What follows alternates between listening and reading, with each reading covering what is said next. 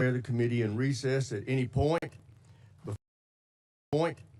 Before we begin, I want to remind those in the audience that this hearing is open to the public, but actions that disrupt or distract the proceedings will not be tolerated. The chair reserves the right to remove disruptive persons from the hearing. The U.S. Capitol Police are on hand to assist with that task, and I thank them for their service. One housekeeping note before we get started. We are expecting to be called to the House floor for votes around 10:30. We'll go as long as we can up until those votes, and then I ask members to come back as soon as they can after voting. Upon conclusion, I also want to ask members, when you're entering and leaving the chamber, because there's hearings going on all across the Capitol because this time of day, please go in and out through the side door. Those doors make a lot of racket when you come in and out, so ingress and egress through the anteroom. All right, with that, I want to welcome our witnesses and thank them for their service to our nation. We are meeting today to review the Pentagon's FY27 budget request. Each year, the budget presentation gives us the opportunity to take a hard look at the threats we face and our ability to deter and defeat them. It helps us decide on a level of investment that will actually secure our homeland and protect our interests across the globe. Here are the facts that underlie this year's budget request. We are confronting an unprecedented global threat environment with multiple adversaries working together to undermine our security and that of our allies. They are building alliances and supporting each other with drones, munitions, missile technology, and energy supplies. And China is leading the charge against us.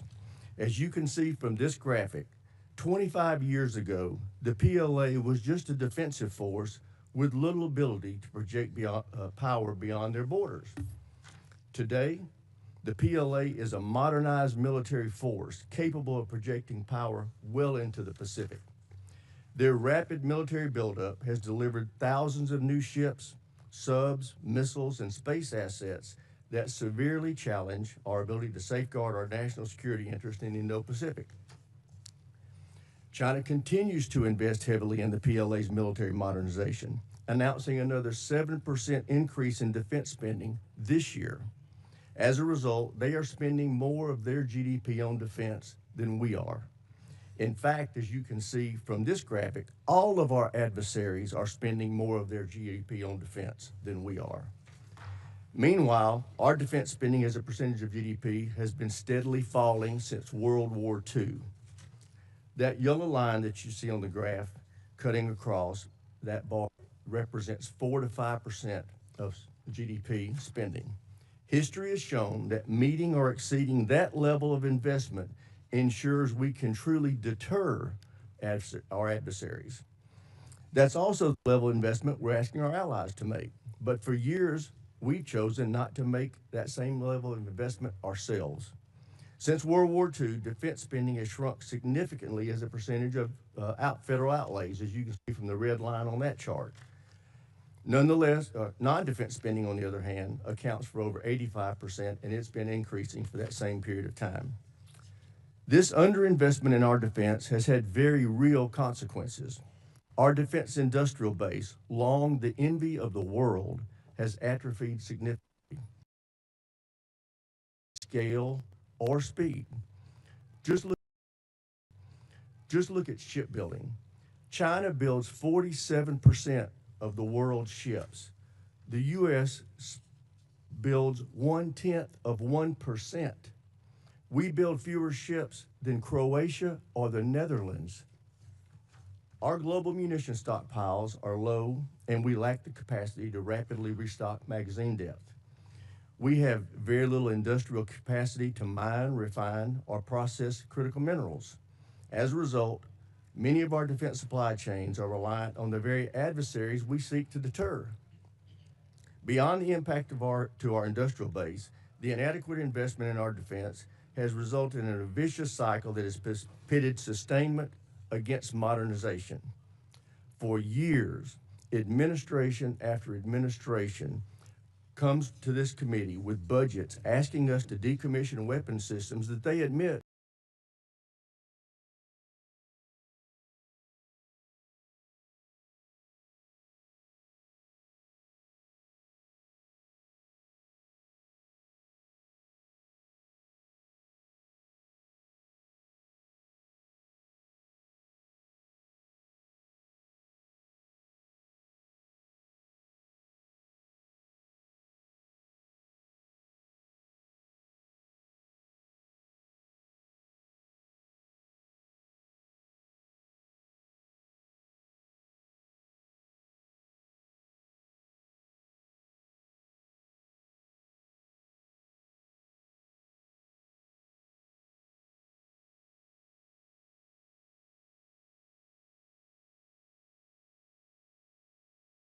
We still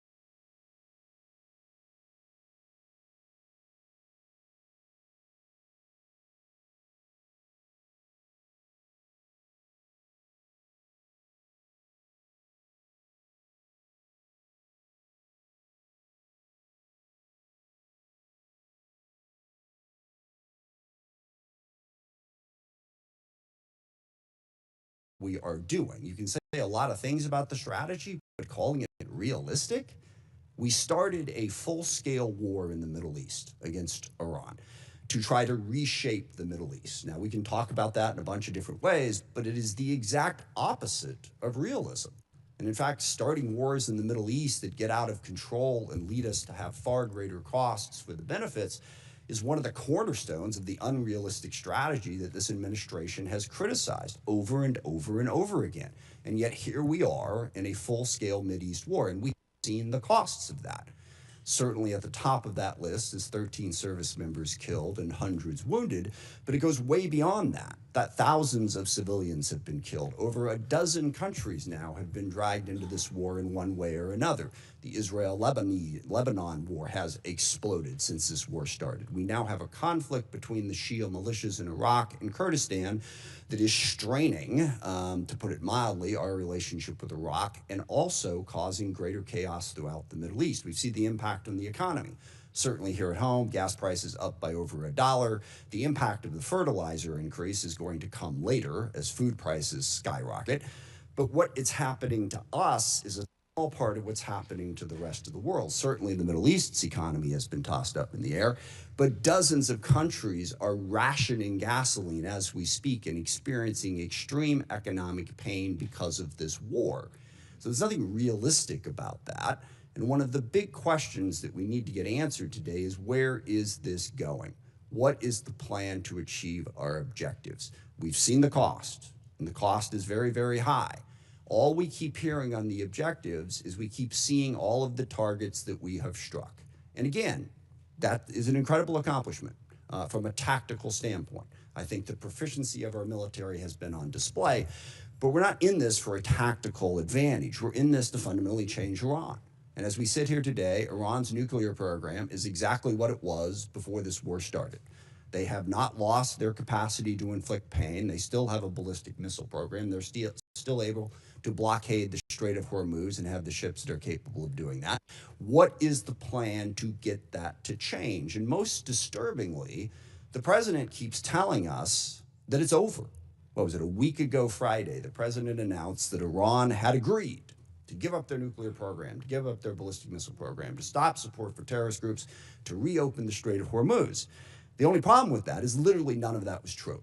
He was completely making it up. It wasn't. Iran hadn't even agreed to meet with us, as became embarrassingly clear as the day spun out and poor J.D. Vance had to keep going back and forth to the airport. We never even had a meeting. So wish fulfillment is not really a strategy. I mean, maybe the president thinks he's doing some sort of Jedi mind trick and can tell Iran, you will give up your nuclear weapons, and they automatically will. But that's not working. So what we need to hear today is what is going to work. We have 50,000 troops in the region who are still at risk. How are those tactical victories going to translate into some sort of strategic success? And by the way, this is one of the things that realism recognizes. You can win a whole lot of little small battles and lose the war, which is why you don't stumble into the war in the first place. But at the same time, we're doing all of this on our own as we increasingly push away all of our allies. Sometimes just because we want to do what we want to do, we don't want to have to consult them. Sometimes just gratuitously insulting them. I mean, in the middle of this war where we were asking NATO to come join us, the president took time out to insult President Macron and his wife. Okay, how is that helping us to try and belittle everybody in the world? And I also, for the people who are criticizing NATO over this war, I will remind people that NATO is a defensive alliance. What that means is every country in it pledges to defend a country if attacked. And when we were attacked on 9/11, that's what NATO did. They put in Article 5, and for 20 years they fought beside us. NATO is not if any one of the countries decides to unilaterally and unwisely start a war precipitously that everyone else is supposed to join. That's not the way it works. So berating and belittling our allies after we did that and driving them ever further away from us, how is that realistic? Not only are we going to try to reshape the Middle East, but we're going to do it alone while we're pushing everybody away from us. And then we have other tools in our arsenal. You see that those numbers on the budget, but the State Department's really important. Development is really important. These are ways to achieve our ends, and we have moved away from that. We got rid of the entire USAID, literally causing the starvation of children in countries where we had pledged to provide food, causing massive healthcare disruptions, people literally dying because we cut that off. In diplomacy, we have sidelined, again, the entire world. France and the UK have brought together 44 different countries that have an interest in trying to open up the Strait of Hormuz. We've pushed them all aside. And then we've even pushed aside our own diplomatic corps. We have a very, very talented State Department. I praise today the talent of our military, and I will stand by that. They deserve that praise. Our diplomatic corps deserves that praise too. But we've shoved them all to the side in favor of two real estate guys who are going to go negotiate all the deals in the world, which to date, by the way, has yielded exactly nothing. So there's nothing realistic about starting a war in the Middle East, going it alone, and pushing aside all diplomacy and all development and all other tools in our arsenal. And on top of that, of course, we also want to dominate the entire Western Hemisphere, including apparently annexing Canada and invading Greenland. How is any of that realistic? And then the administration comes before us and asks for what is a hopelessly unrealistic budget in this environment. Back on that chart there, when we were showing how much money we were spending on defense, we had a balanced budget. We had a surplus many years. We don't have that anymore. So call this strategy whatever you want to call it, but please don't call it realism. It's not. Forgive me, it reminds me of one of my favorite lines from A Princess Bride. It's a tense morning. I want to lighten it up a little bit. And the guy keeps saying, inconceivable, when things happen. And finally, the guy says to him, you keep using that word. I don't think you know what it means. I don't think we know what the word realism means. So please, can we not have the realism conversation? Let's have the conversation about what the strategy actually is. And I'm sure you have a different definition of it than I do. But as I look at it, the strategy seems to be to use as much violence, as much threats, as much coercion as possible to bend the world to our will. I think that is a very dangerous strategy because one of the oldest cliches in the military is the enemy gets a vote. And we may think that we can stand up and talk tough and talk about how strong we are and how we're burying our enemies and they're begging for a deal. We can do that all day long, all right? But the enemy gets a vote. They don't have to do what we tell them to do. And meanwhile, that coercive, violent strategy undermines our credibility in the world, because the chairman is absolutely right. And this is one area where I strongly disagree with the folks on the far left who say that we don't really face any threats, that the U.S. is a malign influence in the world and always has been. I don't agree with that. China, Russia, Iran, North Korea, Hezbollah, Hamas, the Houthis, variety of other transnational terrorist groups, including, yes, narco-terrorists and human traffickers over here. They all are trying to weaken us, all right? They don't want a rules-based order. They want to play by their own rules. They want to push us aside. We want to be the side that stands up for the rules. But if what we're saying to the rest of the world is stick with us because we're a better bully than China, we coerce countries more effectively, that undercuts the very message we're trying to spread to build the coalition we need to be successful. I also worry about the values that we're showing the world. When the president threatens to kill off an entire civilization, that is the message coming out of the United States of America. If we are going to be this big, powerful force that throws our weight around the world wants to know at a minimum that we're doing it for the right reasons and with a sense of values to protect people, not to destroy entire civilizations. And we all hear that and we all go, well, gosh, he probably doesn't mean it. Well, that is so reassuring, okay, that he's just making it up. We're supposed to be the United States of America. I grew up on stories of the U.S. at the end of World War II being the country that the Germans wanted to surrender to, not the Russians, because they knew they could trust our values. We don't seem to care about those values. No rules of engagement. Give them no quarter, all right? That is not who we are supposed to be. And just one final point on that. The girls' school that got hit in the first days of this war, there is absolutely no question at this point what happened. We made a mistake, and that happens in war.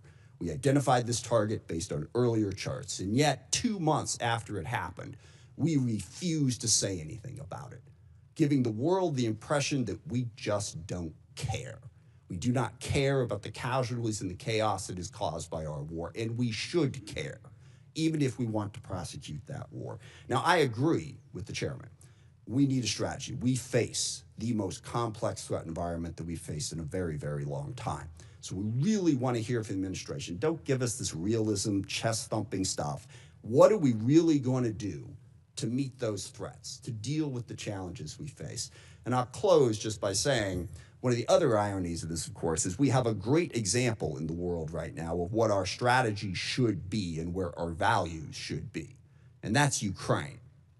And I'm really curious, here we are, we roll out the red carpet for Vladimir Putin. We belittle and insult President Zelensky in the White House. He has no cards, right? Well, here we are a year after that. Looks like he had a couple cards to play, because Ukraine is actually winning against Russia. Ukraine, a sovereign democracy standing up against a brutal, oppressive, coercive dictatorship. And we can't even bring ourselves on a consistent basis to say, we are with Ukraine and we are against what Putin is doing, and stand up and support them. So I want to see that strategy to meet the complex threat environment that we have. But simply saying we've already won and boasting and bragging and trying to belittle and insult the entire world, that's not going to get us to the posture that we need.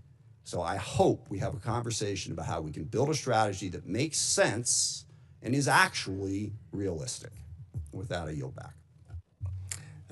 I thank the ranking member for his opening statement. Now I'd like to introduce our witnesses. And we have the Honorable Pete Hegseth, Secretary of War, General Dan Kane, Chairman of the Joint Chiefs of Staff, and they are being accompanied by Mr. Jay Hurst, Acting Chief Financial Officer and Comptroller for the Department. I also want to welcome the Secretary's wife, Jennifer. Welcome to our hearing. Glad to have you here with us today. And with that, Ms. Secretary, we'll start with you. You're recognized. Well, thank you, Mr. Chairman.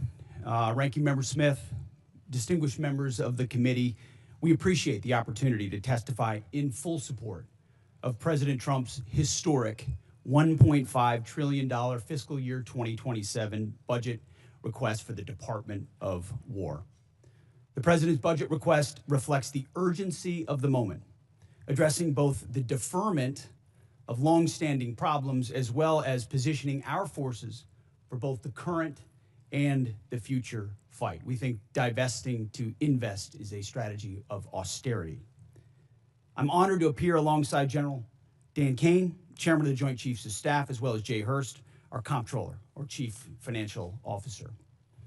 I'd like to start by thanking this committee and Congress for your partnership in securing the investments needed for a stronger, prouder, and more secure America. I think what our troops have demonstrated to the world over the last 15 months are a reflection of that. A nation's ability to build, innovate, and support the critical needs of its warfighters at speed and at scale is the foundation upon which its survival rests. However, upon taking office on January 20th, 2025, President Trump inherited a defense industrial base that had been hollowed out by years of America last policies, resulting in a diminished ability to project strength. Under the previous administration, we were focused on offshoring and outsourcing, riddled with cost overruns and degraded capabilities. Under the leadership of President Trump, our builder-in-chief, we are reversing this systemic decay and putting our defense industrial base back on a wartime footing. If you ask anyone at our Pentagon, urgency informs everything we do. We're rebuilding a military that the American people can be proud of, one that instills nothing less than unrelenting fear in our adversaries and the utmost confidence in our allies.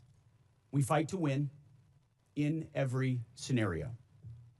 The $1.5 trillion FY27 budget put forward by the president will build upon the historic $1 trillion FY26 top line and continue to reverse the 4 years of underinvestment and mismanagement of the Biden administration. The $1.5 trillion budget will ensure the United States continues to maintain the world's most powerful and capable military as we grapple with a complex threat environment across multiple theaters. Not to mention, this budget also includes a historic troop pay increase, 7% for lower enlisted, and the budget eliminates all poor or failing barracks. Quality of life for our troops is front and center in this budget as well. By supercharging our industrial capability and transforming how the department does business, we're restoring American commercial dominance at a pace unseen in generations, transforming the defense industrial base from a broken, slow-moving system of the past. We have flipped the Pentagon acquisition process from a bureaucratic model to a business model, 180, decisively moving from an acquisition environment paralyzed by bureaucratic red tape into an outcomes-driven organization focused on delivering the most at cost, at scale for taxpayer dollars. Over the past year, through historic multi-year procurement agreements, smart business deals for things like critical munitions and capabilities, we've sent an unambiguous demand signal to industry partners to build more and build faster. The result has been a surge, a revitalization of our great American factories and a massive reinvestment in the skilled American workers who serve as the industrial muscle behind our warriors. Let me briefly provide you with some concrete high-level metrics of what's been accomplished over just the past few months. These are announced new facilities and investments to support American warfighters, and I would refer you to the screen. The department has helped stimulate more than 250 private investment deals in 39 states, in 180 cities, and 150 companies worth more than $50 billion. It's resulted in 280 new or expanded facilities, more than 18 million new square feet of American manufacturing, and more than 70,000 new jobs in defense. This is the key part of this. These $50 billion of investment in new plants, new assembly lines, and new factories, these are private investments, not taxpayer dollars. By changing our departments, transforming our department's business model, American companies are investing in America with their own money, their own capital, a historic demonstration of American manufacturing and defense revitalization, all again with their capital, not Uncle Sam's. This has never been done before and is long overdue. From a bureaucratic model to a business model, anyone on the outside looking in at what's been done inside this Pentagon in the last 12 months cannot deny the fundamental transformation at speed, at scale, to innovate and meet the threats of today and tomorrow. These investments equal great things for America, American families, and American workers, and help to ensure that our warfighters are able to defend the American dream and all American made.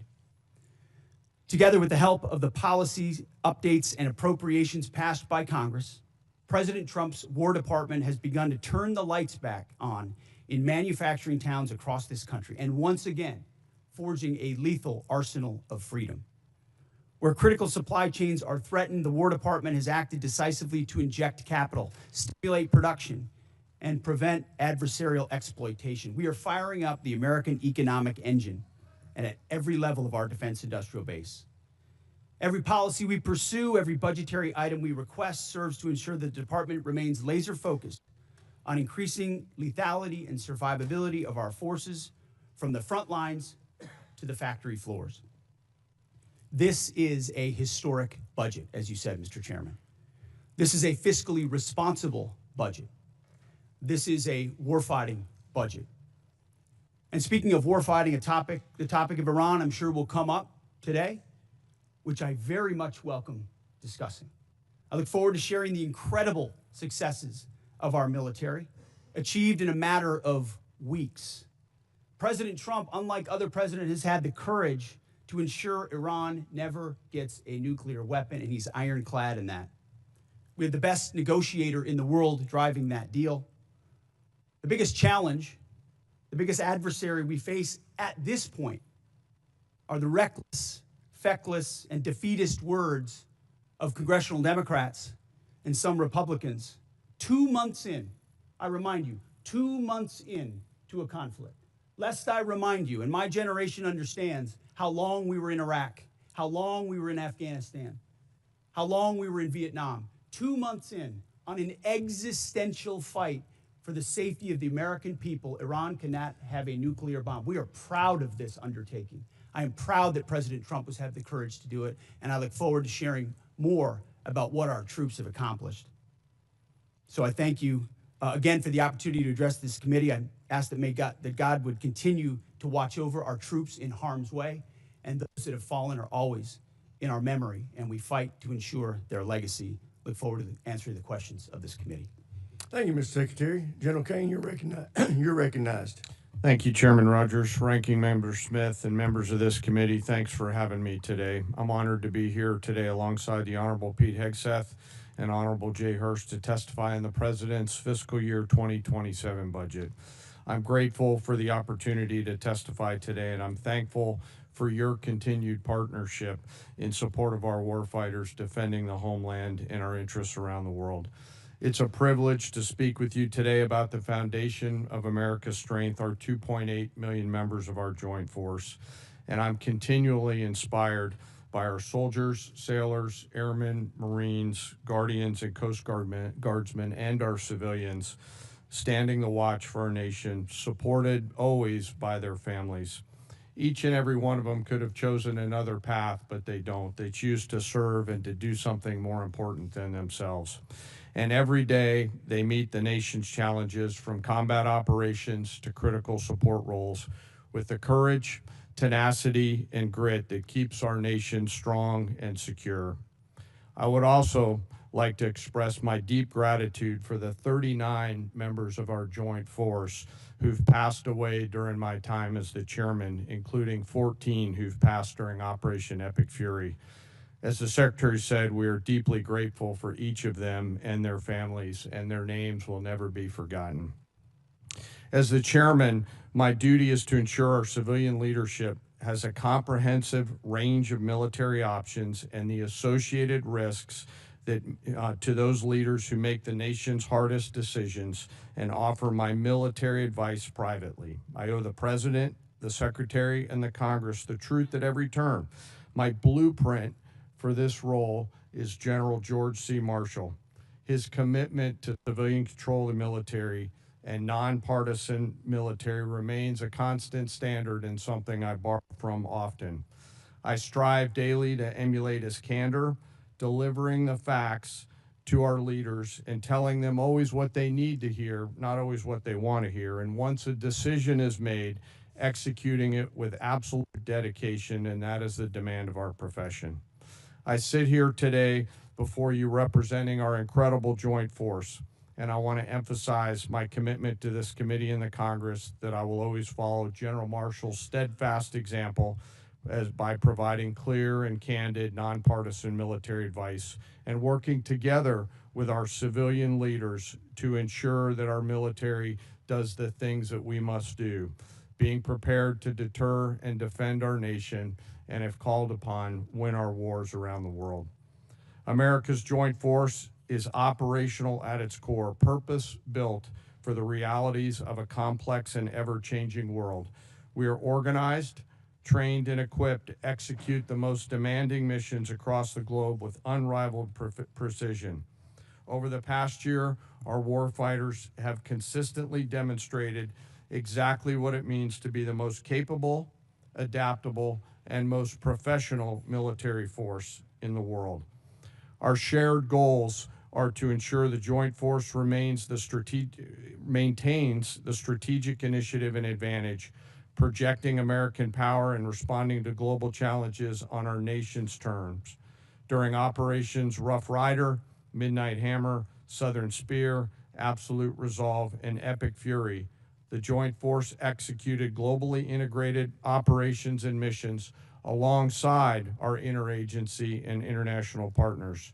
And once our civilian leaders made a decision, we make those missions our own, demonstrating the unmatched capability to seamlessly synchronize our capabilities across all domains, from the seabed to cislunar space and higher. We're able to accomplish these complicated missions and work because we draw from a deep, enduring reservoir of training, professionalism, and commitment. Our operational tempo is high, but we're designed to sustain and rebuild our strength continuously. We build readiness every day. We train professionals every day. We learn and sharpen our edges every day by being learning leaders. And I am incredibly proud to be a member of this Joint Force team, proud of the team and proud of the commanders. As the chairman and the ranking member both said, we live in complex and dynamic times where global risk is scaling. The complexity of today's modern battlefields demands our constant adaptation, innovation, and partnership with this Congress. As a joint force, we're up to the challenge. We're built for this environment. However, continued success is not guaranteed by past achievements. It must be secured through forward-looking partnerships with Congress. And to drive this pace and change and maintain our superiority, we need timely, predictable, and sustained investment.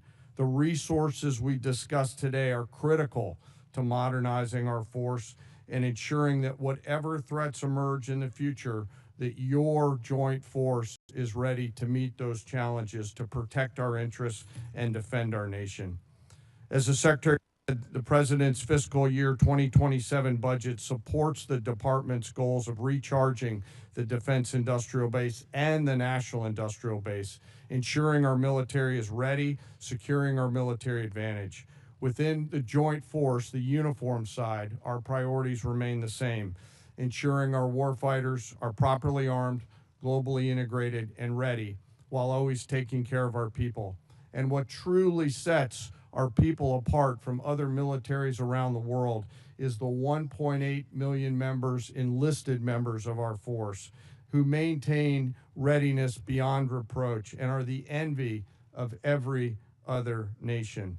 I'm joined today by the Senior Enlisted Advisor to the Chairman, Dave Isom, who's here with me today representing the 1.8 million members of the enlisted force. He is a great American, not an Americant. While we face dynamic and a dangerous world, I have the absolute trust in the extraordinary men and women who come and volunteer to serve our nation within our joint force. They execute the missions quietly every day, and coupled with the American spirit, outthink, outcompete, and relentlessly innovate, we will maintain our decisive edge, but doing so requires your partnership. We stand ready today to answer our nation's call. It remains the honor of a lifetime for me to serve alongside the members of this joint force. And as we sit here today in this important hearing, I ask us all to remember our deployed teammates who are out there right now doing our nation's business. And may we again always remember our fallen who've given us the gift of an incredible example, and their family members who continue to show us what courage and grit look like. Thank you again for your enduring support, and I look forward to your questions. Thank you, General. I recognize myself now for questions. Secretary Hegseth, thank you for undertaking the Arsenal of Freedom tour and the great work the department's doing to help enhance our capacity in our defense industrial base. Could you tell us how last year's reconciliation bill helped enable what you have been able to do, and what you think this year's FY27 budget request will do on that front? Well, Mr. Chairman, thank you for your leadership and your support on that topic. I mean, coming into this position, we fell in on a lot of the reforms you and this committee have been advocating for a long time, looking for somebody that was willing to run with them. And our department have run with those. And that reconciliation bill last year was kind of the rocket fuel to initiate President Trump's priorities in this department. So we fell in on a department that was focused on a lot of the wrong things, going in the wrong direction. And with reconciliation, we were able to put $22 billion in shipbuilding, $22 billion into Golden Dome, $25 billion into munitions, established drone dominance, which we're continuing to do this day in this next budget funds. So this and then a historic bill in FY26.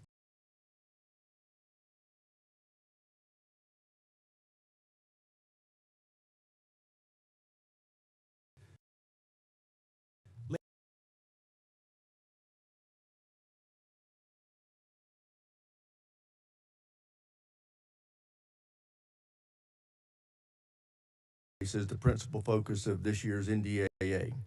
So in addition to enacting this budget request that's been submitted, we want to work with you to enhance the department's statutory authorities to improve the capacity of our DIB. What additional changes in law, such as the additional multi-year block buy authority, would you recommend that we pursue in this year's NDAA? A few aspects of the acquisition transformation that's been undertaken by Undersecretary Duffy in acquisitions and sustainment. So there's some aspects of that we'd like to codify even more. But you mentioned it, multi-year procurement is incredibly important and one of the most important parts of this bill.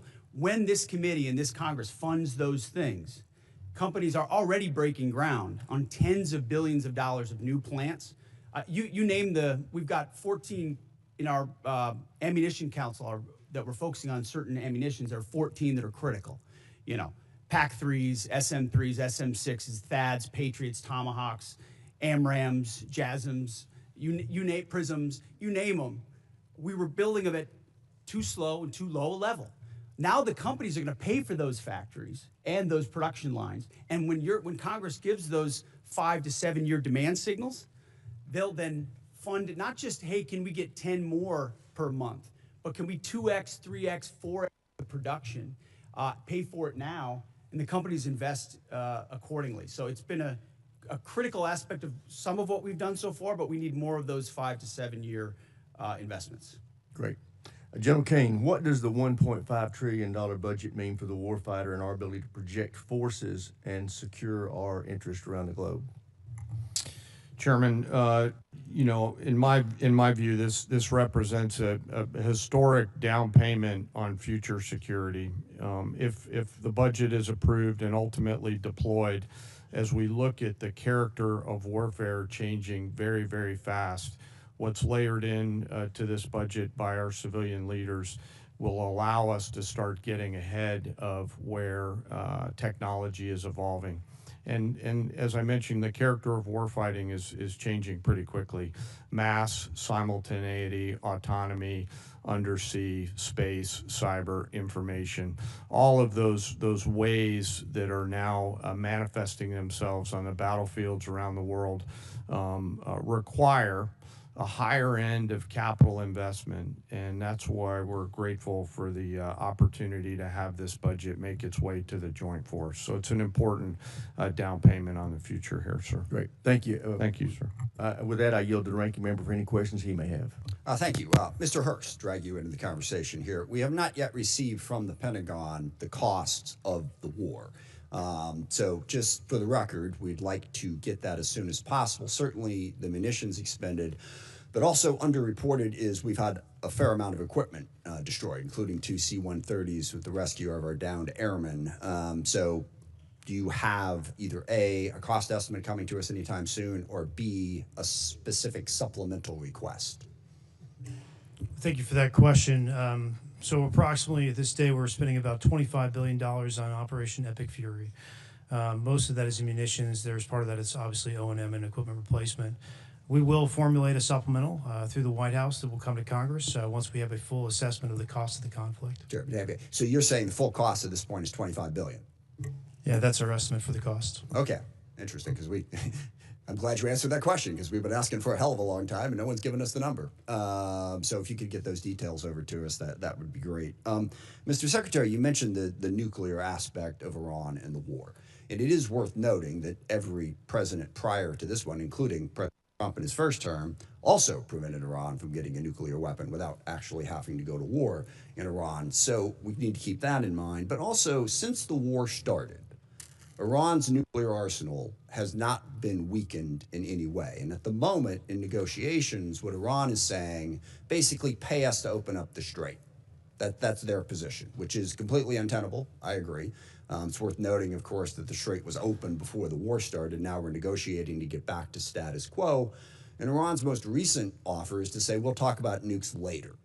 So what is the plan to actually turn all of this lethal kinetic action into an improvement in the nuclear situation? Because we haven't gotten there yet. Play it out for us. How does that happen? How does it actually lead to that result? Well, I would take issue with the premise of the question that nothing was done. Operation Midnight Hammer was a very effective. Well, I didn't say nothing was done. I said in this war. Ultimately, this war started. well, this is under this administration, unlike other administrations, which cut bad deals and pallets of cash with no ability to oversee whether Iran is actually pursuing a nuclear program. So if we want to litigate JCPOA or the Iran deal, our view, the president's view, is that was a very bad deal. Okay. That gave them a That's bunch the of money up past. front. What's the future? To fund, you talked about negotiated deals. Allowed them to fund their proxies and spread Hamas and Hezbollah all around the region, build up nuclear capabilities. That's great. What are we going to do now? President Trump has been clear-eyed, from the killing of Qasem Soleimani to the pulling out of the Iran deal to Midnight Hammer and now to this effort to recognize that you have to stare down this kind of enemy who's hell-bent on getting a nuclear weapon and get them to a point where they're at the table giving it up in a way that so they never have it. So they haven't broken yet. Okay, we haven't gotten there yet. For all of the well, their nuclear facilities have been obliterated. Underground, they're buried, and we're watching them 24/7. So we know where any nuclear material reclaiming might be. My time for we're just watching a quick second here. We had to start this war, you just said, 60 days ago, because the nuclear weapon was an imminent threat. Now you're saying that it was completely obliterated? They had not given up their nuclear ambitions, and they had a conventional shield of thousands of missiles. So Operation Midnight Hammer accomplished nothing of substance. It left us at exactly the same place we were before. So much so their that facilities we had to were start bombed a war. and obliterated. Their ambitions continued, and they're building a conventional shield. All right, of let me missiles. try again. It's the North Korea strategy. You know this very well. The North Korea strategy was use conventional missiles to prevent anybody from challenging them so they could slow walk their way to a weapon. President Trump saw Iran at its weakest moment, took an action to ensure, in a way that only the United States of America could do with our Israeli partners, and yet to ensure their conventional shield was right. brought one to other heel, question, which we've done. if I could get to it. So on Ukraine, a year plus ago, your advice, the president's advice, was Ukraine had no cards to play. They should go cut the best possible deal they could. Clearly that was wrong. What did you miss? What did you miss about the conflict between Russia and Ukraine that you didn't see that Ukraine was going to be capable of doing what they've done in the last 14 months? What we didn't miss, and we're here in this committee, is that Joe Biden, with no accountability, gave hundreds of billions of dollars of our weapons to Ukraine, to an outcome that never you're would not have gonna happened an- if President you're not gonna Trump was answer the president. question. So he pulled out our. You guys don't talk about that. Ultimately, President Trump believes there should be Okay. a peace deal between Russia and Ukraine. And that serves But you the didn't best interests expect of both Ukraine to be parties. where they're at right now. I'm asking you, just from a strategic Listen, standpoint, what I did think the you miss? Ukrainians have shown great courage, and I appreciate that Europe is now paying for any weapons that we provide. All right, I yield back. Thank you. All right, now I want to remind everybody, everybody wants to get their questions, so we are going to be sticking strictly to the 5-minute rule today. So with that, I recognize the gentleman from South Carolina, Mr. Wilson. Thank you, Chairman Mike Rogers, for your leadership working with President Donald Trump. As the grateful father of 4 sons who've served overseas in Iraq, Egypt, and Afghanistan, I especially appreciate War Secretary Hegseth and Chief of Staff Kane for your competence, service, and success. Military families have never been more appreciated than today, and our enemies of dictators now understand peace through strength. Dictators historically are on the run. With your leadership, President Trump has given Syria a chance with President al-Shara replacing dictator Assad from Damascus, who now lives in Moscow. Dictator Maduro is correctly in a Manhattan jail, as you successfully revealed in Caracas that the war criminal Putin air defenses do not work, the Chinese Communist Party radar failed, and Cuban mercenaries were expendable. The Cuban dictatorship is failing, and the ultimate mass murderer, dictator Khomeini, is dead in Tehran, Iran, joining the 35,000 people he murdered this year. With your leadership, American morale has never been higher, and hopes for freedom of the oppressed people of Iran, Cuba, Russia, and China have never been higher. And it's just an exciting time to be here with you. And Mr. Secretary, we continue to see the growing nuclear threat of our adversaries as they expand their capabilities with the largest military buildup in peacetime in world history by the Chinese Communist Party. How critical is it that we continue, as at the Savannah River site in South Carolina, to develop the plutonium pit processing so that we have modernization? Well, Congressman, I appreciate that question. On nuclear modernization, this budget funds $71 billion to modernize the triad in ways that we had neglected to do, and our nuclear triad underwrites everything. But I really appreciate your opening statement.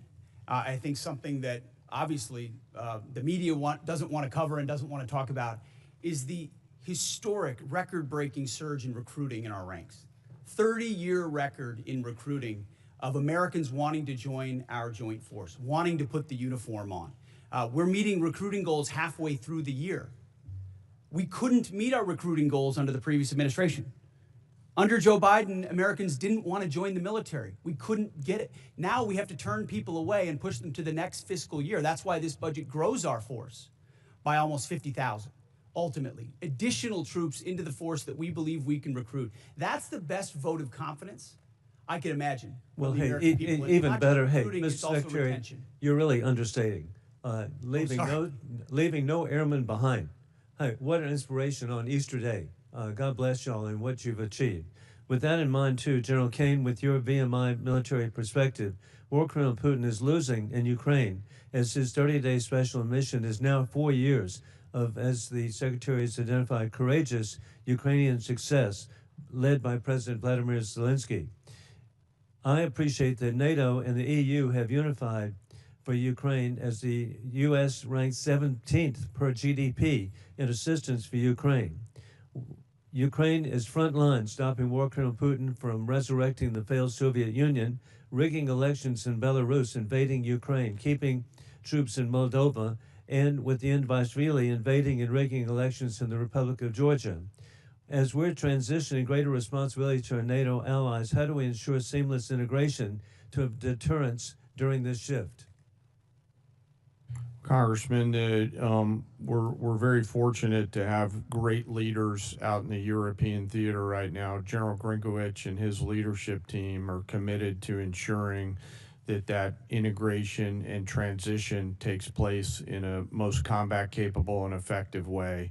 very entrepreneurial leaders out there across the components, and with General Grinkovich, and he's doing a great job out there, as the committee knows. And indeed, as we conclude, historically, President Trump, Mr. Secretary General, you have united the Middle East nations unprecedented to ally with the United States. You have united Latin America unprecedented to ally with the United States. You've united the Indo-Pacific unprecedented to ally with the United States, and united NATO and EU unprecedented to ally with the United States. You're achieving peace and deterrence through strength. I yield back. Gentleman yields back. Chair, and I recognize the gentleman from Connecticut, Mr. Courtney. Thank you, Mr. Chairman. Mr. Secretary and General Kane, this morning's Wall Street Journal's lead headline reads, quote, Trump tells aides to prepare for an extended blockade of Iran. It goes on to describe, again, the thinking behind the strategy, but also talks about how prolonging the blockade is going to continue to drive up energy costs all over the world. Given the ever-changing messages from this administration on the war strategy and timeline, I really honestly don't expect you to confirm or deny the Journal's story. But one thing is clear. The number of transits across the Strait of Hormuz has dropped to the lowest level since the war began, and commodity markets have stopped listening to the happy talk, and crude oil prices this morning have risen to the highest level since the war in Ukraine started in 2022. AAA reported this morning that the average price of gas is $4.30 a gallon, up 30 cents in 1 week. Diesel's average is $5.45. My friend Mr. Garamendi says in California it's closer to $8 a gallon. And fertilizer prices have also hammered farmers at exactly the same time they're beginning planting all across the country. Aside from the damage this war has done to American consumers, farmers, and small businesses, I want to focus for a minute on the cost of the war and our military readiness, particularly to other combatant commands. Mr. Secretary, you put out a national defense strategy in January, which listed the threat assessment facing our country. China was number one, with the second largest, most powerful military in the world, of course. Russia's nuclear force clearly was number two in terms of the threat they pose to the homeland. North Korea, which has missiles that actually can reach U.S. territory, was ranked number three, and Iran was described as, quote, and accurately after Midnight Hammer, that Iran's regime is weaker and more vulnerable than it has been in decades. Again, this was before February 28th, when the decision was made to go into the military strikes on Iran. So today we have 3 carrier strike forces in Central Command. The Indo-PACOM, which is where Russia and China are operating their navies, 52% of the globe. We have 1 carrier strike group in Japan, George Washington. And the imbalance in terms of just, what our commitments and frankly, what our national defense strategy, is just blindingly obvious in terms of what this war is doing. Gerald Ford is on day 312 of its deployment. They've gone through fires, plumbing problems, and again, an extended deployment, which in my opinion is hitting readiness as hard as anything I've seen in the time that I've been on this committee. So General Kane, in terms of, again, the carrier strike groups that are over there, assuming that we get to some end game here, Ford is not going over to the Indo-Pacific to buttress the gap that exists there today. They've got to go back into pretty heavy repair and availability in terms of trying to recover from their deployment. So again, in terms of just, the decisions about where we're putting people and putting really the most powerful part of our Navy, can you explain, again, what that means in terms of the situation in Indo-PACOM, where China is watching? We saw Mr. Rogers' pretty powerful presentation in terms of the buildup that's happening in that part of the world. How does that align with the national defense strategy, which was just put out by this administration in January? Well, sir, first I want to echo your comments on the Ford Strike Group.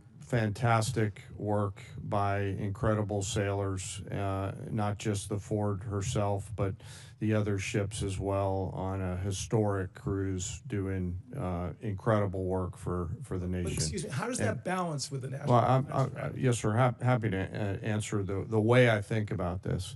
The national security strategy and national defense strategy are frameworks, but a president will employ national force and power based on the political and security situations that a president deems appropriate to use that military force. There's always trade-offs in all of these things.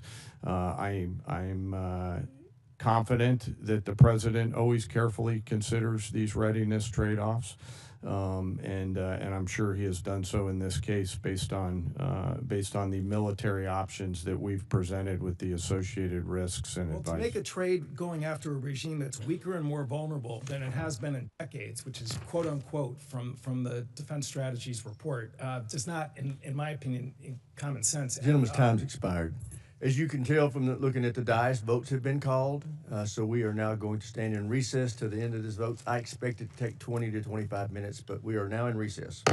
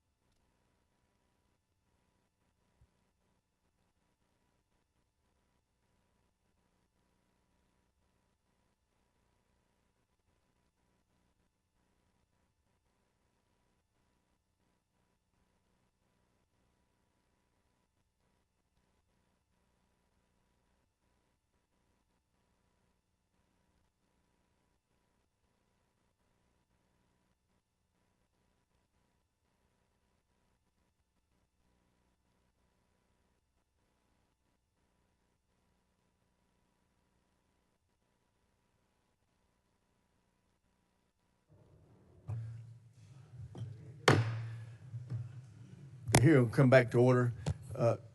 Secretary, can you hear my voice clearly? General, can you hear my microphone now? Okay. Yes, sir. Gentleman from Ohio, Mr. Turner is recognized. Thank you, Mr. Chairman. Secretary Hegseth, your written testimony on page 20 includes a statement concerning the importance of FISA and Section 702, which is incredibly timely because this body is going to be voting today on 702, which could be expiring this week. You state this vital tool keeps Americans safe, provides critical intelligence to our warfighters, and is subject to a rigorous system of oversight by all three branches of government to guarantee the protection of the constitutional rights of the American people. Thought I'd give you a moment to expound on that because this is going to be very important because there's several people who right now in this body are going to be considering their support for 702's reauthorization. Well, thank you for that opportunity, Congressman. Yes, this department strongly supports the reauthorization of FISA 702. And it is not hyperbole to say many of the most important missions we have executed could not have happened without the intelligence gathered through FISA 702. So we would urge members to support that so we can continue doing the good work of the American people. Thank you, Mr. Secretary. I appreciate your comments that Iran must never be permitted to obtain a nuclear weapon. There have been many comments that have been made concerning allies who have not assisted or supported the effort. General Kane, there have been many allies who have been essential for us to be able to execute the functions necessary both for Midnight Hammer and for the current ongoing operation. I'd like to ask you to speak for a moment about the essential aspect of the allies that are supporting the effort. There are bases that are necessary, are forward operating facilities, both our allies in the Middle East, both our NATO allies, those in Europe, throughout. We would not be able to undertake this current operation without the use and support of facilities that we have in our bases throughout NATO, Europe, and the Middle East. If you could, for a moment, expound on the integral nature of our facilities that include those bases that are located within our allies. Well, Congressman, from a purely military standpoint, allies and alliances are important. They allow us. You did a better job than I could on articulating the importance of access, basing, and overflight considerations. You know, who those allies are and the quality of those alliances are left our civilian leaders, but certainly we appreciate those allies who've helped us and assisted us along the way. General, you would describe them as having been essential. Yes, sir. Because it's very important. I mean, we want to make certain that that we treat adversaries as adversaries and allies like allies, especially those that are essential. The king was here yesterday, and as he was speaking, he received a standing ovation when he implored this body to continue our support for Ukraine. In the 2026 National Defense Strategy, it assesses Russia will remain a persistent, manageable threat. It specifically identifies Russia's continued threat to Ukraine, and we have, of course, currently the presidential continued drawdown authority that can support Ukraine, and also the President Trump announced Pearl, the prioritized Ukraine requirements list, and in the FY 2026 NDAA, there is the $400 million that is included in the European capacity building within the defense security cooperation. General, the last time it went on the House floor with respect to funding for Ukraine, there was a vote in the House of over 300 members of the House that supported Ukraine. Could you please give us a description of some of the things currently that we're doing operationally to support Ukraine? Congressman, a few of those are probably left for classified session. We continue through our security assistance group Ukraine to assist with some information sharing matters. UCOM continues But you would to describe help. it as continuous and ongoing and essential for Ukraine with U.S. support. So much of the relationship. Gentleman's time's expired. Chair now recognizes the gentleman from California, Mr. Garamendi. Thank you, Mr. Chairman. Mr. Secretary and General Kane, let me begin by thanking the men and women of the United States military for their service and their bravery. I recognize that our service members have performed with extraordinary courage and tactical skill, and they've done incredible things that our country has asked them to. Their professionalism and selfless service are not in question and never have been. What is in question is the purposes and the strategic direction of this war. Mr. Hegseth, as Secretary of the Department of Defense, you are ultimately responsible for the conduct of the Iran war. Any unvarnished review of what is happening right now in the Middle East would reveal a geopolitical calamity, a strategic blunder resulting in worldwide economic crisis. The result of Trump's war of choice is a serious, self-inflicted wound to America. It will take years and a new administration to recover from the grave damage to our standing in the world, as well as our economy and our military. We must remember that 13 Americans have been killed in action, hundreds wounded, and thousands of civilians killed, including more than 100 school children. The risk of this conflict was foreseeable. I'm certain that the Department of Defense knew that it was likely that in a war with Iran would create an international economic crisis by blocking the Strait of Hormuz and thus stopping 20% of the world's oil. Was this existential threat considered? Apparently not. During the 60 days of Trump's Iran war, critical munitions have been expended at an alarming rate, depleting magazine levels below what is thought necessary to hold China at bay. It will take years and tens of billions of dollars to restock. A significant part of the necessary Navy and Marine force in the Pacific has been removed and sent to support the Iran war. Our support of Ukraine has suffered as supplies and defense systems are diverted to the Iran war. America has lost irreplaceable aircraft, radar systems, and strategic bases have been shown to be vulnerable. The continued lengthy deployment of ships, equipment, and personnel has sacrificed readiness. We know what we have lost, but what have we gained? Let's consider that the regime in Tehran is still intact, with new and more radical leadership, as are Iran's ballistic missile and drone forces, as is Iran's ability to rebuild their military industries. Also, as is Iran's coordination with China, Russia, and North Korea, and Iran's ability to choke off global energy supplies, and their stockpile of highly enriched uranium, which they only built after President Trump shredded President Obama's Iran deal in 2017. Secretary Hegseth, you have been lying to the American public about this war from day one, and so has the President. You have misled the public about why we are at war. You and the President have offered ever-changing reasons for this war. You've misled the public about the progress of the war.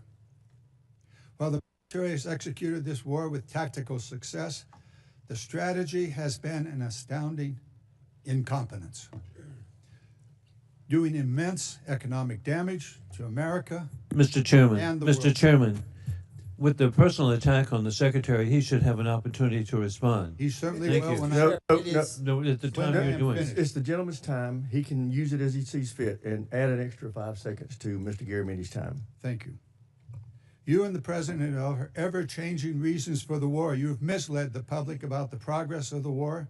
While the military has executed this war with tactical success, the strategy has been an outstanding example of incompetence. This war of choice is a political and economic disaster at every level. Despite the president's promise to lower the cost of living, gas prices are up 40% and inflation is soaring. So much for lowering the cost of living. The president has got himself and America stuck in the quagmire of another war in the Middle East. He's desperately trying to extricate himself from his own mistakes. It is in America's and indeed the world's interest that he succeed in that. I yield back. Gentleman yields back. Chair, and I recognize the gentleman from Virginia, Mr. Whitman. Thank you, Mr. Chairman. I'd like to thank our witnesses for joining us today. General Kane, Secretary Hegseth, Mr. Hurst, thank you so much. I want to go to a statement I've been making here for the last several years, and that is we are in the most dangerous national security position that this world has been in since 1939.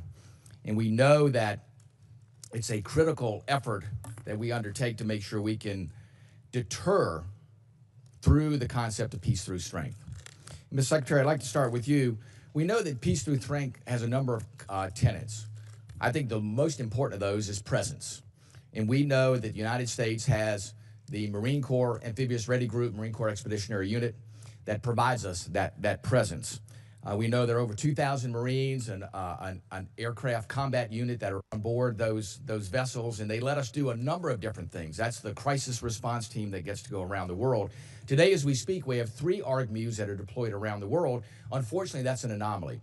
It should be standard. Secretary Hegseth, the President and the combatant commanders need maximum flexibility to respond in multiple places at multiple times to combat and deter these threats. I just want to get your perspective on your goal to make sure we have a persistent 3.0 ARGMU presence, and to look at how we're going to make sure through our shipbuilding plans that we assure that we have the adequate number of amphibs that are being built. I think that number is probably right around 40.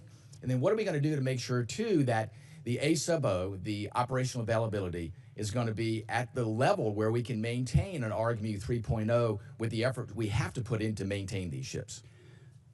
So thank you for the question, the substantive question. Ultimately, we support 3.0 ARGMU. That presence right now gives us a lot of flexibility. Yeah. And this budget supports moving in that direction to ensure that this administration and future administrations have that kind of strategic flexibility with the incredible capabilities the ARGMU provides. We saw it in Southern Spear. We saw it on the Maduro raid. We see it right now. It's a persistent capability. So I think you'll find our shipbuilding investments to meet that as well. But if I may, sure. Yeah. I didn't get a chance. I didn't see a question in the statement from the congressman. I hope you appreciate how reckless it is. When I said reckless, feckless, and defeatist of congressional Democrats at the beginning, that came after watching you say the same thing on CNN this morning, a quagmire. My generation served in a quagmire in Iraq and Afghanistan, years and years of nebulous missions and utopian nation building that led us to nothing. What we have right now, the way you stain the troops when you tell them 2 months in, Congressman, you should know better. Shame on you. Calling this a quagmire 2 months in. The effort, what they've undertaken, what they've succeeded, the success on the battlefield that could create strategic opportunities, the courage of a president to confront a nuclear Iran, and you call it a quagmire, handing propaganda to our enemies. Shame on you for that statement. And statements like that are reckless to our troops. Don't say I support the troops on one hand, and then a 2-month mission is a quagmire. That's a false equivalation. Who are you cheering for here? Who are you pulling for? Our troops are doing incredible work. They've done incredible things for the entirety of this mission and achieved incredible battlefield successes. And you sit there and go on TV for your clickbait about quagmires. It undermines the mission. Your hatred for President Trump blinds you to the truth of the success of this mission and the historic stakes that the president is addressing, which the American people support. Iran's been at war with us for 47 years. You want to talk about a forever war? For 2 months, this president has stared them down. He's going to get a better deal than anyone ever has and ensure that Iran never has a nuclear weapon. I know the American people support that mission, despite your loose talk and words like quagmire. Thank you. Thank you, Mr. Secretary. General Kane, I want to quickly go to you. We know all about the need for exquisite platforms, but we know if we're going to close the gap with our pacing threats, we have to make sure we have those expendable and attritable platforms. And we know those nation capabilities are key, and we have to be able to spin them up quickly because that's the fastest way for us to, again, deter by peace through strength. Give us your perspective on how you see the urgency of getting that capacity not only in place, but getting that ability to go to scale and get those capabilities in the hands of our warfighters. Sure, I think it's critical, and when I look at what OSW above us is doing, and the Deputy Secretary as well as Secretary Duffy, and frankly the National and Defense Industrial Bases all rallying around the need to scale, along with the new entrants that are out there who are coming and bringing products to the Joint Force. A key is capacity. Time's across expired. the Chair, now agency. recognize the gentleman from New Jersey, Mr. Norcross. Thank you, Chairman. I'd like to thank witnesses for being here today. Mr. Secretary, it's well known that our Defense Industrial Base and Maritime Industrial Base has declined greatly over time. It's the shipyards, it's many of the things that you already spoke about.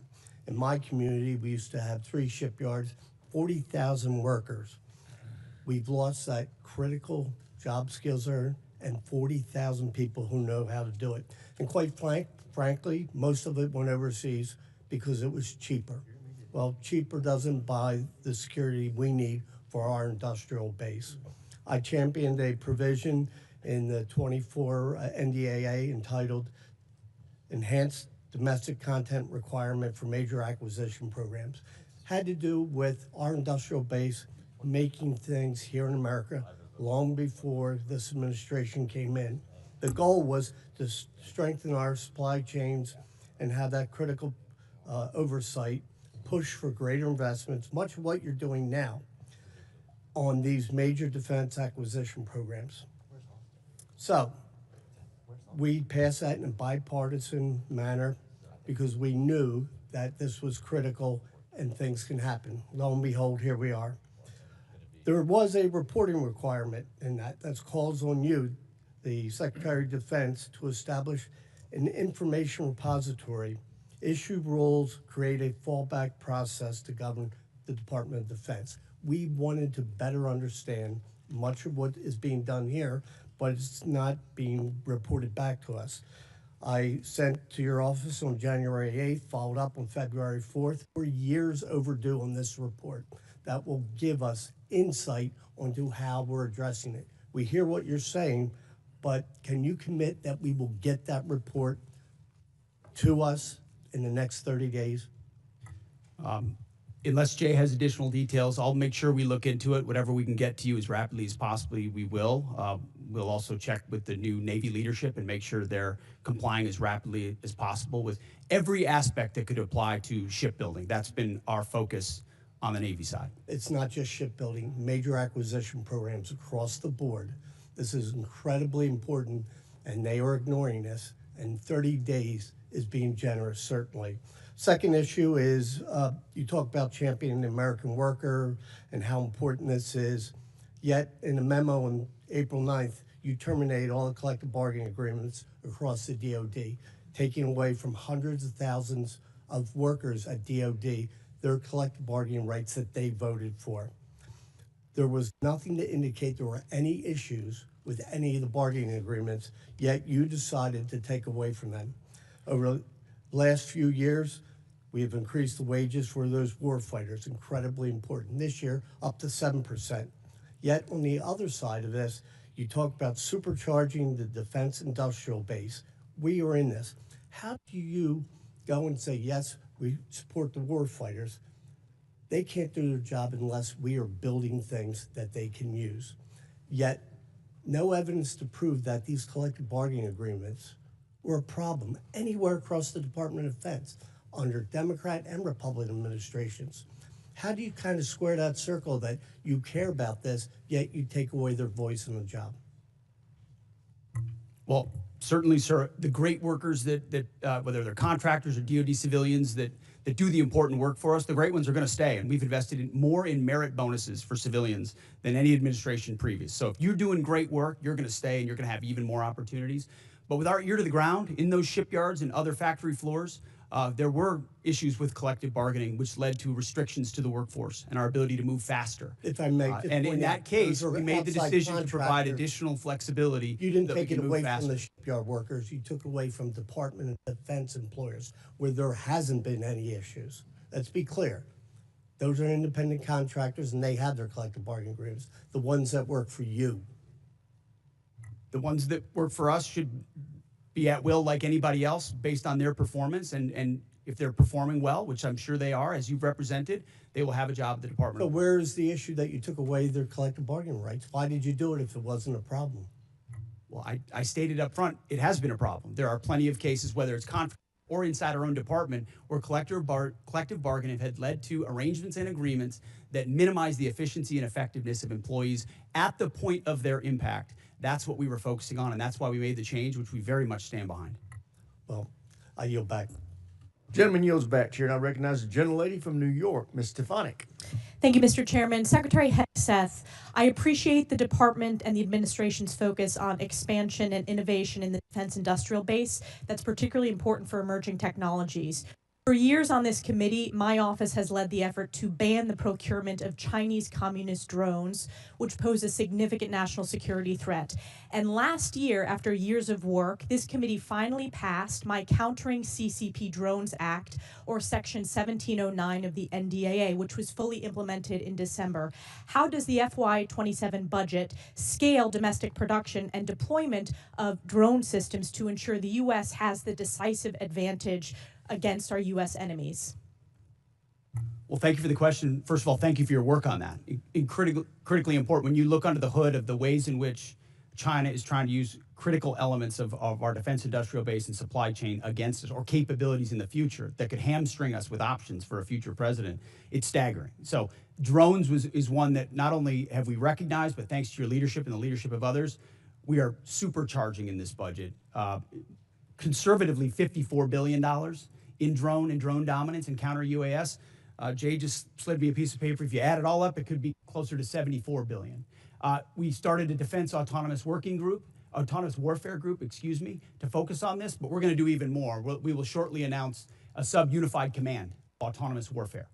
Drones are so central to the future of warfare and where we get them from that we have to be able to both make the exquisite ones better than anybody else and also the attritable swarm, and then the ability to defeat them ahead of our adversary, learning from battlefields like Ukraine and Epic Fury. So thank you for your leadership. It is front and center in this budget. I very much appreciate all that the department is doing under your leadership. One of the concerns I have is recent reporting indicates that while DJI, which is a communist Chinese drone company, is prohibited from receiving new FCC authorizations, there are still DJI products such as the DJI Avata 360 widely available in the U.S. through major retailers. These received FCC authorizations before my provision in the NDAA was fully implemented. So my question to you is, we need to close this loophole to protect our national security. Will you commit to working with this committee and my office to ensure that these products that pose a significant risk to our national security are no longer permitted, given the evident threat CCP drones pose to U.S. national security? Congressman, yes, the department will commit to working with your staff and looking at that loophole, which we are aware of. And I missed in my first response, of course, that $54 billion is American-made drone dominance. That is exactly where they need to be, and that's where our focus is. Great. Another emerging technology that's very important and has a strong tie to my district is quantum computing. China continues to invest heavily in quantum computing, sensing, and secure communications for military advantage. I represent Rome Air Force Research Lab, which is a hub of research when it comes to quantum. Secretary Hegseth, how does the budget proposal position the U.S. to maintain leadership in operationally relevant quantum technologies? The country that dominates in quantum will dominate the future in C2, in comms, in every way that we fight. And so this makes the maximal investment possible here at home to ensure that quantum compute, and working across the interagency, by the way, this is not just a DOW issue, this is an interagency issue, to ensure that we've got the ability to scale and outcompute adversaries who are racing for the same code. General Kane, throughout my time in Congress, I've pushed for the department to optimize its approach to quantum and develop a strategic roadmap. In your opinion, which quantum capability areas offer the most immediate benefit to the joint force and should be priority investments moving forward? Probably some of the work in crypto and quantum to make sure we can see, sense, understand, defeat, and protect our own stuff. So that's where I'm most interested in it right now, ma'am. Great, and I also want to use my remaining time. I just want to invite both of you to visit Fort Drum, home of the 10th Mountain Division, the most deployed division in the U.S. Army since 9/11. In the first Trump administration, I had the honor of hosting President Trump, where he signed the NDAA in my district, and it's been a privilege to represent them. So encourage you to visit that installation before the end of this year. Thank you very much, and I yield back. Gentlelady yields back. Chair now recognizes the gentleman from Massachusetts, Mr. Moulton. Thank you very much, Mr. Chairman. Mr. Secretary, you and I agree that Iran is a national security threat to us and our allies. Now, earlier you called us feckless for questioning your war. Do you think Congress was smart or feckless when it failed to ask tough questions of the Bush administration and gave them a blank check for Iraq? Well, if you're trying to compare this war to the Iraq I'm just asking war, you, do you think it was the smart or president, the first feckless? one to call a stupid war, then it's a false comparison. Okay, well, probably a good idea to ask tough questions. So let me just ask you a few questions. Did you advise the president that we should attack Iran? We were, first of all, in this position in the cabinet, we never talk about what we would advise the president to do or Well, not. do you think the president or I've been you in deserves more? I've been in every meeting. I understand with that, the Mr. chairman and Secretary. everybody else as those Secretary, critical I'm asking decisions the were questions. made, and he got every perspective possible when it came. I'm to just making asking what your perspective is. Are you afraid to take ownership of this? Do you Well, think it was a good idea or not? as I've consulted the president, do I think it's a good idea to confront a nuclear bomb To start this in the war. hands of the? Imagine what the world would look like right now if Iran had a nuclear weapon. Okay, so let's just imagine. Which, by the way, if every they other, had one, every which the previous Obama deal was going to allow them to including do, the first Trump administration, they had one. prevented them from having a nuclear weapon. So, listen, how is this war going? Do you think we're winning? militarily on the battlefield, it's been an astounding military success. No, but are we winning the war? Absolutely. Okay, so do you call Iran closing the Strait of Hormuz winning?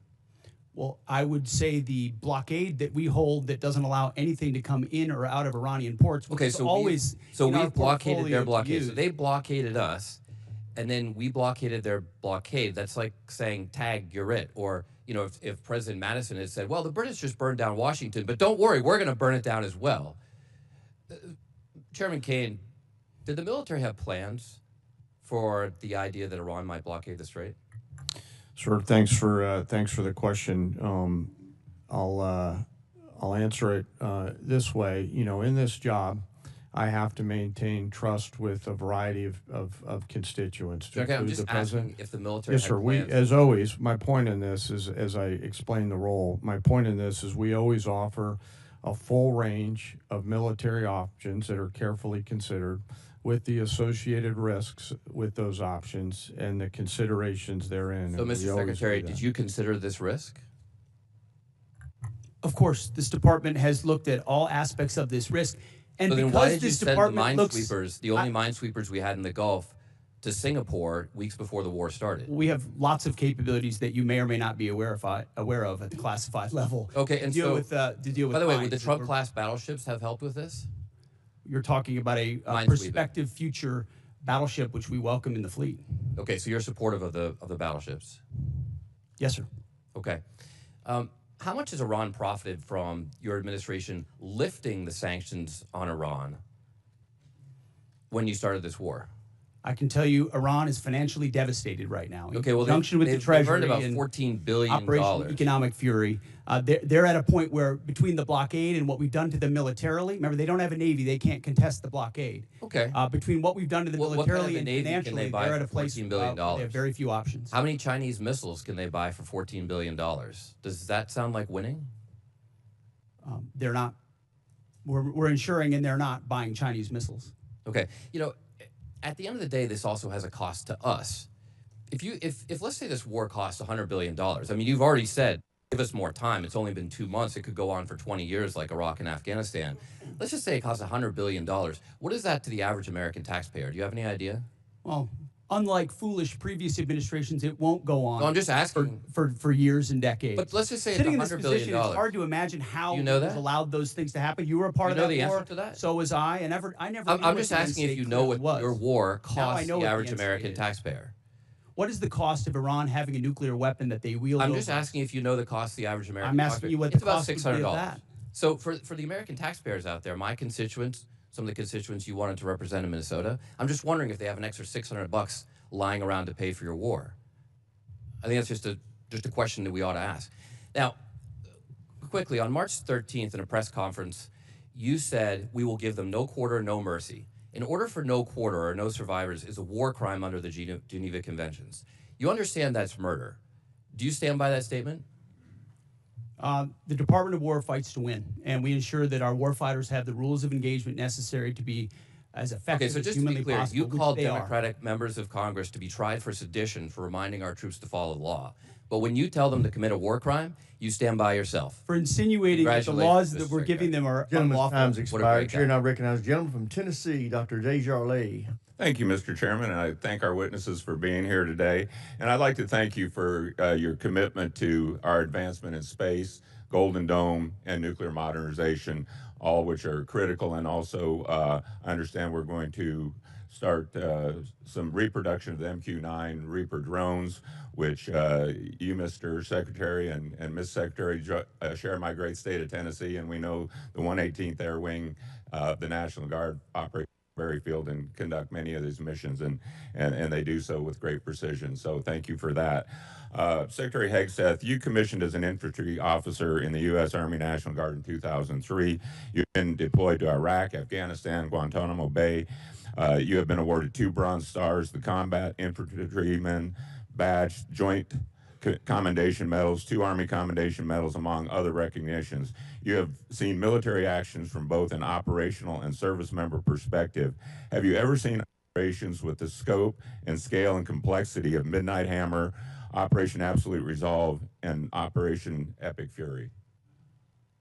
Thank you for the question, Mr. Congressman. Not only have I not seen missions like that, but if you earnestly go into our formations right now, and you talk to colonels and majors and staff sergeants and 2-star generals, and you ask them about the environment of our military right now and its capabilities right now, compared to under the Biden administration, under Obama, they will tell you it is night and day.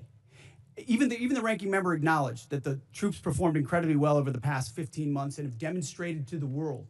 These are not new troops in a lot of cases. These are the same troops with new leadership under President Trump, who gives them every authority, under a department that ensures they have what they need. I have operators looking at me saying, for the first time ever, we have everything we need to accomplish the mission, both in equipment and in authorities. That matters when you go 37 hours around the world for Midnight Hammers. That matters when you go downtown in Venezuela and grab the indicted dictator of a country in the middle of the night in the most fortified location. That matters at the outset of the Iran conflict. It matters during Operation Rough Rider, which there's a reason why the Houthis aren't on the in this fight right now, because they experienced 50 days of the American military under President Trump. That matters in the Caribbean and our fight against designated terror organizations. This military is unleashed, and morale is at a level that this country has not seen for decades and decades because of the leadership of President Trump and because this War Department allows them to get back to basics. No more distractions, no more debris. It's simple accountability, training, standards, lethality, and they respond to it. And it's that response that's manifest in highly and historic successful military operations led by our incredible joint force, who are grateful to have a commander-in-chief that has their back. I can tell you for that, our nation, myself, and all of us are incredibly grateful. Secretary Hegseth and General Kane, with your vision and steadfast commitment to our nation's service members, you have both overseen the beginning of a generational transformation of our armed services. This budget request reflects that commitment by building and sustaining our defense industrial base, increasing service member pay, housing, and benefits, robust funding for Golden Dome missile defense and space capabilities, and the emphasis on the peace through strength doctrine outlined in the National Defense Strategy. Based on the Defense Department's recent track record of successful missions, can you share some examples of military action that illustrate exactly how your leadership and vision for the Department of War is translating the peace through strength doctrine into an operational reality and what psychological impact that may have on our near-peer adversaries such as China and Russia. And I'd like to get both yours and General Kane's perspective. If you can take 30 seconds each. I'll keep it brief. Reestablishing deterrence was one of the core pillars of what we set out to do after Afghanistan, after October 7th, after the war in Ukraine, after Lloyd Austin went AWOL for a week and no one seemed to care. The world took notice of that. And through the actions we've taken swiftly that I just laid out, the world has recognized that American power is back, and the willingness to utilize it shows that we can achieve peace through strength. And General Kane, in terms of our adversaries? Yes, sir. You know, when we look at the totality of actions that we've done over the last year, one thing leaps out at me that I think is clearly and unambiguously seen by our adversaries or those that may consider it, and that's our ability to integrate and synchronize a whole range of capabilities that we have in the joint force. Information, cyber, deception, jamming, air power, sea power, land power, et cetera. And I think that ability, and I'm so proud of our joint force, those young... Gentleman's time's expired. Chair, and I recognize the gentleman from California, Mr. Carbajal. Thank you, Mr. Chair, and thank you, General Kane, Mr. Hegseth, and hers for being here today. I associate myself with the comments of Ranking Member Smith and Mr. Garamendi, so that I won't repeat a lot of what has been said. Mr. Hegseth, I recently realized that we have something in common. I'm also a fan of Pulp Fiction. And no, the movie is not an accurate portrayal of the Bible. You know what I'm talking about. This president and his administration have claimed to be the most transparent of all time. With that in mind, I'd love to get some straightforward answers today. Some estimates show that the Trump administration's war of choice in Iran is costing taxpayers around $1 billion every day. In addition to spending taxpayer money on a war they don't want, it is also driving up costs. The cost of gas, while the cost of living is skyrocketing under this administration's policies. To me, and I assume to the American people, it is unclear why we started this war, how it will end, and what anyone gained from it. Mr. Hegseth, about how much money has been spent on this war to date, and how much more do you anticipate spending? Well, as our comptroller laid out, the estimate is less than $25 billion at this point as far as an expenditure. And the question I would ask this committee is, what is it worth to ensure that Iran never gets a nuclear weapon, considering the radical ambitions of that regime? I mean, almost every member of this dais at some point has said, whether it was... Thank you for your answer. I'll proceed to my next question. Thank you for your answer. President Trump is the one that's willing to make sure it doesn't happen. Supposedly, we had taken care of the nuclear capability last time around. And now this war, we're at it again, because obviously we said we did, but we did it. In a way that we know, the United States military can do. I want to reclaim my time. We know that the cost of oil and gas has gone up as a direct result of this war, and the American people are feeling that pain at the pump. In an attempt to alleviate the high price of gas caused directly by this president, he lifted sanctions on Russian oil. The way I see it, this is a massive gift to Putin and Russia's struggling economy. Mr. Hegseth, is there any concern that easing sanctions against Russia will allow Putin to continue funding Russia's illegal war against Ukraine? Well, we've seen Russia's and Putin's inability to make effective battlefield gains, just like their inability to defend the Maduro regime with the billions of dollars of systems the Russians sent to Venezuela in order to defend him, which were defeated in 15 minutes. So Russia's military capabilities are no match for ours. And you don't believe easing the sanctions is helping Russia? Well, we have the best energy team in the planet it's just a yes or no. House, we're going to ensure that this is not deja vu. It's a simple yes or no. I understand the energy dominance that this administration has unleashed. All right, well, I'll proceed to my next question. Strategy. Last week, it was announced that the Department of Defense is no longer requiring service members to get their annual flu shot. Now, this is an easy one for you. It's a softball. Don't screw it up. The rationale was to, and I quote, restore freedom to our joint force. This has been a requirement since 1950 because it is an effective at preventing the spread of flu among our troops. is not some new woke requirement as you like to lean on for much of your rhetoric. This decision is actively making our military less safe and less prepared. Mr. Hegseth, at this time are there plans to remove the mandatory requirement of other vaccinations like measles, mumps, and polio? We made very clear in our announcement that it applies to service members having a choice as it pertains to the flu vaccine. Don't you think that's a little reckless? No, I think allowing well-informed Americans who serve our country to make a choice is not reckless. And commanders will still have latitude, say, for a submarine or something else, to make a decision for a unit about whether it could be mandatory in a particular circumstance. But overall, our troops have earned the right to be able to choose about something like that related to their health. Mr. Hegseth, I stand by what I said last time you were here. You were incompetent then, you're incompetent now, and you're the gift that keeps on giving when it comes to incompetence. With that, Mr. Chairman, I yield back. Gentleman yields back. Chair, now Other than that, I'm doing the great. gentleman Thank from you. Mississippi, Mr. Kelly. Thank you, Mr. Chairman. Secretary, don't you think it was extremely reckless to mandate COVID vaccines for the healthiest and most unlikely to get COVID and kick them out of the service if they did not comply with a, although legal, crazy order from the previous administration? Don't you think it was reckless to require that those soldiers and Marines and sailors had to take that COVID vaccine? Congressman, thank you for the question. Not only do I think it was reckless, but we point out the nature of the emergency and lack of actual data on it. We think it may not have been legal. And as a result, we're working very hard to ensure that any service member who was pushed out is brought back in. If they were forcibly pushed out with back pay and rank and everything that comes with it, those soldiers and troops of conscience who had to make that choice, we think are the best troops in our force. Listen, I'm grateful that we have two great National Guardsmen sitting at that table today. As a longtime serving Guardsman who just retired, I'm so proud of y'all and what you mean for our total force. It's not a National Guard, it's not a reserve, it's not an Army, it's not a Navy. It is a total force, and thank y'all for recognizing that. I just want to go back to some of the Iran stuff.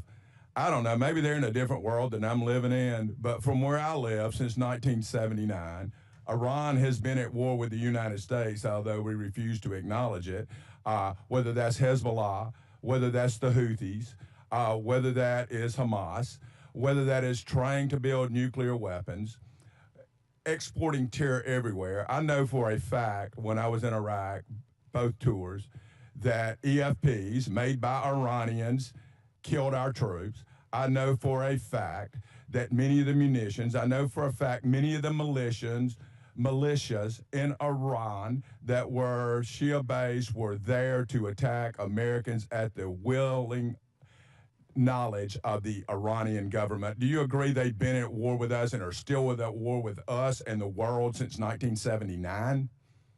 Of course, for 47 years from Beirut to Baghdad, Iran has sought the most dangerous weapons in the world to try to achieve death to America. And if they were to get the most dangerous weapon in the world, a nuclear weapon, they would most certainly use it, which is why this is at the level of seriousness that President Trump is willing to address it.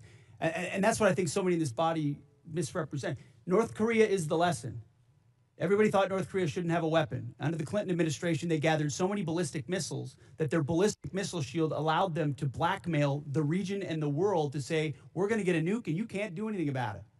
Under this administration, them weakened by the 12-day war and what happened with Midnight Hammer, the president made a bold choice on behalf of the American people to say never will Iran, with their view of death to America and death to Israel, have a nuclear weapon, because if they have it, they'll use it. And he's taken that bold action in a way I think the American people, when they understand the nature of that threat, and they do, they support it.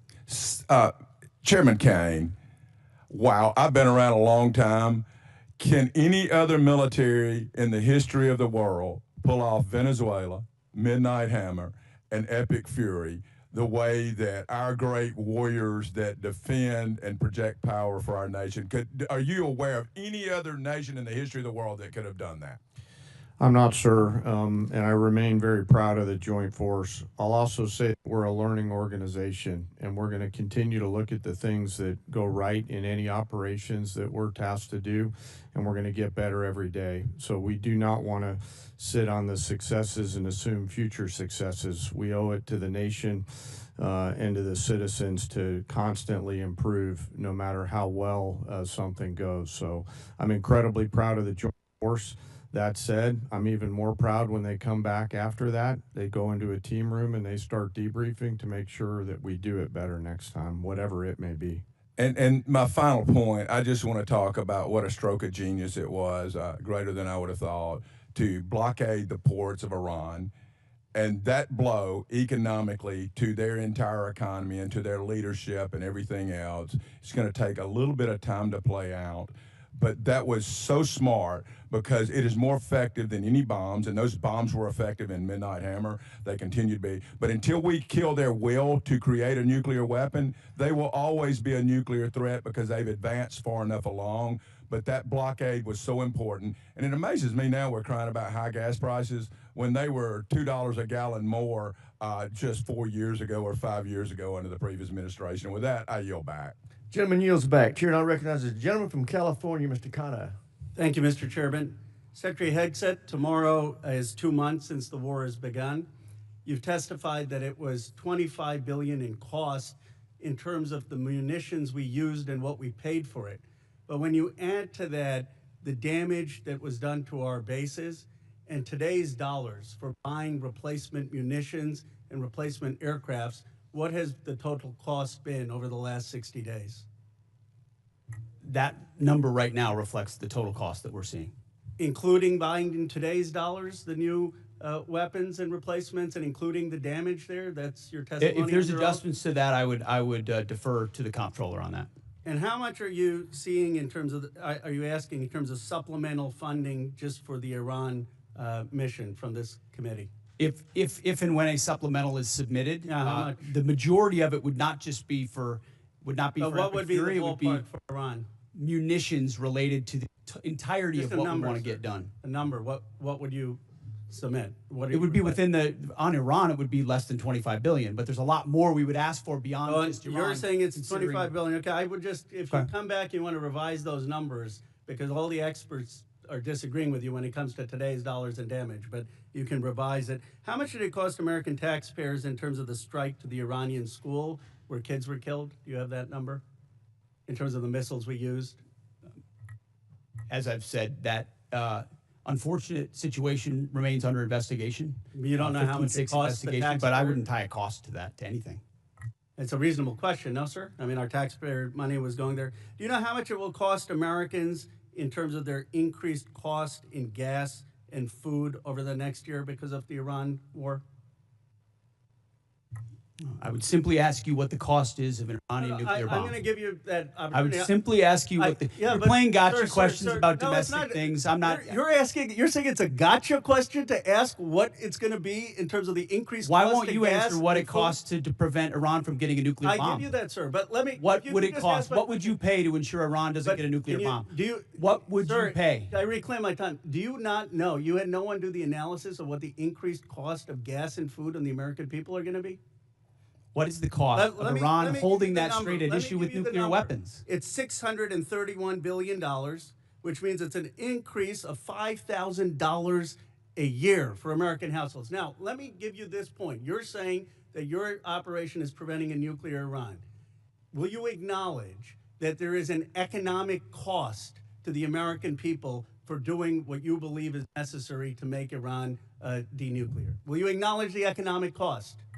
We have an incredible economic team that's managing this better than but what the previous but administration to did to our acknowledge that- economy, to acknowledge what the there's a previous cost. administration You- did you with don't even inflation, know what the- you know what what's the previous upsetting? I administration reclaim did my with time. You know, COVID, Secretary- and you're going to Secretary, lecture this I reclaim administration my about time, the sir. economy? You know what is upsetting? Incredible. To me? You didn't even do the analysis on how much it's costing the American people. It's one thing if you said, okay, it costs the American people $5,000, but we think it's worth it. That's what we've done in World War II and other wars. Here's what it costs. You got to pay for it. You don't even know what the average American is paying. You don't know what we paid in terms of the missiles that hit the Iranian school. You don't know what we're paying in terms of gas. You don't know what we're paying in terms of food. Your 25 billion number is totally off.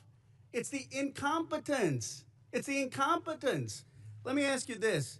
Certainly, maybe here we'll find agreement. There was still 440 pounds of low-enriched uranium, correct, when President Obama, after the JCPOA? Is that accurate? The amounts and types are classified. Okay. Will you acknowledge that there were 970 pounds of uranium enriched after Trump tore up the JCPOA? The JCPOA was a terrible deal that allowed Iran a path to a nuclear bomb. You deal with vague platitudes. I'm asking you about numbers. Like, you don't know what gas costs. You don't know what food costs. You don't know what the operation costs. You know, I get sound bites, but how about numbers? Do you know how much the enriched uranium was after you ripped up the JCPOA? Trump did. I'll give you a number. I know that, as was stated by early on, the price of gas is twice as expensive in California, your home state, as anywhere else in the country because of the horrible policies your state pursued. You know what? It used to be that type of stuff worked, and then you started to lose the people that you campaigned you wanted to be for, because you said you wouldn't get us into bad wars. You said you would bring down the prices. You know what I'm sad for? I'm sad for all the people who voted for Trump. I'm sad for them because you betrayed them. You betrayed a lot of that MAGA base. And you know who knows that? J.D. Vance knows that. Gentleman's time expired. Chair now recognizes the gentleman from Nebraska, Mr. Bacon. Thank you, Mr. Chairman. I thank all three of you for being here today. It's a real privilege to be a part of this committee. We are the most bipartisan committee out of 20 in Congress. We have a tradition of voting on NDAAs with large majorities year after year. And it's important not to be a Republican first in here or a Democrat first. We're Americans trying to ensure that our country is well defended. And in that spirit, I compliment the operations in Iran. I served 30 years in the Air Force. We were attacked repeatedly by proxy groups from Iran on every deployment I was on. They were the #1 threat where I was located. I've lost friends, like at Khobar Towers. Iran with a nuclear weapon would have been an existential threat to our country. And if they had a missile that could hit New York, they would have done it. They would have done it 2 months ago. So I support our operations there. I think it was good that we got Maduro out. You know, I would say it would be important to get the representative government that duly won their election there, and not good to replace one dictator with another dictator, but Maduro was bad for their country. And I support our 5% GDP spending. There's no way to modernize our nuclear force, 6th-generation fighters, take care of our men and women in uniform without being at 5% GDP. But also in the spirit, I share a bipartisan concern of the firings that we've seen at the Pentagon. 4 of the 6 service chiefs, for example, the Coast Guard. We had a huge bipartisan majority here that had confidence in the Army Chief of Staff and the Secretary of Navy. And I would just point out, it may be constitutionally right. You have the constitutional right to do these things, but it doesn't make it right or wise. Now, my first question is dealing with the housing allowance, something I've been working for the last 2 or 3 years. Our housing allowance is underpaying people in certain areas. And the department, and it hasn't started under this administration, it's been going on for a while, they take out 5% of the housing allowance. They send it to other needs. But that means we're underpaying our servicemen and women living off base by 5%. So we tried to fix it with a $2.9 billion line item to fix housing allowance. But that money was moved. So Mr. Secretary, could you tell us how we're going to fix this? Because we have a shortfall in housing allowance, and we tried to fix it out of here, and I'd like to get it fixed. Congressman, I agree with you. I think that is precisely the kind of quality of life issue that's been ignored time and time again. Oftentimes with good intentions of trying to do some trade-off with something else. But I mentioned the 7% pay increase. That's just for junior enlisted. It's 6% from E6 to 03, and it's 5% from 04 all the way up. But closing that gap, TRICARE reimbursement's a big one we're going to look at as well. If we reimburse TRICARE lower than Medicare, then no one wants to take TRICARE, and now you don't have a real network for service members. So those places where we pinched pennies to try to eke out additional budget space have really hurt service members. So I'm committed to working with you on that to close that gap and ensure that folks can live where they are asked to serve because they can afford housing. Okay, I think this has already been addressed to a degree, but I just want to emphasize we did put $400 million in for Ukraine. I asked you to execute it. It's important for most of us in here. It has overwhelming support. Also, I'm the chair of the Baltic Security Caucus, and we've put money in for the Baltic Security Initiative. These people love America. They love freedom more than anywhere I've ever been, and they need us. They're on the front lines with Russia. Mike, I have a question for the chairman. So we did 29 years of the nuclear alert, airborne alert, the Looking Glass mission. In 1991, we turned that off because the Cold War turned to our favor. I think we're back to where we were at. Russia's a threat. China's building a nuclear force to match ours.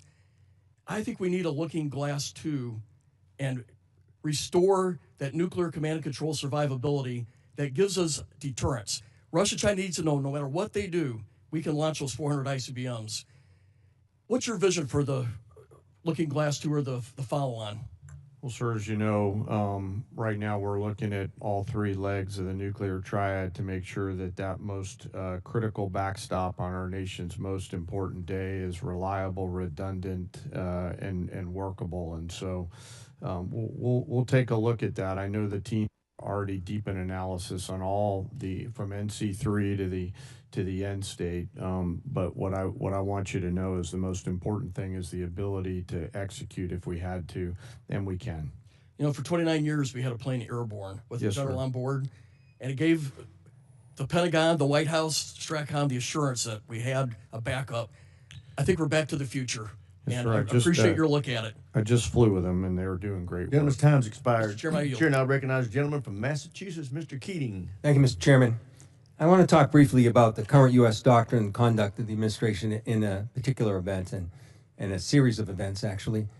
As everybody in the dais and the witness table is aware, the Department of Defense Law of War Manual specifies that any order to kill shipwrecked persons in an illegal order would constitute a war crime.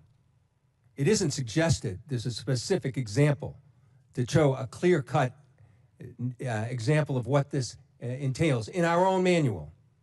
With that in mind, let's look back a few weeks ago when a fishing crew ended a long day of hard fishing, scoring a full stock of albacore and swordfish on board.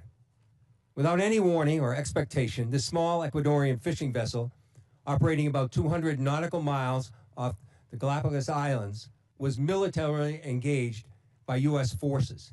It was hit once, then it was hit again. Not a warning shot, not an interdiction, 2 drone strikes. Survivors described chaos and severe injuries. Our U.S. forces then handcuffed the crew at gunpoint, placed black hoods over their heads, seized and scrubbed their devices, and then held them for days.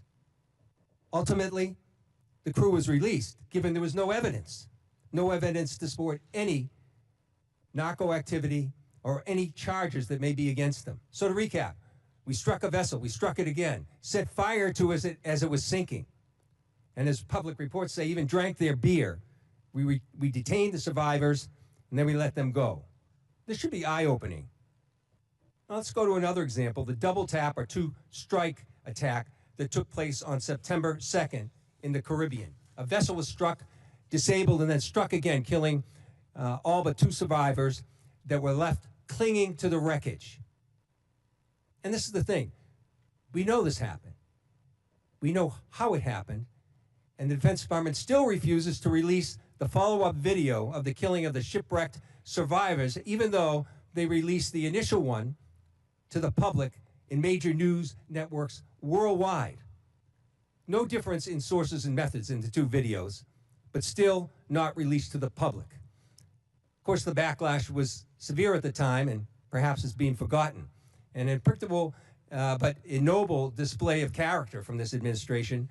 Fingers were pointed at one another as everyone scurried to cover, and a tacit acknowledgement that this was an issue potentially violating international law. Now I've reviewed what's been available, the phony rationale that these attacks are about fentanyl trafficking, when we know fentanyl comes from China, India, through Mexico. Then the baseless argument that this was about narco-terrorism. You know, I don't believe a word of it. This was to create leverage for regime change in Venezuela. And now the president acknowledged that was about oil. Beyond the simple need for justice and exercising American values, it's important for us to discuss what the U.S. belligerence in the world stage means to our security, our ability to marshal cooperation with our allies, and most importantly, not to normalize these actions that could endanger the lives of our own service members put in similar peril. Let me be clear about one thing. Whether it's these particular strikes discussed here, the one that killed 11 others off the coast of Venezuela, whether it's the 178 other killings, with each of these extrajudicial killings, the administration is pirating American values. We'll continue to investigate this. We will. It'll come forward in the future. Some days that second video will be released. But we've got to stop also using our precious resources that are being taxed so heavily all over the world on actions that hurt our military. They hurt our military and they hurt our standing internationally, and they're hurting our standard here at home. I hope that we can move forward. I hope we can review whether these are justified, because I found no justification. We were given classified information on the second strike. I can't discuss it, but I must tell you, it's the most convoluted bullshit I ever heard in my life. This should be public. This is our honor. This is what it makes American a difference maker. This is what we're It's an incredible array of false accusations. And I yield back my time. Gentleman yields back. Chair now recognizes the gentleman from Texas, Dr. Jackson. Thank you, Mr. Chairman. Thank you, Secretary Hegseth and General Kane and Mr. Hurst, for your bold leadership and for your time today. I really appreciate it. I can't tell you how awesome this hearing is today. It's fantastic. After someone who sit up here for 4 years during the last administration, this is a great day. Despite some of the crazy and disrespectful comments from some in this room, the Department of War is back. Today is a win because we are discussing American power and dominance, national security, and making America great again. There may be differences in how we go about that, but at least we are not wasting all of our time talking about how to restructure the Department of War into a social experiment that appeases the far-left woke agenda that existed for the last 4 years. Thank God those 4 years of the disastrous Biden administration are done. On behalf of someone who served 25 years on active duty and almost everyone I know currently serving in uniform, thank you, Mr. Secretary, for saving the department. Okay, my question. The U.S. Special Operations Command budget has been relatively flat over the past decade, failing to keep pace with inflation and reducing the command's purchasing power by 14%. I was disappointed to see that SOCOM's FY27 budget request was only $223 million higher than last year's enacted level, dropping even further from an already less than 2% to now just above 1% of the department's overall budget. All of this comes despite being increasingly asked to do more. From 2023 to 2025, there was a 35% increase in combatant command demand for soft capabilities. And last year alone, SOCOM was unable to satisfy roughly 70 mission-specific requests due to resource and capacity restraints. Secretary Hegseth, I have appreciated the opportunity to meet with members of your team and leaders like ASW Solik Anderson and SOCOM Commander Admiral Bradley as we work to grow the SOCOM top line for future fiscal years. Can you discuss the critical role soft plays in underpinning deterrence, and do you agree with the urgent need to grow the SOCOM budget accordingly? Well, Congressman, thank you for your words, and I wholeheartedly agree. When you look at the burden that SOCOM shoulders on behalf of the Joint Force, it's incredible and it's significant. And so many of the things we have accomplished would not have been possible without the incredible leadership of Admiral Bradley, General Braga, and others inside that community and what they do. I recognize your desire for increased funding beyond what is in FY27. We have and will continue to look at that. That needs to happen.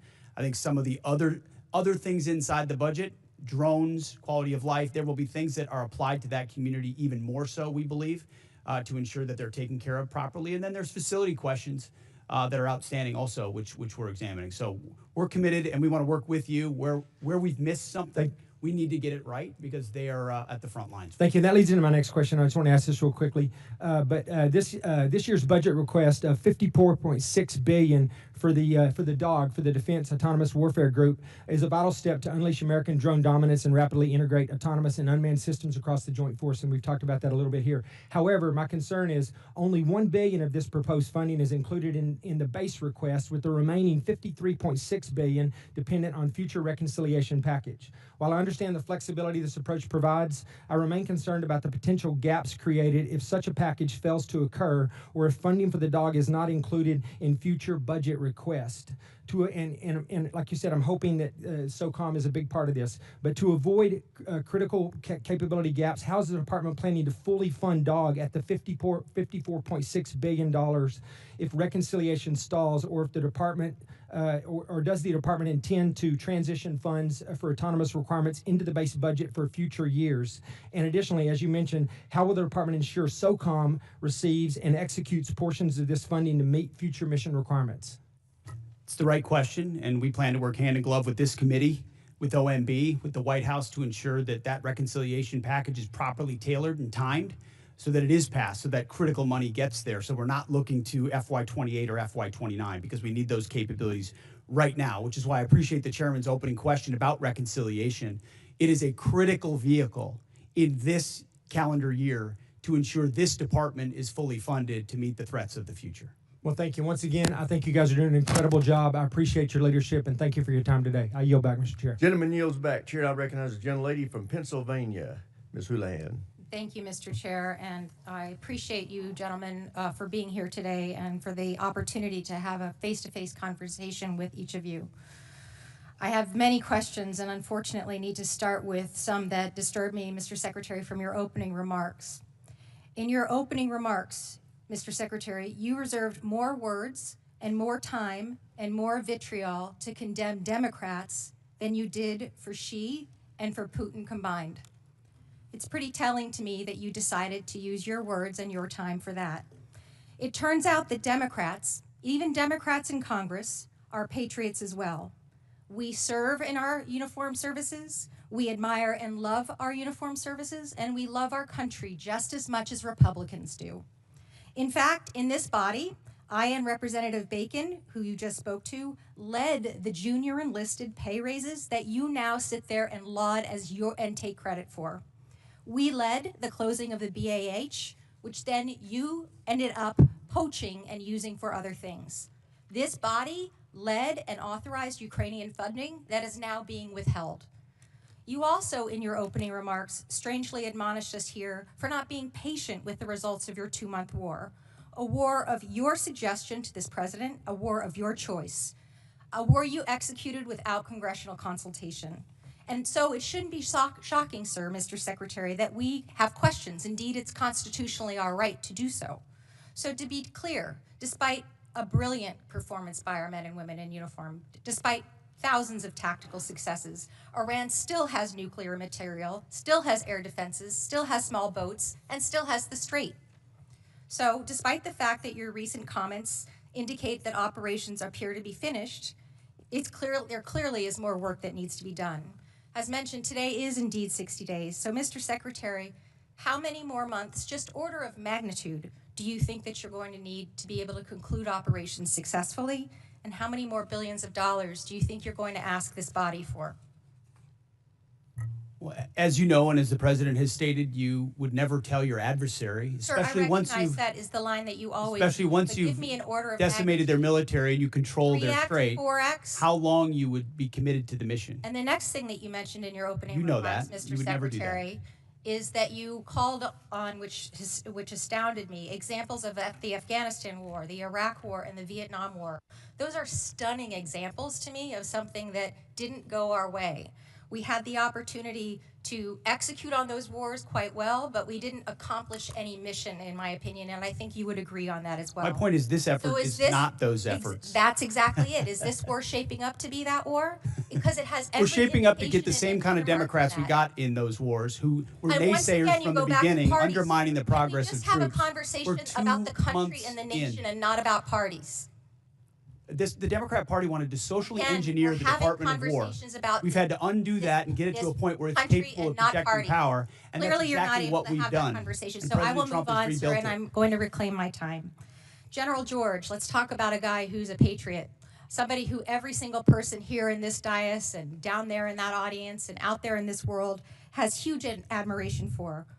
Why did he get fired? Well, as with any moves we make with general officers, first of all, I thank them for their service. And ultimately, My impression is you thanked him by a text or a phone call. You didn't even do it to his face. out of respect for these officers, we never talk about the nature of their removal, but every one of them, including myself, knows that they served at the pleasure of the president. Ultimately, out of respect to these officers, we don't reveal it. However, I will note, it's very difficult to change the culture of a department that has been destroyed by the wrong perspectives. So you think General George destroyed a culture? There are many, we've gotten rid of many general officers in this administration because we need new leadership. You have no way of explaining why you fired one of the most decorated and remarkable men who's We ever needed served new this leadership. nation. That's And my so answer. your answer is a very immature way of responding to my request. My next question has to do with my remaining time about the fact that there apparently are orders that you've recently given to the Navy to detail officers to command billets in special operations where the people who you're detailing, have already received bad performance reviews. They've received negative fitness reports. Is there a truth to that statement, sir? I'm not aware of what you're referring to. Have you ever ordered the Navy to add officers who never screened for Special Operations Major Command to the promotion list for flag officer? I'm not aware of what you're referring to. All right, I'll take that for no. Thank you, I yield. Generally yields back. For everybody's situational awareness, it's my plan at 1 o'clock or approximately 1 o'clock to recess for about 10 minutes to give the witnesses a chance to stretch their legs and visit the restroom if necessary. But with that, we will now go to the gentleman from Florida, Mr. Jimenez. Thank you, Mr. Chairman. And Mr. Secretary, are you aware that that Iran, either through our intelligence or they themselves, said they had about 500 kilograms of enriched uranium, up to about 60%?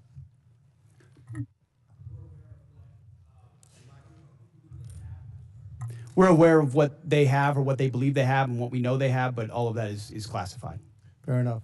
And if indeed they had 500 kilograms of your enriched uranium, how long would it take to to weapons grade? Quickly enough that it's a serious national security problem for the United States of If America. that if should I be dealt said with. days or a few weeks, would that be inaccurate? You might be somewhere in the ballpark. Okay, thank you. Actually, you can just get that from ChatGTP. It'll give it to you. Okay. So so it's not that classified. All right. Would you say that our primary mission in this war is to deny Iran the capability to develop a nuclear weapon? Yes. And would you say that a regime that's capable of killing 35,000 of its own people within a 2-day period, are they capable, if they had the delivery systems, to carry out their threat to destroy Israel and also to harm the United States of America? Any regime willing to kill 35,000, and we think it might be more, We think so, 45,000 too. of their own citizens in cold blood, would most certainly be willing to use the most dangerous weapon in the world, especially as history teaches us, when a nation says they will do something, you ought listen. And when they chant death to America or death to Israel, if they got that nuclear weapon, history tells us they might use it. Well, Hitler said he was going to kill the Jewish, and he was going to try to eliminate the Jewish population and Jews from the face of the world. Nobody really believed him, but he really tried to do that. So when somebody tells me for 47 years that they want to kill us, I think I'm going to take them at their word. And so would you also agree that now another goal of ours is to make sure that Iran never blockades the Strait of Hormuz, never has control of the Strait of Hormuz? Would that be an objective of ours? What they're doing right now is effectively piracy. It's terrorism. It's threatening international shipping.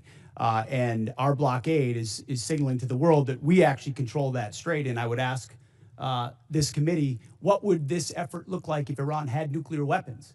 Imagine if not Iran had nuclear capabilities, what they would do to wield over any advantage they have, from proxies to funding international terrorism. Mr. Secretary, also, not only would they do that, but imagine if we had not become energy independent.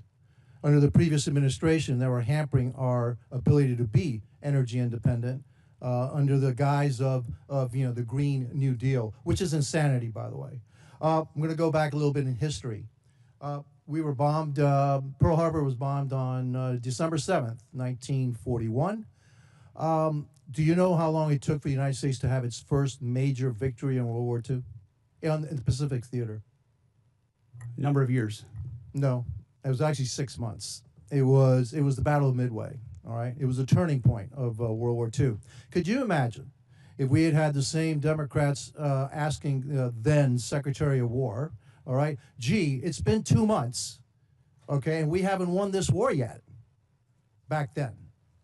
We didn't win a major battle for 6 months. Your job, the job of the military, what you've done in the first 2 months is extraordinary. And so, again, for a couple of final questions. Do you know how much money we spent on Ukraine? Helping Ukraine? Under the previous administration? No, right now, up to now.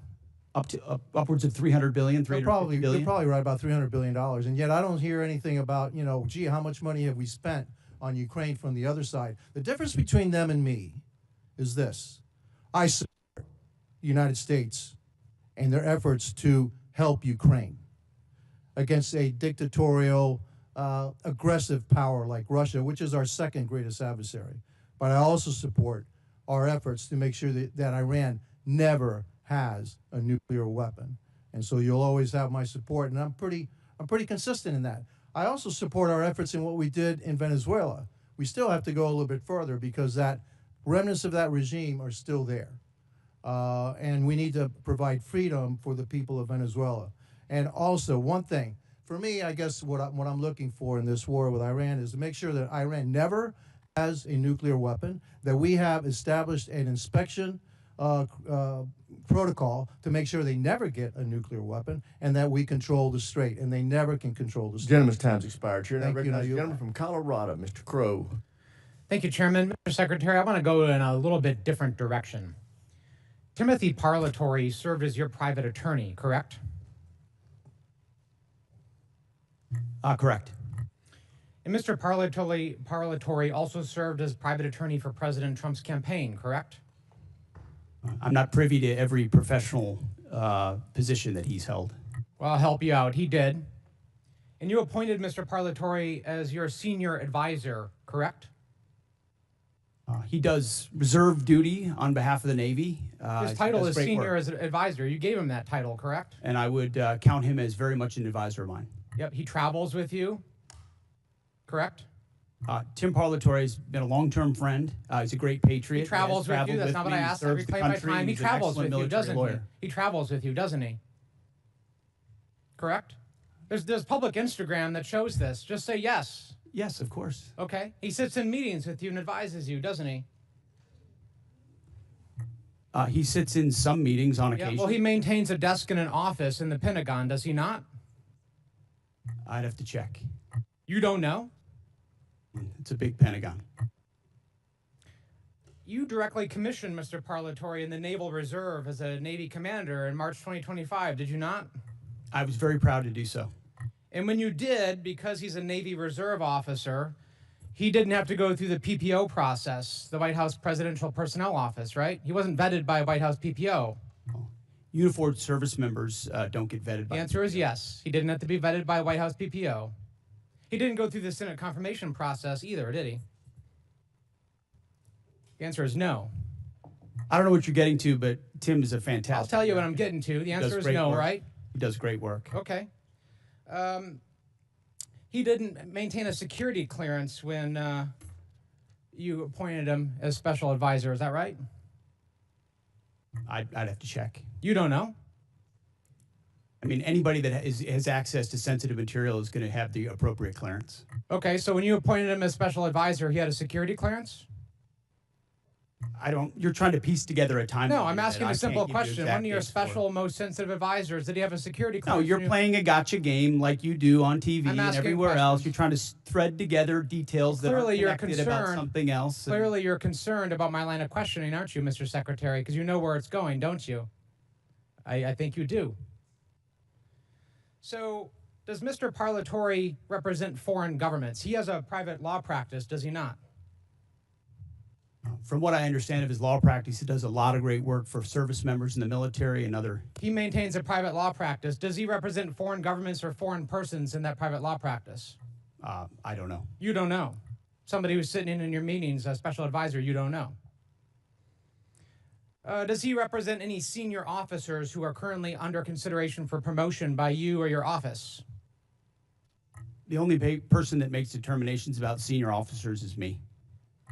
Answer the question. Does he represent senior officers who are under consideration for promotion by you?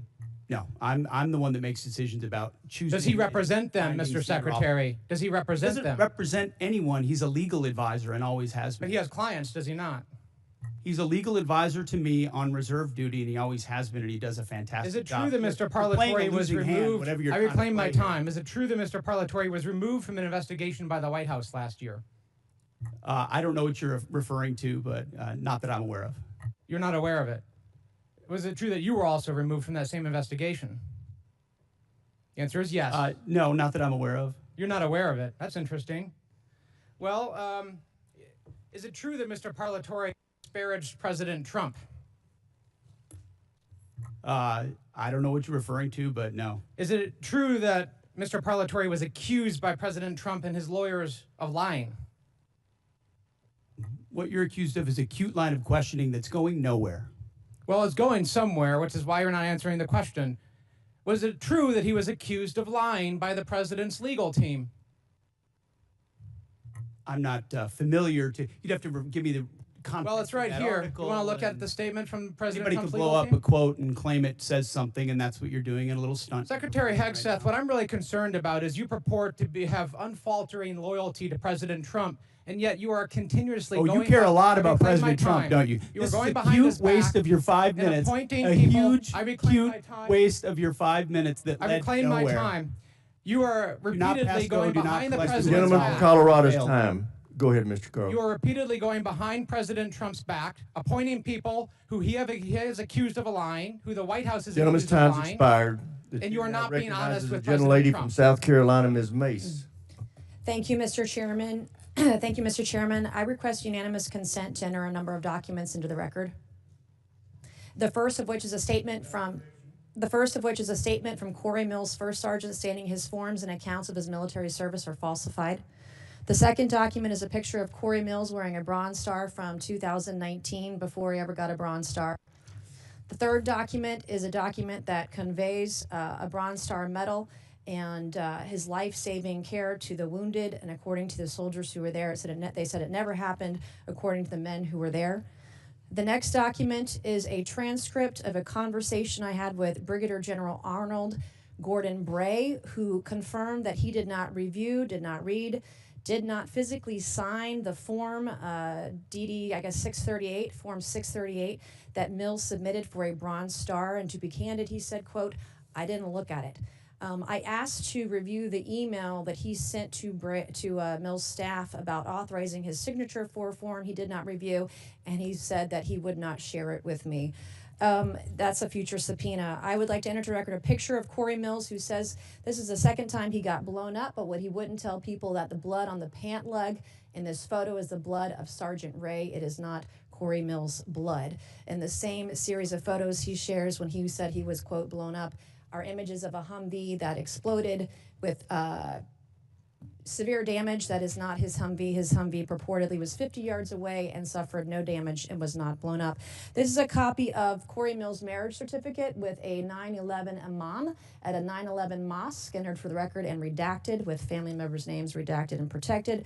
This is a picture of Corey Mills with a purported Russian hooker in Afghanistan, which he of course denies. And then last but not least, I would like to request unanimous consent to enter into the record a restraining order against Corey Mills for dating violence.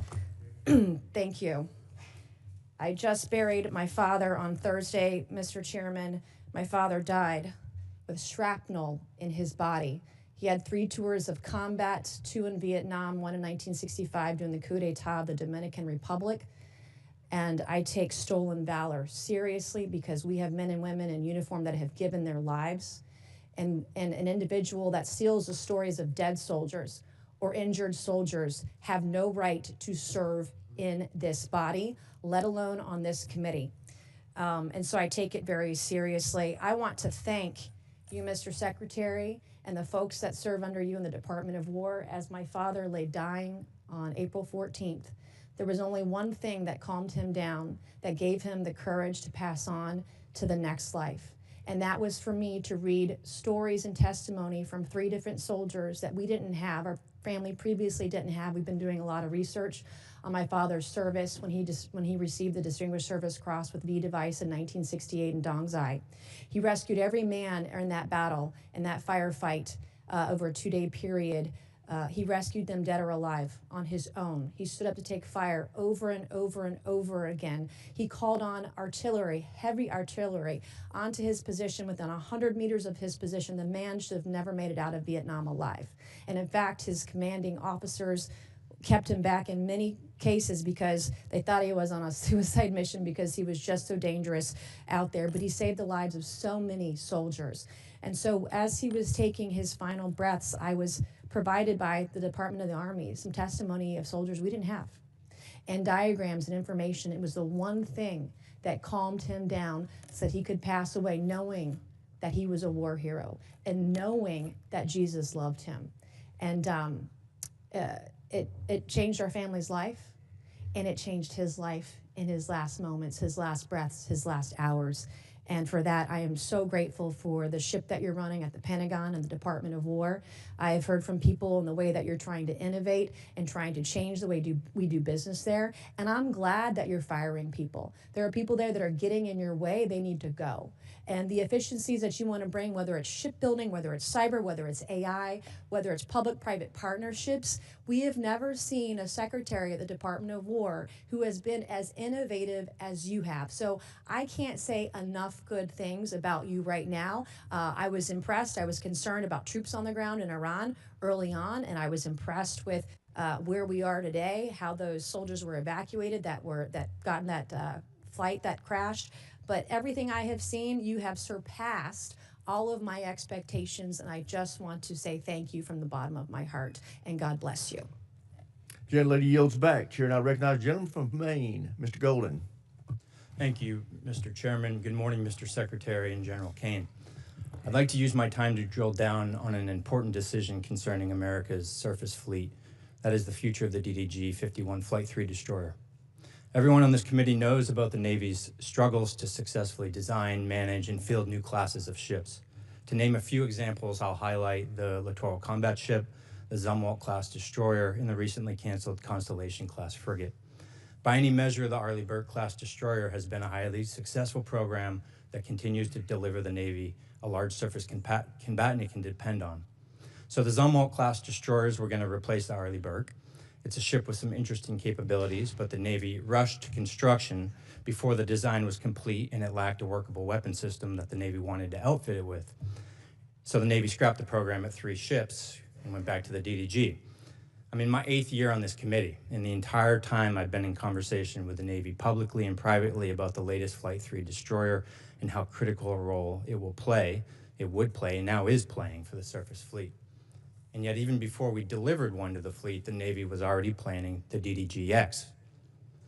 I'm skeptical about the transition to yet another new class of surface ship, given the troubles I've laid out already. From my perspective, we have a proven hull for an Arleigh Burke destroyer that is described by CNO after CNO again and again and again as the backbone of the Navy's surface fleet. But now I'm even more skeptical.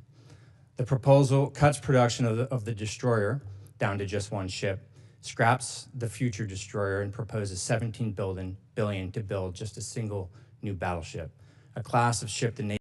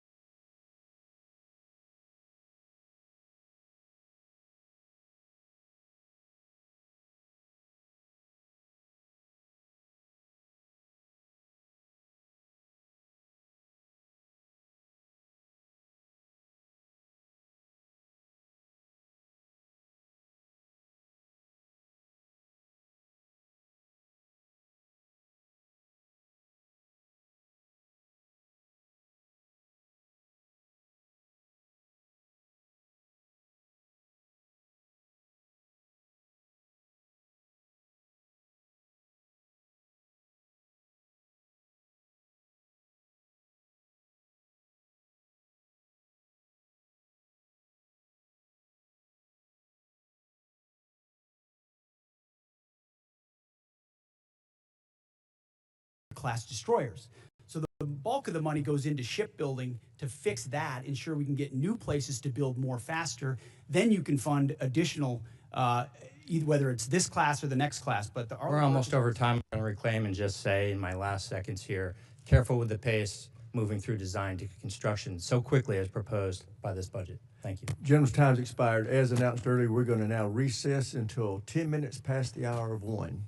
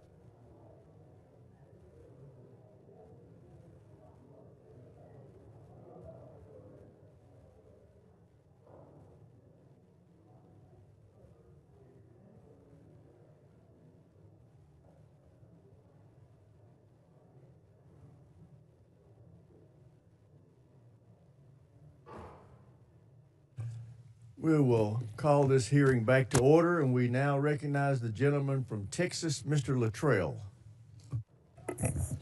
Thank you, Mr. Chairman. Mr. Secretary General, thank you for your service and your continued service to this great country. Mr. Secretary, a few weeks ago, our Commander-in-Chief, the President, signed an executive order over research on psychedelic medications, hovering over the veteran space as well as active members. Could you, and I know you're aware of this, and the health and well-being of the service members and the veterans is very near and dear to my heart. We lose over 6,000 veterans a day. A year. I would love to see that trajectory go to zero. Can you, at a high level, is the Department of War interested in kind of coming in with VA, HHS, NIH, and pushing this type of research? First of all, thank you, Congressman, for all the work you've done on this. There's no more passionate advocate for them, and it was great to see you in the Oval Office with your brother and with so many other SEALs who are saying, hey, this option saved my life or gave me a new lease on life. And I've heard that time and time again based on that particular approach that the president has approved through the EO. And I think our department has shown a willingness to be flexible and look at new options and new alternatives. And I think if you talk to Secretary Collins at the VA, the partnership we've had is as deep as any partnership between the Department of War and the VA has ever existed. So we've got regular meetings between us as secretaries, but also our chiefs, and then down into the committees to ensure the flow is consistent. But if there's something that the VA is doing that we should be looking at that enables our service members to be better at their job, we're going to entertain it. So thank you for your advocacy on it, and we'll take a look at it. Thank you very much. And it excites me that the two entities, one couldn't exist without the other. I've had the opportunity to not only travel the country, but travel the world and visit our troops, either OCONUS or CONUS. And I have to say, sir, the morale, the well-being, just the sheer excitement our service members see and how they're acting today, it kind of takes me back to our generation, if you will. Just to see that kind of that forward momentum, that intestinal fortitude kind of glows on them. And I think that's a direct correlation to your leadership, sir, as well as the president. Can you, from your perspective, I'm assuming you're seeing the same thing. And I think that blue line that needed to be popped got popped, and our service members are absolutely leading from the front, and the world has noticed. Tell me I'm not seeing that just from my own eyes. No, you're not, Congressman. And I meant this when I said it. I would encourage every single member of this committee to talk to lieutenants and captains and majors and colonels and sergeants and staff sergeants and sergeants major and specialists who are doing the job right now on the front lines or across the country. And they have seen a sea change in the environment and the morale and the spirit in their formations. And it isn't some secret sauce. It's don't treat us as a petri dish in your social justice exercise or your social engineering approach. Just let us do our job. Let us get back to basics.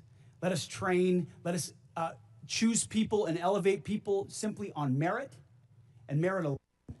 That's motivating for people. That's why they join. That's why they do really difficult things like you did and are away from their families for a very long time. They want to defend their kids and grandkids, but they don't want to have distractions and debris on the inside. So when we talk to them, they are so grateful for the fact that we're just getting back to the basics of readiness, training, accountability, discipline, warfighting. Commanders, squad leaders, you name it. And to those watching across the country, ask folks who have served, who've been in it, how they view it. And they see it under President Trump's leadership fundamentally different. And we haven't even talked about the border, which is now secure.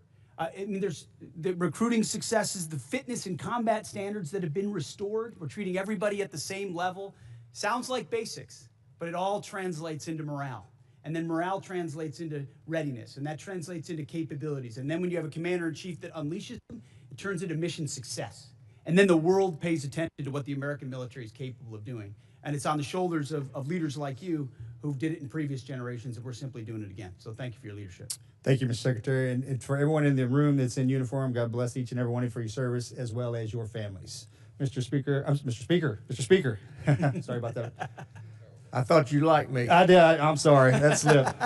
Gentleman's time to Karen, I yield expire. back. We now go to the gentlelady from California, Ms. Jacobs. Thank you, Mr. Chairman. Mr. Secretary, as you know, I represent San Diego, the largest military community in the country. Right now, as we are speaking, 2,500 San Diego Marines are off the coast of Iran. Many, many other San Diegans in uniform have gotten 48-hour deployment notices. So this war in Iran is not theoretical for me or for my constituents. It's deeply personal. As you also know, on Easter Sunday, President Trump threatened to destroy Iran's bridges and power plants, writing, quote, "Open the fucking strait, you crazy bastards, or you'll be living in hell. Just watch." And 2 days later, President Trump wrote, quote, "A whole civilization will die tonight, never to be brought back again. I don't want that to happen, but it probably will." My office's phones have been ringing off the hook. I've heard from so many military families concerned about the president's mental fitness and whether he's fit to serve as our commander-in-chief, given that he's sending their loved ones into harm's way. Our troops, who have shown incredible bravery and tactical proficiency, deserve to know that their leaders are focused and stable.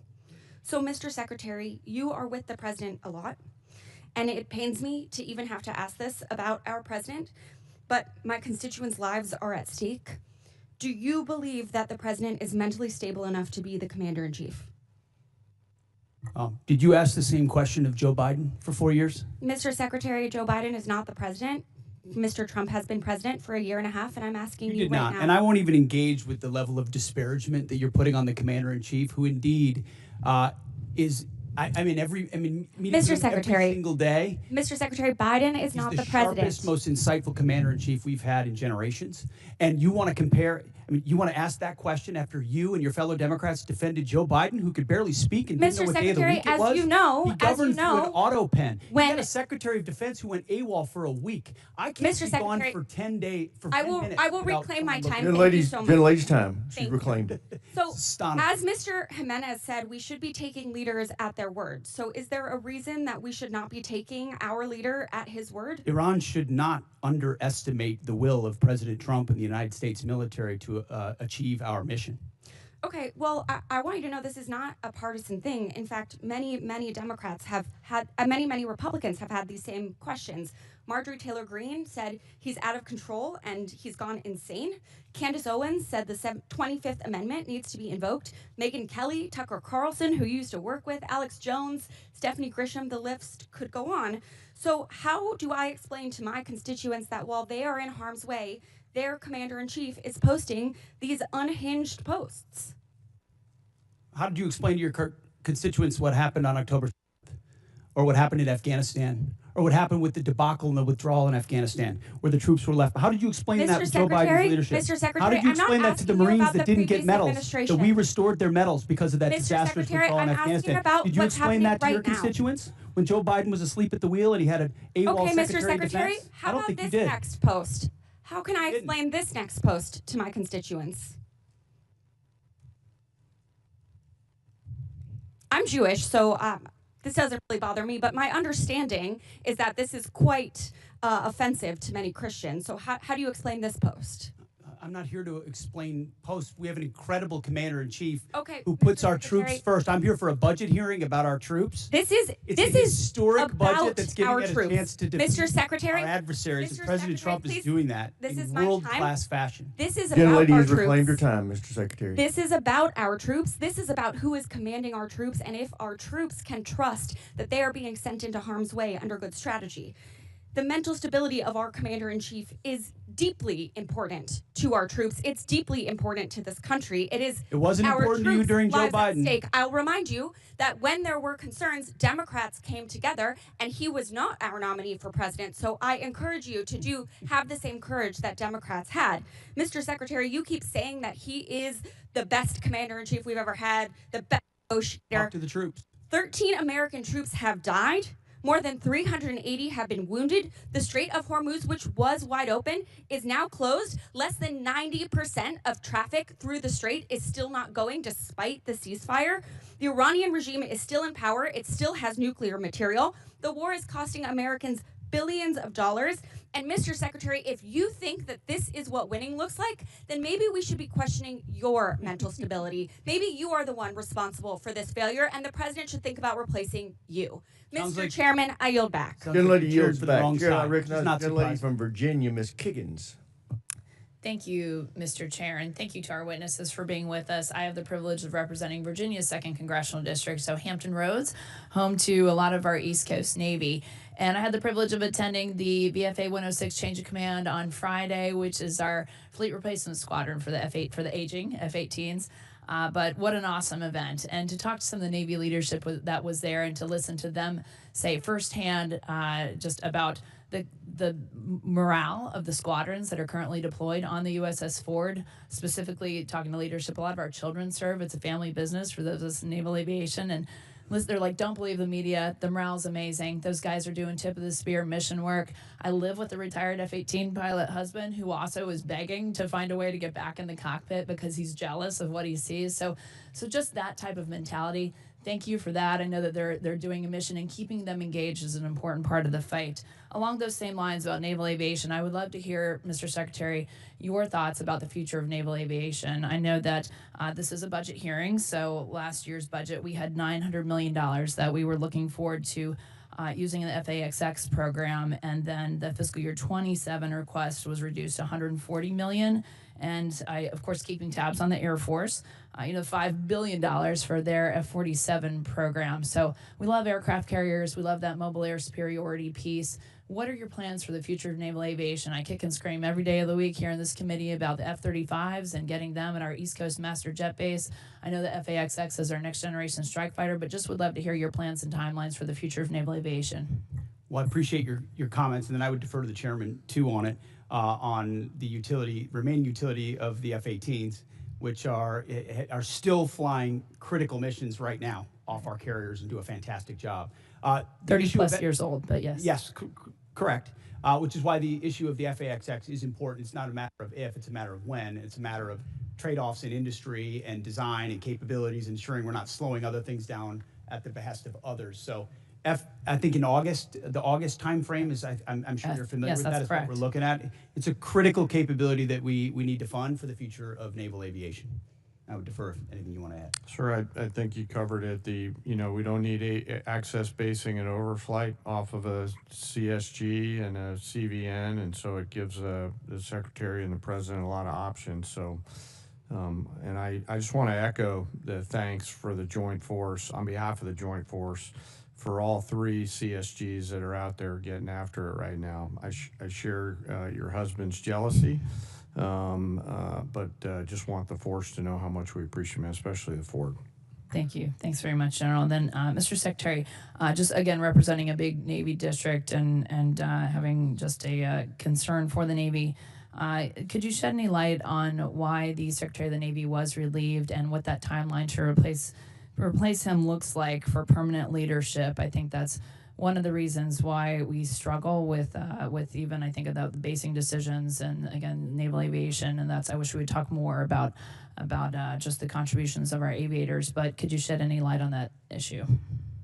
Well, as the President stated, we thank the previous Secretary for his service. Appreciate a lot of the initiatives that he undertook. Ultimately, it was time for a new leadership and a new direction as far as running fast toward those objectives, and so we made a change. We think it's hard personnel is policy, and the sooner you identify, especially, we talked about general officers, as you're evaluating whether they're running with the mission they've been given, you got to make a change if they're not. The same with civilians, and in this case, we made that change. And any timeline to replace or have a new Secretary of the Navy? Well, right now we have an acting in Hung Kao who's did a fantastic job as the number 2, and he'll be acting for now. And I would imagine we'll know in due time. Thank you. And then General Kane, I know you're a VMI graduate, and I know you're watching some of the partisan attacks that have been going on with some of our senior military academies, specifically in Virginia. And I was wondering if you had any thoughts or have had any discussions about how we can remove some of our senior military academies from these partisan state politics. I think it requires a further discussion. We had 170 Army ROTC officers that we commissioned out of that school specifically, but we've seen pushes to shut down, defund, replace their board of visitors. Any thoughts on how we can be more protective of those great schools? Well, ma'am, you sort of started where I'm going to land on the importance of staying politics as the chairman and not unintentionally or inadvertently stepping into a political matter where I should not. As the secretary said, people are policy, and policies are things that we don't do in the joint force. I appreciate all of the commissioning sources that are out there. Gentlelady's time's expired. So Chair, now recognize the gentlelady from Washington, Ms. Strickland. Thank you, Chairman Rogers and Member Smith, and thank you to the witnesses for being here today. This committee is being asked to consider a $1.5 trillion DoD budget request that funds not only weapons and system programs, but the people, leadership, readiness, and trust required to make them effective. When senior leaders are removed abruptly or merit-based promotions are disrupted without clear explanation, Congress does have the responsibility to understand the rationale and operational consequences. So I'm going to focus on Secretary Hegseth. And to start, no one is disputing that senior officers serve at the pleasure of civilian leadership. The issue in front of this is whether the decision to remove General Randy George strengthened the Army or created an avoidable disruption during an active operational period. General George, who also served as commanding general at 1st Corps at JBLM, has been serving for 4 decades, including multiple command and operational leadership roles, culminating as Chief of Staff of the Army, responsible for readiness, force modernization, and the welfare of over 1 million soldiers and civilians. He was removed in the middle of an active conflict involving U.S. operations against Iran, when leadership continuity is most critical. Public reporting indicates that General George's removal may have followed disagreements over Army personnel matters, including concerns regarding withheld promotions. So my question, Secretary, is this: what specific national security risk, mission risk, or leadership concern did General George present that justified removing him in the middle of a conflict, or was he removed because he challenged some decisions being made? As I stated earlier, out of respect to these officers, I don't discuss the nature of the removal, but I would ask an earnest question of you: where does General George fall in the operational chain of command? So I'm asking you, why did you fire him? No, but don't change. You the talked subject, about sir. an Please operational answer my moment. question. Where does General Please George answer fall my in the question. No, it's a simple National question. risk, You're on the House Armed mission Services risk, Committee. Leadership concern. What did he present that justified removing him in the middle of a conflict? Do you know where General George serves in the operational chain of command? So I'm asking you my question one more time, sir. Don't try to flip it on me. Why was he removed? Was he a national security risk, mission risk, or leadership concern? We don't. Yes or no? We don't talk about the nature of removals, don't answer the but question. you It's also all good. won't answer where So he to is be in the clear, operational chain of you command because removed he the isn't Army's- in it. He isn't I'm gonna in the reclaim my time. operational chain of Gentlelady command. reclaims her time. You want to tie it to the war, but you don't Sir, even know where he is in the chain of command. some It's respect, the okay? gentlelady from Washington's time. Under DOD 1320.04, the Secretary of Defense may withhold or disapprove forwarding nomination after service recommendations in limited circumstances, including newly identified adverse information, pending investigations, reportable information, and questions regarding mental, physical, moral, or professional qualification, incomplete or non-compliant nomination packages, missing certifications, or the need for additional clarification from the military department. Several colonels reportedly selected for brigadier general were removed or withheld after board selection and service certification. Which of these specific grounds applied to each withheld officer, and what objective evidence supported these decisions? Congressman, that was just one of many boards across the services where we will perform similar reviews, and I anticipate other officers will be removed also. Okay, but what were the grounds for those? Again, we don't talk about, out of respect for those officers, we don't talk about the nature of that, and we all serve at the pleasure of the president. We're solving for an institution that needs to be based on merit and professional execution, and there's been a lot of gender and demographic engineering that's been going on for reasons other than the focus of exactly what we should be doing on the battlefield. So whether it's that or I did not execution, raise gender. That's implied in every statement that everybody makes. And I so did not ultimately, as raise we that. review all these boards, it has nothing to do with anything other than their performance on the battlefield or their performance in their career. And these people are thoroughly vetted, thoroughly researched. And I guess my question is this about loyalty to Trump or is it about what's good for the mission? I understand what you're implying, but it's about the Constitution and our military and its ability to execute. And I'm going to make sure the president has the finest officers across the force prepared to deliver. So this committee funds weapons, readiness, recruiting, professional development, and leadership pipelines. But no amount of money can compensate for a force that may lose trust in the fairness of advancement. And this is fairness. We believe in merit. We have always had a merit-based system. That's not the argument. No, we have not. Not under the But as Biden we administration, consider- we did not. It became social engineering, not merit, and we're fixing no, it it didn't. quick. No, it did not. It did not. And when we consider this budget request, we must ensure that taxpayer dollars are matched by sound judgment, credible leadership, and a personnel system worthy of those who serve. I yield back, Mr. Chair. Gentlelady yields back. Chair now recognizes the gentleman from Georgia, Mr. Scott. Thank you, Mr. Chairman.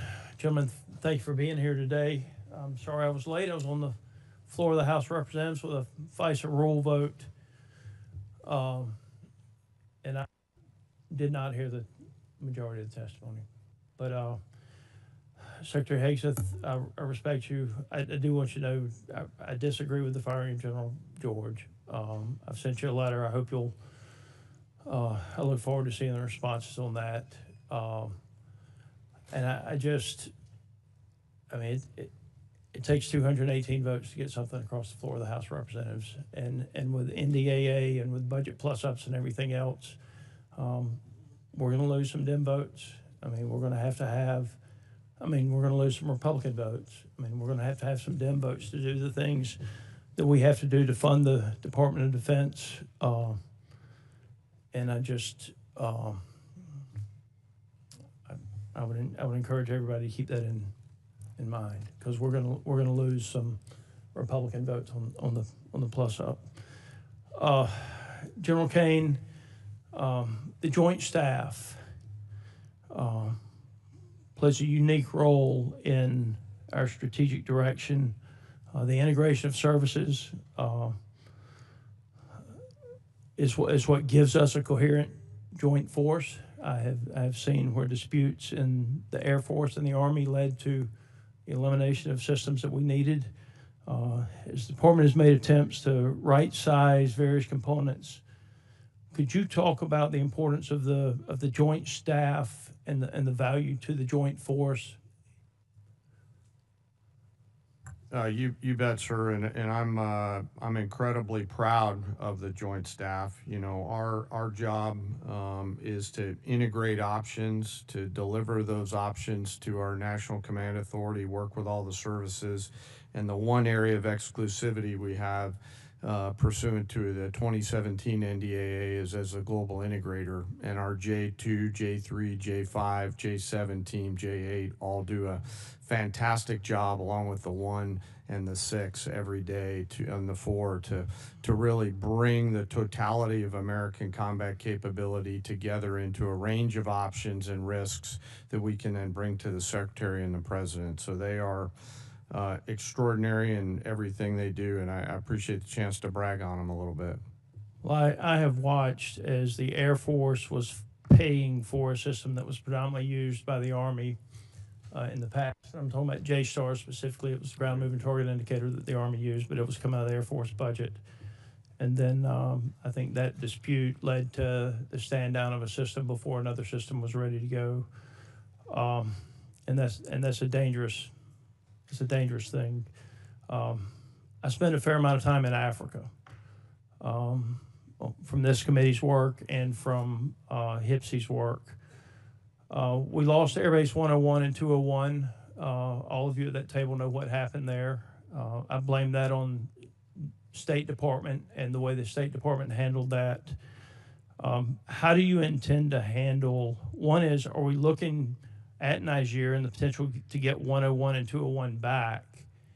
And I do believe that an apology would go a long way with that country. As someone who's met with the ministers over there, and interestingly enough, Minister Toomba wanted tractors. He wanted John Deere tractors is what he asked for. But where will we base out of if we can't get Niger back? And are we looking at getting 101 and 201 back? Yes, sir. Well, we all want tractors. I echo his thoughts there. You know, I know General Anderson is doing a lot of work right now, leaning forward, doing a fantastic job, along with his deputy commander, General Brennan, on looking at the total requirement across the western flank for access, basing, and overflight. 101 and 201 are one of many things that they're considering. I think the key is what are they going to be able to do with the resources that they have, and we're always in a resource-constrained environment, Congressman, to put sufficient pressure on the CT adversaries there in order to hold them at bay. Well, the mill-to-mill relationships are still good. Yes, sir. I've been out with some of the ODA teams over there. As a civilian, as a member of Congress. Yes, sir. Yes, sir. It does bother me that our footprint has gotten so much smaller over there, but I do know with drones and other things, it makes it much more difficult to have those outposts. But I appreciate all of you being here. Sorry that I have not been here. No, sir. Appreciate the other work. Gentleman yields back. Chair, and I recognize the gentleman from New York, Mr. Ryan. Thank you, Mr. Chairman. Head wounds, heavy bleeding, and then just shrapnel all over. So folks are bleeding from their abdomen, bleeding from arms, bleeding from legs. Secretary Hegseth, do you know who said that? I'm not sure I do. It was one of our soldiers describing the devastating Iranian drone strike at Port Shuaibah, March 1st in Kuwait. As you know, 6 of our soldiers killed, over 30 wounded. Secretary, do you know the range of the Shahed 136 one-way attack drone, approximately? It depends on the variant, but it's got serious distance. Several hundred miles. Do you know how far Port Shuaibah is from Iran? There's a reason why we took extreme measures I'm of force protection, because we understood the proximity challenges. Mr. Chair, I'm going to reclaim my time. It's well under 100 miles. Before the war started, there was clear intelligence that Shuaibah was high on Iran's target list. Internal analysis had said the site was indefensible from aerial attack and should not be used. Yet you sent our soldiers from the 103rd Sustainment Command there anyway. Is that true or false? True or false? Straightforward question. Are you going to give me a chance to answer or just play gotcha? Did you send them there or not? We took proactive measures from the beginning to ensure force protection and defensive posture were maximized across the theater. Let's talk about what defenses they had. Prior to the attack, officers on the ground knew our troops were vulnerable. In fact, they requested additional force protection. Did they receive it? Wherever humanly possible, force protection and counter UAS was always made available. They did not. In fact, when asked to describe the base's defense, one survivor who's come forward from the unit said, quote, I would put it in the none category. From a drone defense capability, none. So let's be clear, no counter-drone capabilities, no counter-rocket systems, no counter-mortar or counter-artillery, not even the basic overhead protection that you and I had 20 years ago in Iraq, and now 6 of our soldiers are dead. The next day, you downplayed the attack. You said it was a squirter that squeaked through fortified defenses. But since then, thankfully, brave survivors have come forward to set the record straight. One of our surviving soldiers told CBS, quote, painting a picture that one squeaked through is a falsehood. Another said the unit was, quote, unprepared to provide any defense for itself. It was not a fortified position. Another survivor said the building's protection was about as weak as one gets. Secretary Hegseth, that is obviously in direct contradiction to what you said from the Pentagon podium the next day. So are you saying that these soldiers, our soldiers who survived this horrific attack, are lying?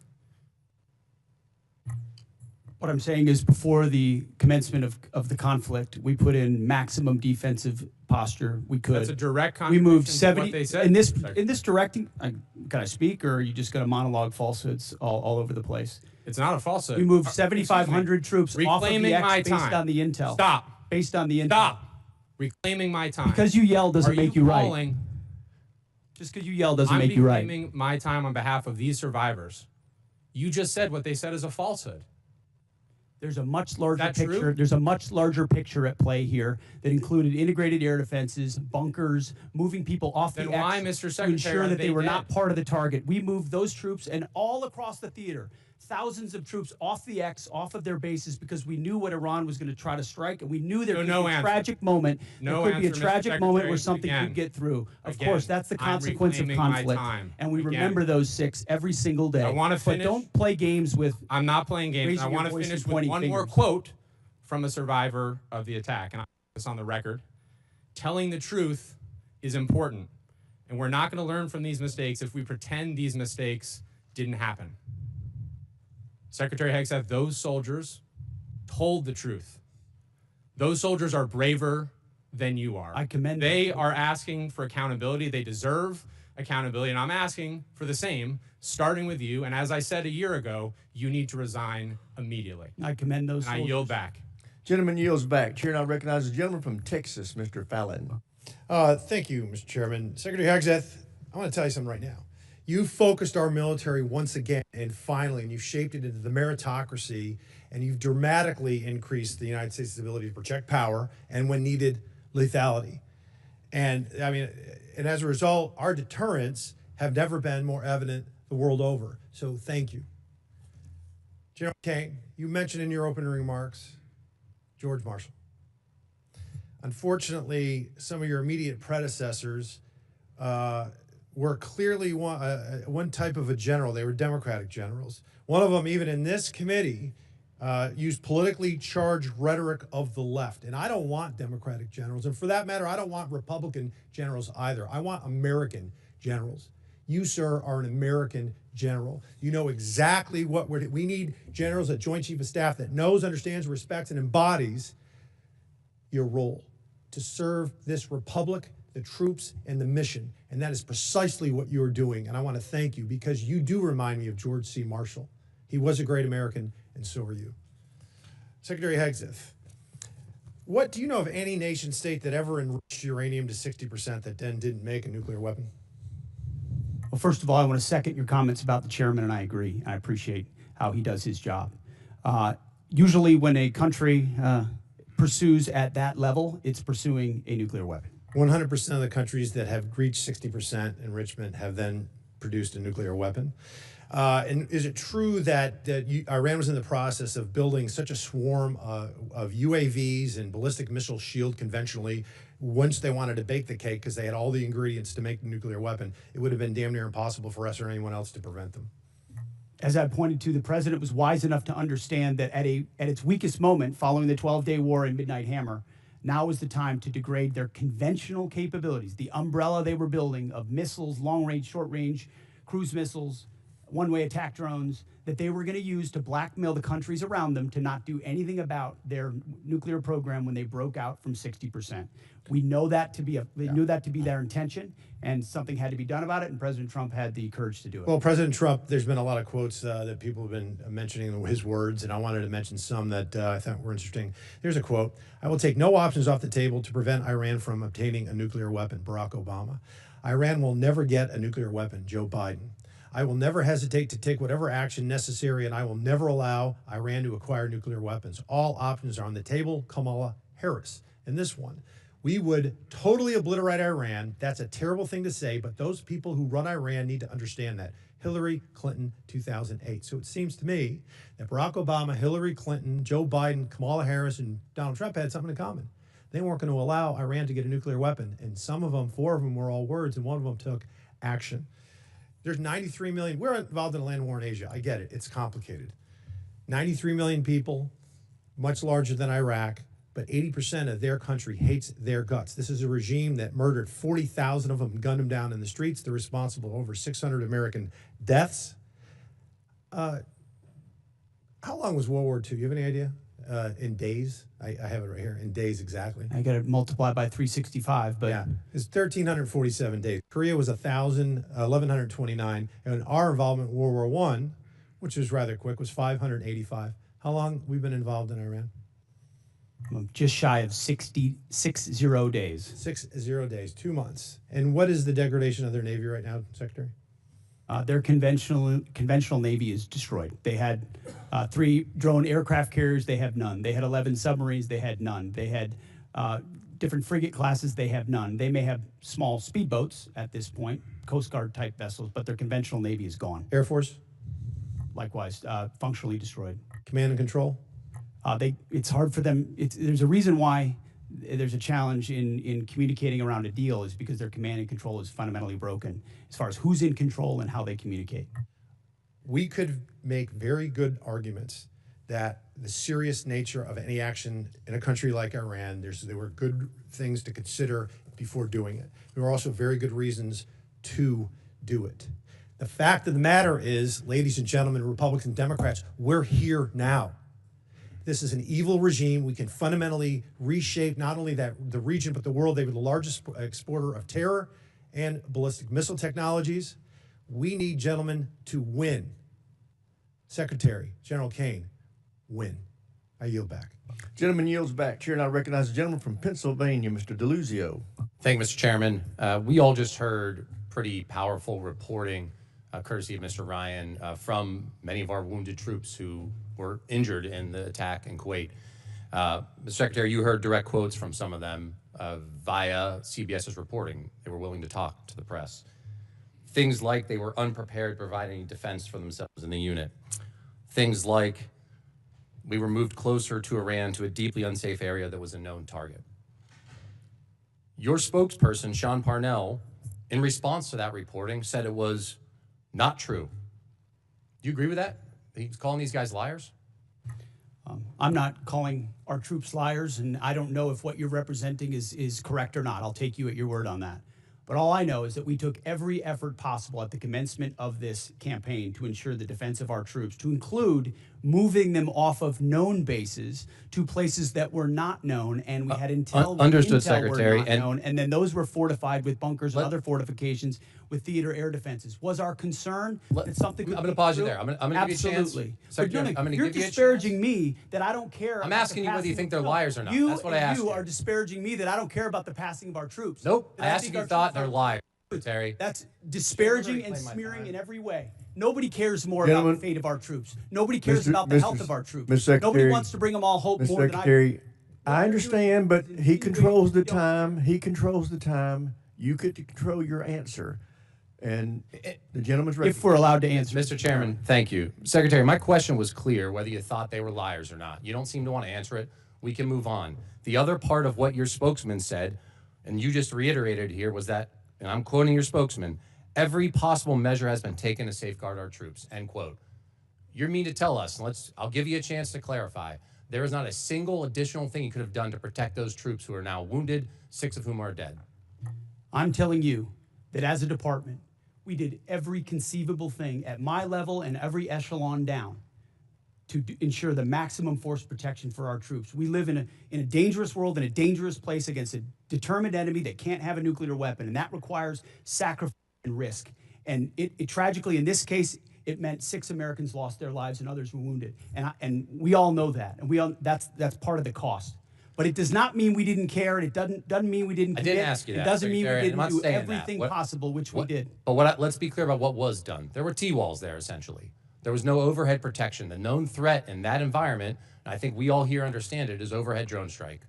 There was no protection for overhead drone strike. So I'm struggling to understand how your answer and your spokesman's answer is that every possible measure was taken. We can move on.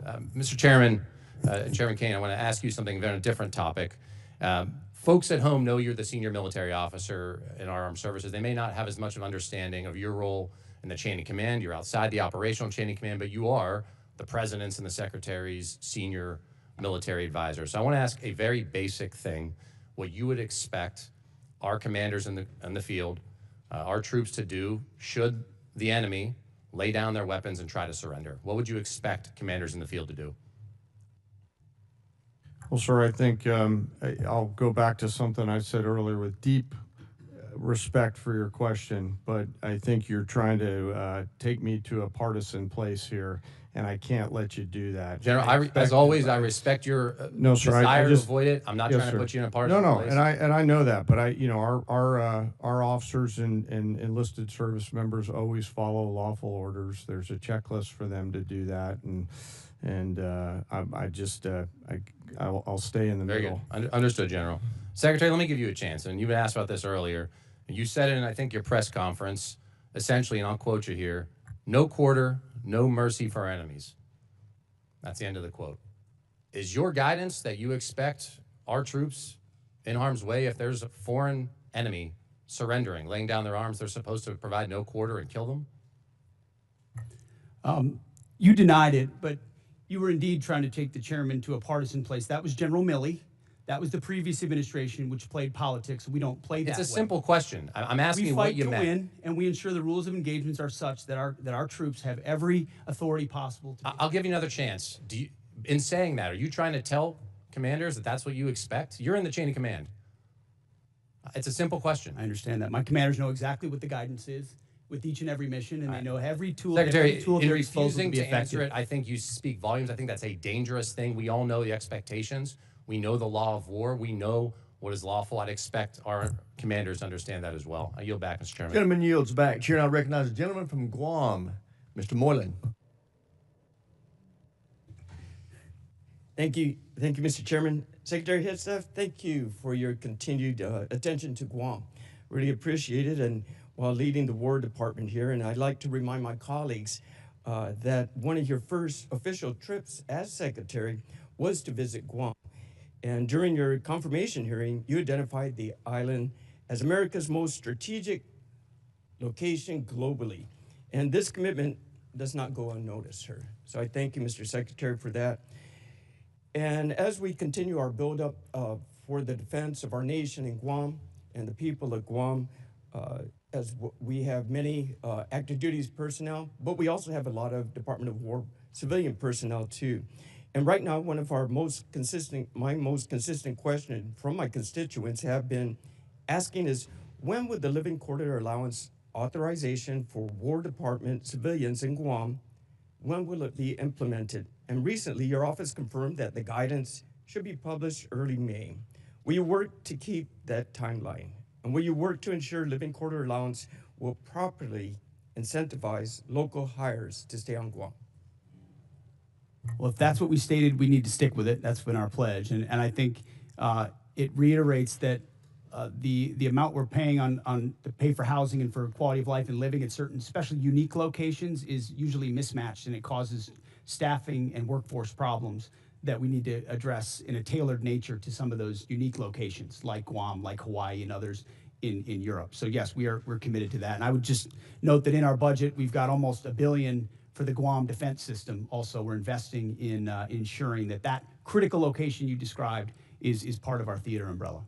Excellent, sir. Thank you for that. Another longstanding request I have from the War Department has been the increased support for Guam's power grid. As you know, we all, the one island approach there and working together, our water, our power, our port, our airports, our hospital, it's all in support, working together with the military. But one of the important ones for us is Guam's power grid. And most of Guam's grid is owned by the department and is leased to the Guam Power Authority. And as the military demands upon the power grid increases, do you see either O&M funds or military construction funds being the best path for the department to support Guam's power grid needs? I would welcome your input, first and foremost, as we have throughout. But as was noted, we've got $450 million for small modular reactors, which is a new approach we're taking, which we think makes our bases more resilient. If there's one place the American people count on being able to be prepared in that moment, it's our bases wherever they are, whether CONUS or OCONUS.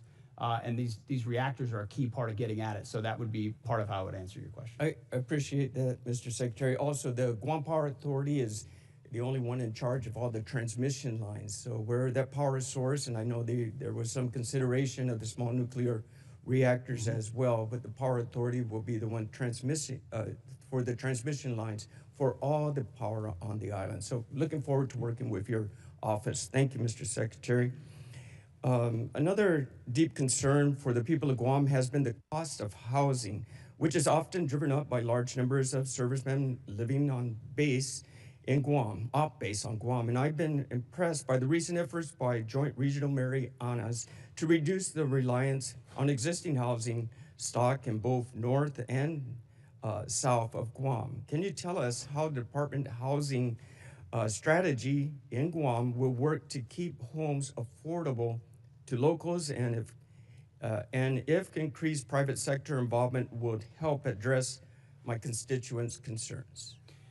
Well, we've got about $4.5 billion for family housing in the FY27 budget. It's something we recognize as a challenge, and in places like that, a unique challenge.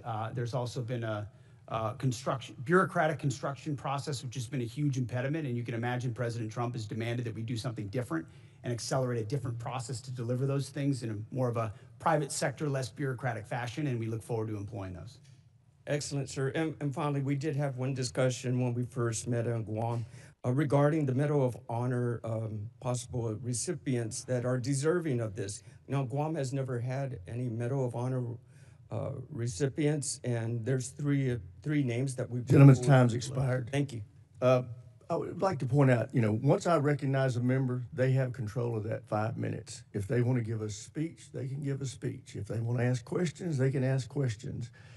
But if you ask a question, I would hope you give the witness a chance to answer. But if they choose not to, then the witness has to recognize it's their time and cut it off and go back to them. But I want to stick... Sorry, go ahead. I want us to be respectful of each other and be able to make sure we maximize the use of this time. But everybody has to understand it's the members' 5 minutes once I recognize. Did the ranking member want to offer something? Yeah, I just want to second that. Yeah, it is the members' time. I do hope members, you do ask a question. Got to allow for more than 2 words. Yes, if they filibuster or don't answer the question, feel free to interrupt. But I hope we can keep this respectful and it's more productive for us and for the witnesses and for those watching. Sure. So thank you, Mr. Chairman. And with that, we will recognize the gentlelady from Hawaii, Mr. Kuda. Thank you, Mr. Chair. On February 2nd, President Trump said we should take over the voting in at least 15 places. The Republicans ought to nationalize the voting, despite the Constitution assigning primary responsibility for elections to the states.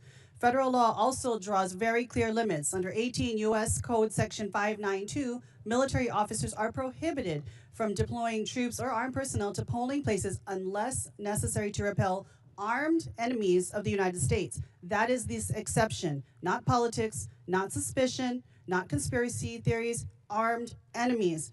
Secretary Hegseth, do you think American voters are enemies of the United States? A simple yes and no will suffice. I think legal voters, I think everybody who's legal should vote, yes. So American voters are not enemies of the United States? Yes. You're agreeing with me? I think America's legal citizens should vote, yes. How many armed enemies of the United States have attempted to interfere in the last election? Can you recall any time when armed enemies of the United States attempted to interfere in the last election or the 2020 election? We just had the King of England here a while ago, but so 250 years ago. Okay, very good.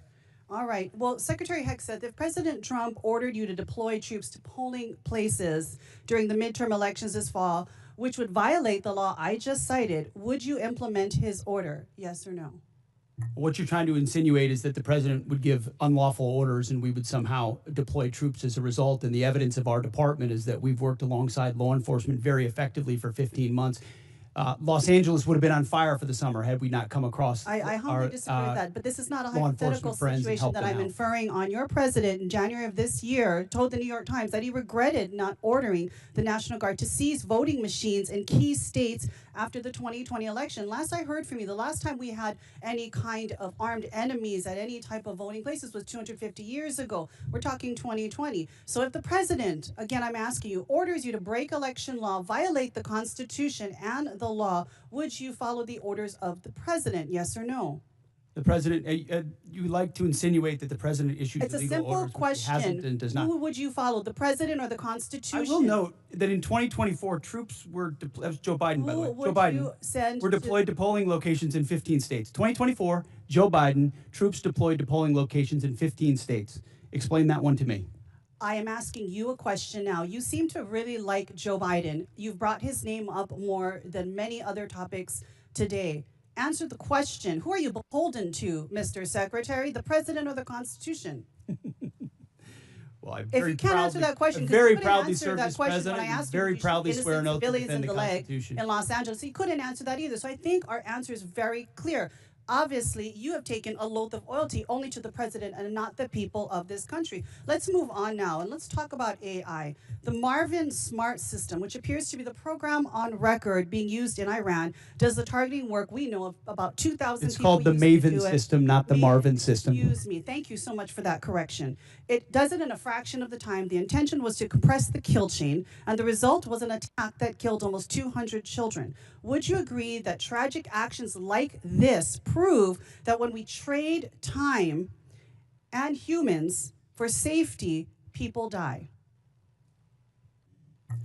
The Maven system is a very effective tool, and inside that we have very prescriptive processes by which we ensure as much precision as humanly possible in very complex battlefield So you environments. think we took every absolute effort to make sure that innocent civilians did not die in this attack?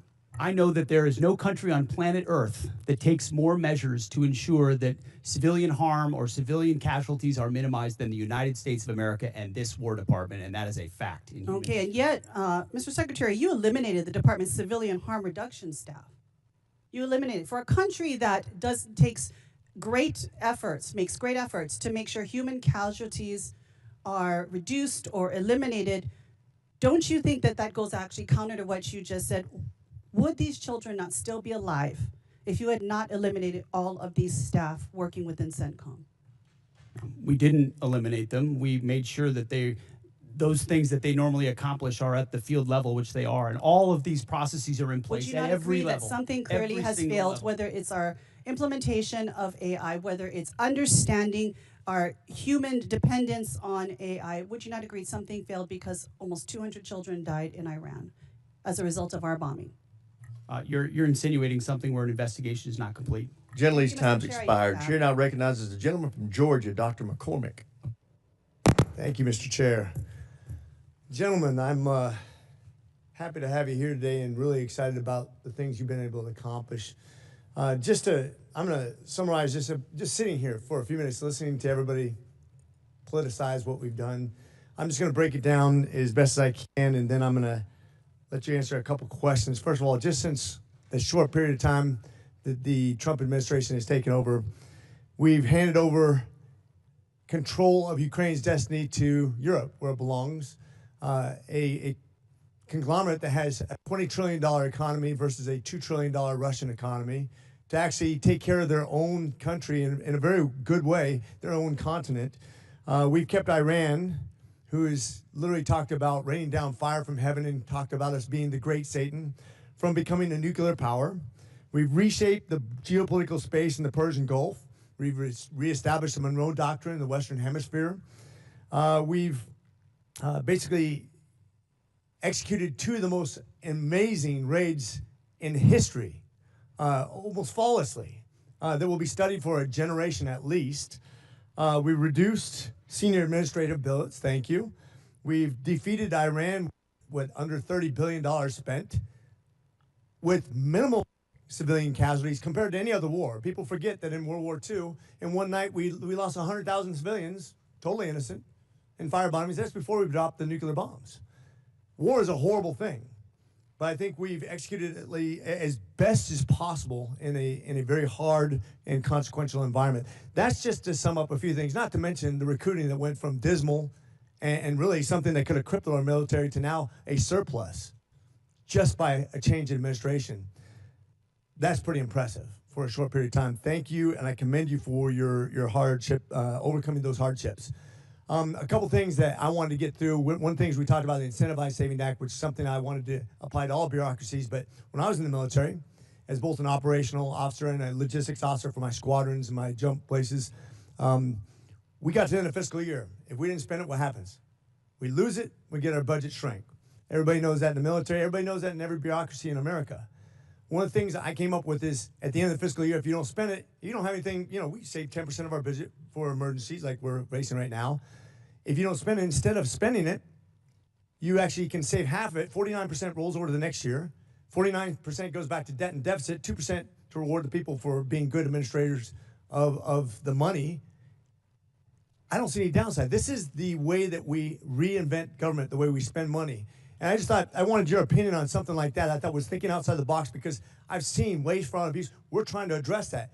This should be a bipartisan, bicameral approach to actually doing something right as we expand the budget, but also give us some wiggle room for putting money back and being good stewards of the people's money. What do you think about an idea like that? I very much like an idea like that, which creates all the right kinds of incentives. And I would just add, in addition to that, which is the type of thing our department would support, the deals that we're cutting with these private sector companies on munitions ensures they build the plants, they build the assembly lines, which is exactly the right kind of incentive. If you spend on facilities, you're going to make sure you make money on those facilities and the munitions that you produce. There's ownership in that stake. There's the right incentive. Overturning the entire way the department does business. So I agree with that. We're pointing at the defense contractors, as the president has, and saying, you need to do your business differently. This is not a gravy train of the government. You need to you're beholden to us, actually. So I think the spirit of that is infused into everything we're doing at the department. And I think it's right in line with what you're talking about, running it more like a business where we have accountability and we're pointing in the right direction. We do have a lot of old programs that we need to update. One of the things you talked about is a 5 to 7 year period of time of updating. I think almost year by year now, it's going to be how we're going to have to look at how we budget things and contract because the technologies are so dramatic, as General Kane pointed out. I know I'm running out of time real quickly, but I want to also revisit the fact that you are still invited down to University of North Georgia, one of the elite 8 schools. We're looking forward to PTing with you. Appreciate you guys being here today. God bless you, and God bless our military service members. With that, I yield. Sir, I gotta say, this guy over my left shoulder is a University of North Georgia graduate. He doesn't want me to tell you that, but he is.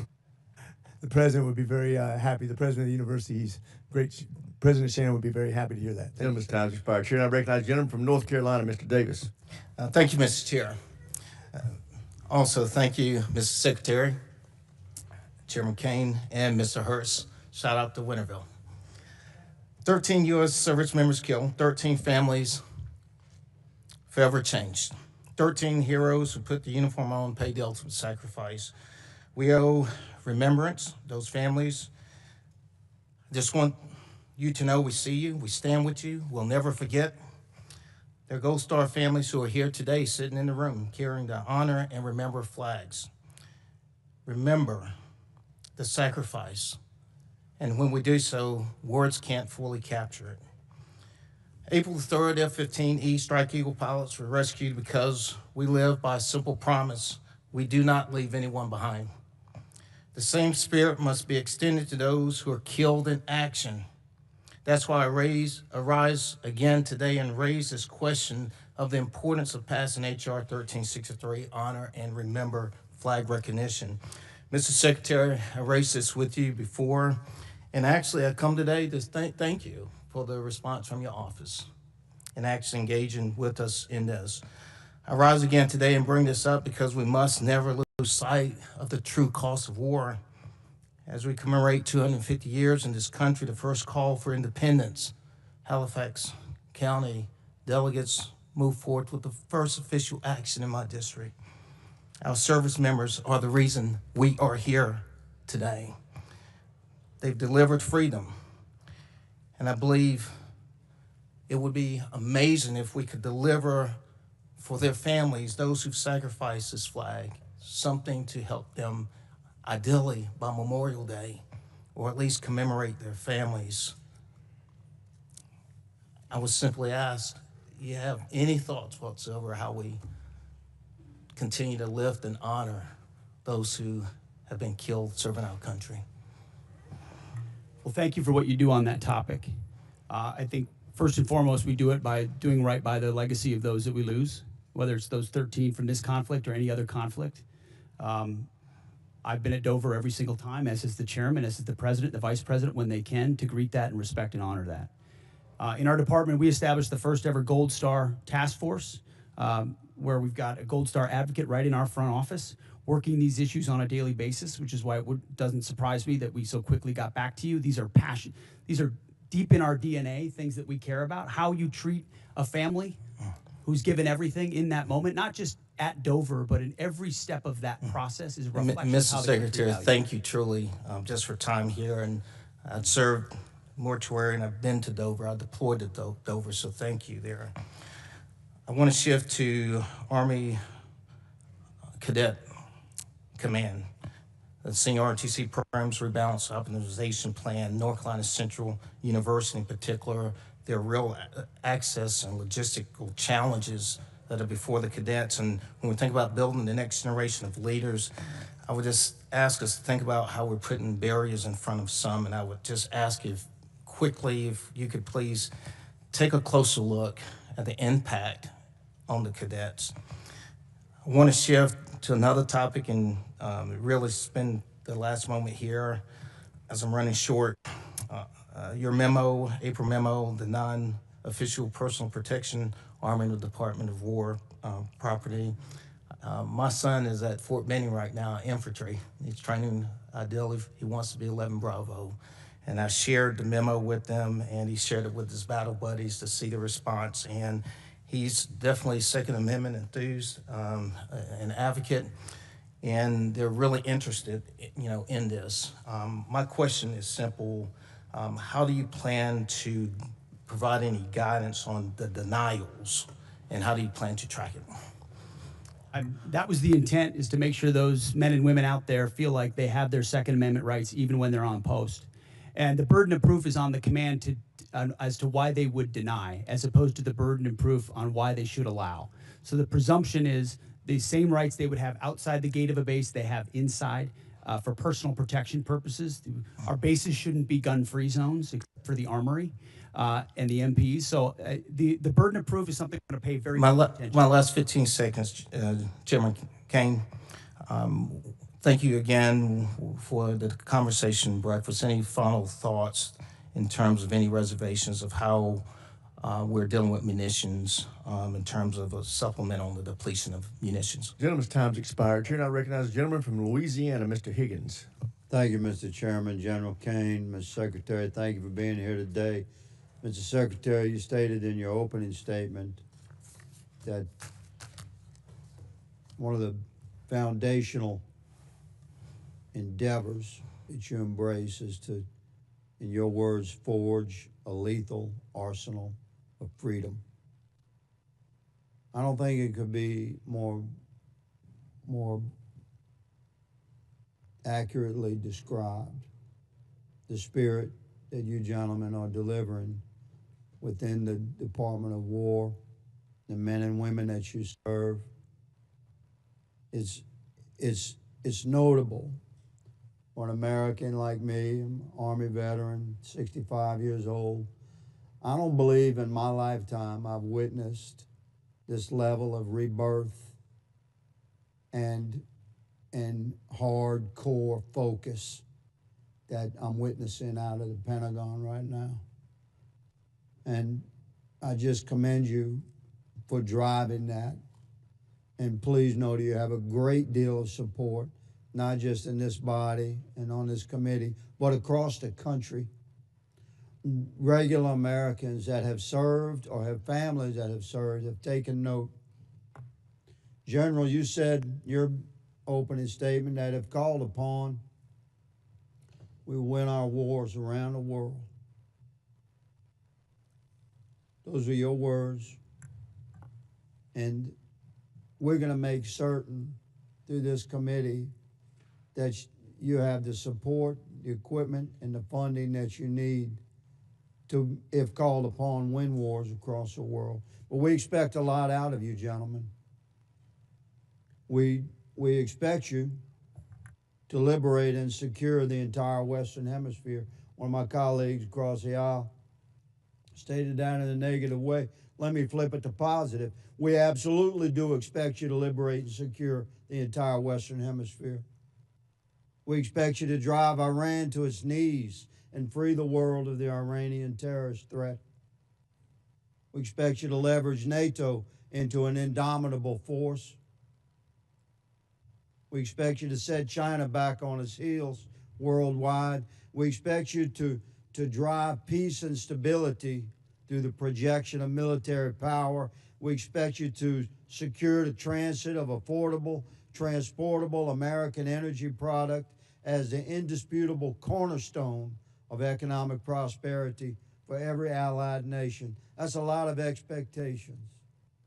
And what you gentlemen have laid out today, as you've answered questions, solid, you've made it clear that that's the path we're on.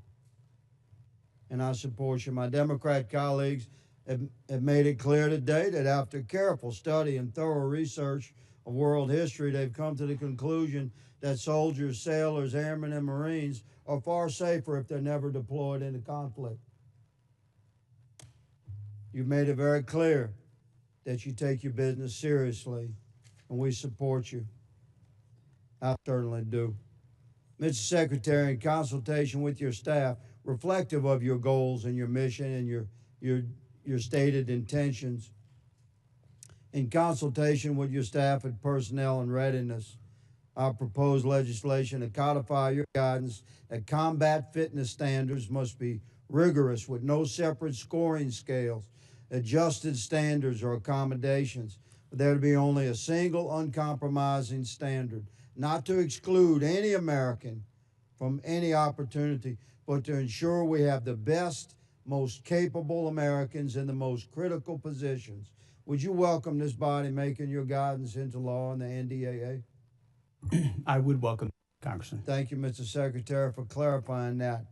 A question about Iran, and I'll give you the final 30 seconds to answer. Was Iran moving precipitously towards nuclear weapons capability, Mr. Secretary? Even after the obliteration of Midnight Hammer, what was clear is that the intention of Iran remained in pursuit of nuclear weapons. And after, as hard as they were hit by Israel, it created an opportunity to get rid of the conventional shield. That's why we talked about missile production and the Navy and the defense industrial base, to set them back from blackmailing the region and the world in pursuit of nuclear weapons, because we understood how much they could continue to pursue them.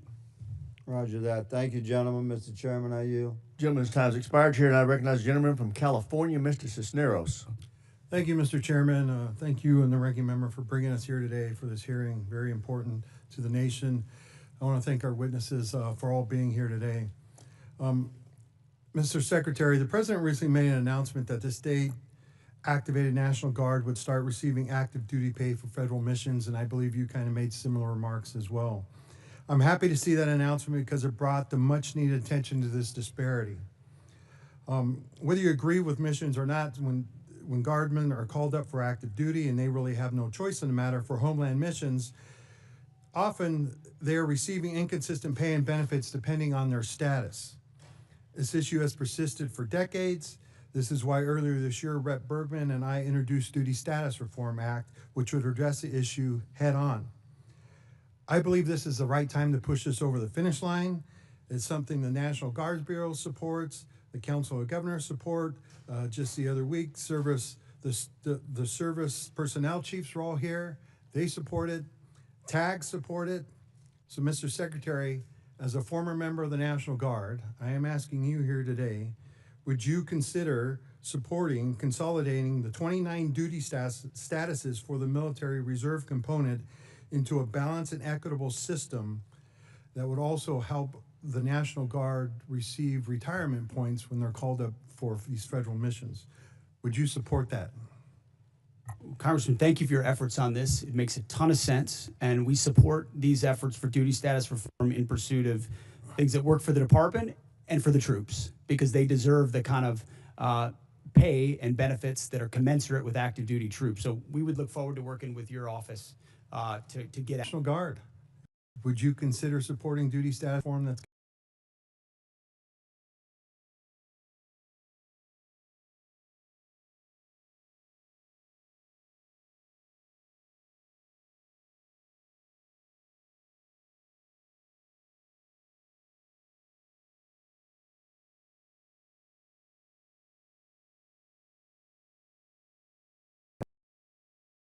across the forces. Well, thank you both for that. This is something that I think needs to get done.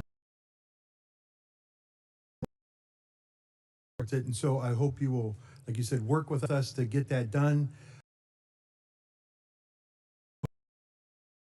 Black down so that we can finally get this done. Next question. Now very seriously, and that sometimes I know you have stated right here, leaders, sometimes we need to kind of protect them as well. Over 10 months, it's probably well over 300 days by the time it gets back. A few days. You know, these people have gone back. But I am interested, you know, I'm sure that was not in the gift map when it was concerns, you know, that the Navy had when you extending them out to past 10 months is going to do. This is, you know, both on it's a very fair question, and I can tell. Trade-offs are we making right here? I mean, really, we have 3 carriers in the area right now. How many do we really need? It's rather, I mean, you know, it's a great show of force, but do we really need 3 carriers there? And you got 1 ARG there and another one on the way. You know, this is going to set back possibly deployments later on. It's going to have ramifications down the road extending for this much. And not only talking about, you know, we had service members that were kept away from their family for almost a year. How many missed the birth of a child? You know, before, you know, extending them in another 4 months. We need to keep this in consideration. We kind of make these modifications. And I hope these issues are being raised when you do these SDOB books, right? And people are actually making these decisions. Gentleman's time's expired. Chair, I recognize the gentleman from Virginia, Mr. McGuire. Thank you, Mr. Chairman. Thank you to our witnesses today.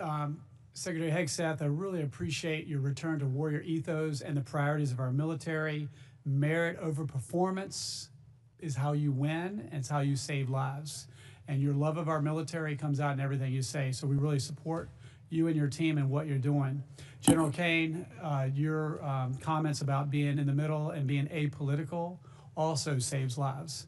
I think all of the fellow veterans in this room, military guys, would agree that if somebody saved your life on the battlefield, you wouldn't care if they were male or female, black or white, Democrat, Republican, independent, whatever. We're all Americans, and we're all on the same team. And we put our differences aside and work as a team, we can turn the impossible to a possible. We can be outnumbered and still win. So I want to commend you guys for supporting our troops so they can best survive. Let's see, the border. Nobody talks about the border, Mr. Secretary, as you say, but it's incredible what you guys did in just a matter of weeks. The missions in Ukraine, Honduras, I don't know any other military in history who has been able to successfully do something so complicated, but it talks to the unity and the teamwork of all the joint force and how well they work together. I got a lot of questions. I'll try to go fast. $1.5 trillion budget. In that budget, I want to echo what Rep. Jackson said about USSOCOM. We are often deploy, and we seem to be doing more with less, and we don't complain. And they won't be that voice. So for us in Congress, we want to be that voice. Is just take a look at the budget and see if we can help them with that. Also, I want to talk to you guys about solid rocket motors. I know that the Secretary of War, I know that in this budget we've picked one particular company that we put a lot of money in, and I think it's a great company and they do a great job. But what is your plan to also have other companies come to the table to help us with a shortfall with solid rocket motors? You're right on SOCOM, and we will absolutely work with you and look at that. On solid rocket motors, it's such a critical component. You got to go with your fastest runner to get caught up as quickly as you can and giving them the incentives. But we've also learned on multiple domains that just one option means 0 options when you're stuck. You know, 1 is 0, 2 is 1, 1 is none. So we need multiple avenues on that approach, and we look forward to finding other companies that can do it as well. Thank you. General Kane, National Guard. I'm thinking about counter-drone with FIFA coming up, Super Bowls and all these things going on. Have you considered, and if you haven't, will you consider training National Guardsmen, send them to counter-drone schools so they can come back and train law enforcement so we can increase our ability to protect critical infrastructure?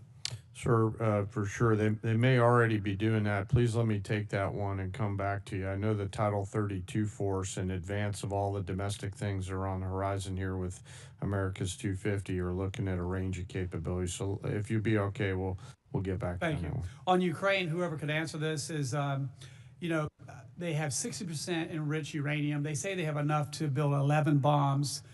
Even at 60%, is that enough to make a dirty bomb? Is that a yes or no? Does anybody have an answer for that?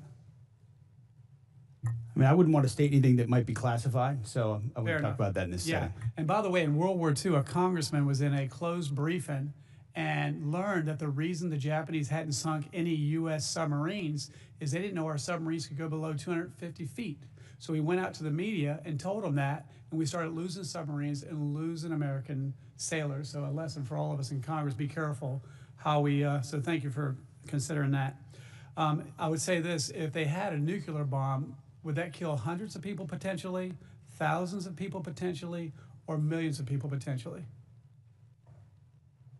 The history shows us what the lethal potential is of a nuclear weapon, and so you'd have to assume the higher end of that range, and given the radical nature of this regime and the likelihood of them to use it, it gives you a sense of the threat.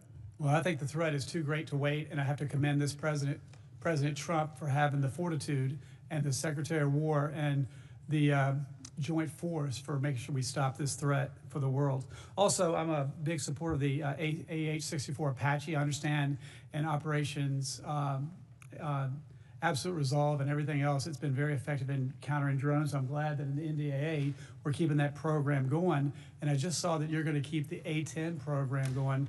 And a good friend of mine said, long live the Warthog. But if there's ways that we can bring some of the Warthogs back, and or are there any other capabilities that can replace the Warthog? I don't think so. Is there anything that can do what the Warthog does? Gentleman's time's expired. Chair, and I recognize the gentleman from Illinois, Mr. Sorensen. Thank you, Mr. Chairman. To General Kane, on behalf of myself and my constituents, we thank you for your service and your leadership to our military men and women, to our service members and the veterans that I see in our committee today. Thank you for your support of our great country.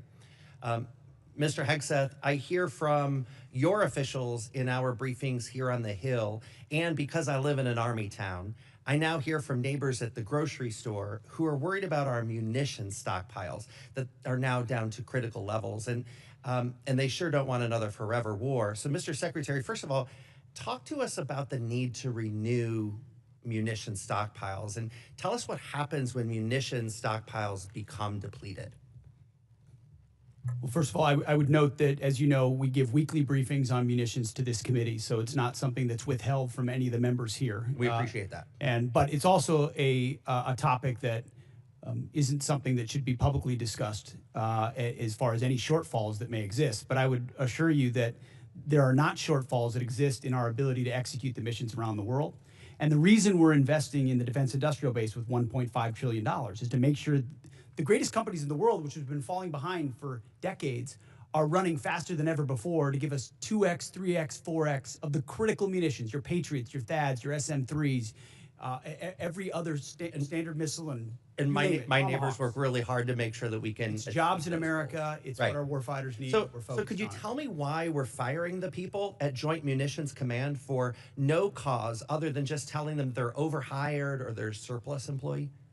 Joint Munitions Command? I would have to look into the particular circumstances of that, but there have been places where we haven't been moving fast enough with munitions, and when people don't move fast enough in the Department of War, we find someone else that will run fast. This is Joint Munitions Command. I mean, your department says that you're prioritizing munitions, yet you cut 58% of Joint Munitions Command at Rock Island. But let me move on. My district is also munitions are not built by commands. Munitions are built by they're businesses. the ones that are. And we are going very to get good it at done. building commands and bureaucracies and slapping 3- and 4-star generals in charge of things that don't move things any faster. So our job is to unleash the How are we private going sector to get it done provide if these we things. don't have Joint Munitions Command? But let me move on. We also have Army Sustainment Command in my district. Could you tell me why we're firing folks at Army Sustainment Command when now is the time that we should be giving our soldiers every piece of sustainment that we can give them? Because as I've stated, the status quo at this department before the Trump administration was unacceptable and changes had to be made. Do you think it's acceptable to fire veterans from jobs where they've been, I talk to my neighbors at the Arsenal, and they've worked there 20, 30 years on top of their service to this country, and they're doing it exemplary. Great performers will always have a job at the Department of War, and when you reestablish merit, sometimes things happen, but we're grateful for all the vets that serve. And in fact, we've created a Patriot pipeline for service members to get into the defense industrial base manufacturing business, to consider that as a second career. So we're leaning into vets and service members as the workforce of the future in our department. And this isn't me. I mean, they tell me that, they feel you're taking a wrecking ball to the civilian workforce. But, I want to go and follow up on Congressman Norcross's questions about why you terminated collective bargaining earlier this month. This affects hundreds of thousands of hardworking DOD employees. So many of them are veterans who have honorably served our country. You testified that if you work hard, you do the work, you keep your job. But that's not what's happening. And you allege it is being done to maximize efficiency? Explain that. I thank you for asking that question. I'd love to clarify. I fundamentally believe the Department of War should not be subject to collective bargaining, full stop. So people shouldn't be able to fight for good wages and being treated well? I think our department does a great job evaluating and providing pay and benefits for folks across the I would spectrum. love to invite you to the Rock Island Arsenal so you can look these patriots in the eyes and tell them that. How does creating chaos for long-term civilian workers actually maximize efficiency? Do you have any comment on that? There are plenty of examples of shipyards and other manufacturing plants where there are restraints that limit the hours, limit the ability of leaders to ensure we're meeting the goals we're supposed to, and I don't think we should live to those restrictions. Okay. Well, you know what? I want to use the rest of my time to the men and women of our armed forces. Please go forth with the integrity and the morality that you've carried before this administration took us down a path that has allies turning away and American citizens objecting. Do what's right, even if you're asked to do otherwise. Mr. Chairman, I yield back. Gentleman yields back. Chair, and I recognize the gentleman from Florida, Mr. Mills.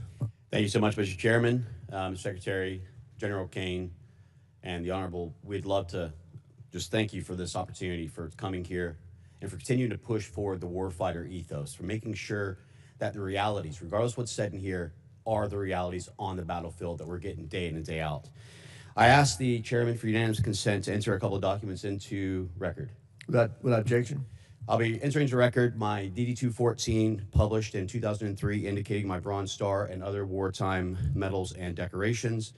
I'd also like to present the document provided by the Department of the Army in 2024 that also authorizes vets and verifies all medals and/or awards, as well as a document by Paul Savitsky, former Special Forces member, that annotates the 2 explosions that I was involved in Baghdad. Without objection, so ordered. Mr. Secretary, as you know, you're pretty familiar with the ideas of slander, defamation, and attack on character. So I apologize for having to take that moment to be able to go ahead and correct the record, but it was necessary. I would also note that my OMPF file that was FOIA'd by the Department of the Army, or that was FOIA'd, was actually released by the Department of the Army the same day as yours was. So everything is sitting on the actual website itself if people aren't too lazy to look at it.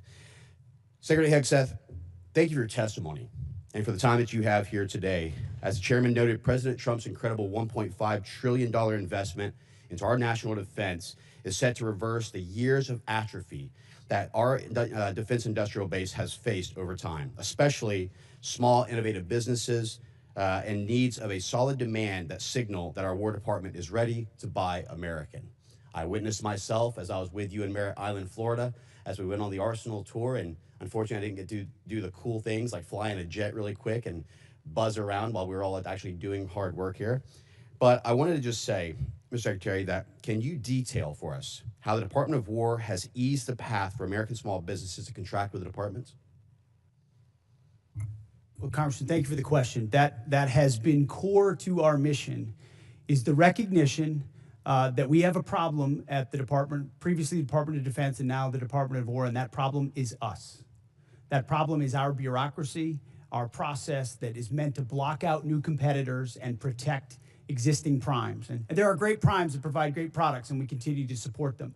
But to build an arsenal of freedom, you need more than just 5 or more than just 6. You need an entire network of small, medium, and large companies contributing to the U.S. manufacturing and supply base delivering weapons ahead of schedule and under budget that don't only have defense business, but also commercial business. And when we need something, they can move quickly and adapt accordingly because there are multiple options. So our acquisitions transformation, a speech and memo and directive we rolled out on that, the Arsenal of Freedom tour, going out there with the hard hats and saying, you are part of the workforce, you have the backs of our warriors, just changing the entire dynamic to say, you shouldn't have to sue the department in order to get a contract with the department. We're opening the doors with small business loans, whether it's SIBR Sitter or DIU or OSC. The Office of Strategic Capital hasn't even been discussed today. $20 billion that gets levered into $200 billion so that companies can invest in ways they otherwise wouldn't have the capital to do, and it's not on our balance sheet. So we've got businessmen, the Deputy Secretary of War, who should be deemed a national asset for what he understands and how he works. We're opening the aperture of our department in historic ways, and I think I know our manufacturing base is going to see the benefit from Well, thank you so much. I also want to thank you for your due diligence in making sure that task force audit will come forward, and we will see the Department of War for the first time in 2028 with a clean audit, something that the previous administration was never able to do, and many before that. I believe it was 28 years, if I'm not mistaken, Mr. Secretary, since we've had a clean audit. That is right, and this is not a thing we just announced. We've been doing it for 15 months. Jay's been integrally involved. We just launched a joint task force audit. We are going to pass an audit as a department by 2028 because the tax base. And this is why we're so honored to have you as our Secretary of War, and General Kane. We're honored to have you as well, leading our forces. Mr. Secretary, with the last few seconds I have, from ships to bombs to bullets, our industrial base is in dire need of support. Even as these defense markers are strengthened, as a former small business owner, I understand how bottlenecks can hold up good contracts and move from the speed at which we need for our warfighters. Mr. Secretary, can you detail how the department has moved to promote diversity in our defense industrial base? Well, if you will, can we submit for record? Sorry, every aspect is opening it up to provide as much running room for new entrants as possible. Thank you so much, Mr. Chairman. I appreciate it. With that, I yield back. Chair, now recognize the gentleman from New Mexico, Mr. Vasquez. Thank you, Mr. Chairman, and thank you to our witnesses for being here today. You're here before us requesting $1.5 trillion for the Defense Department, the largest one-year increase since World War II.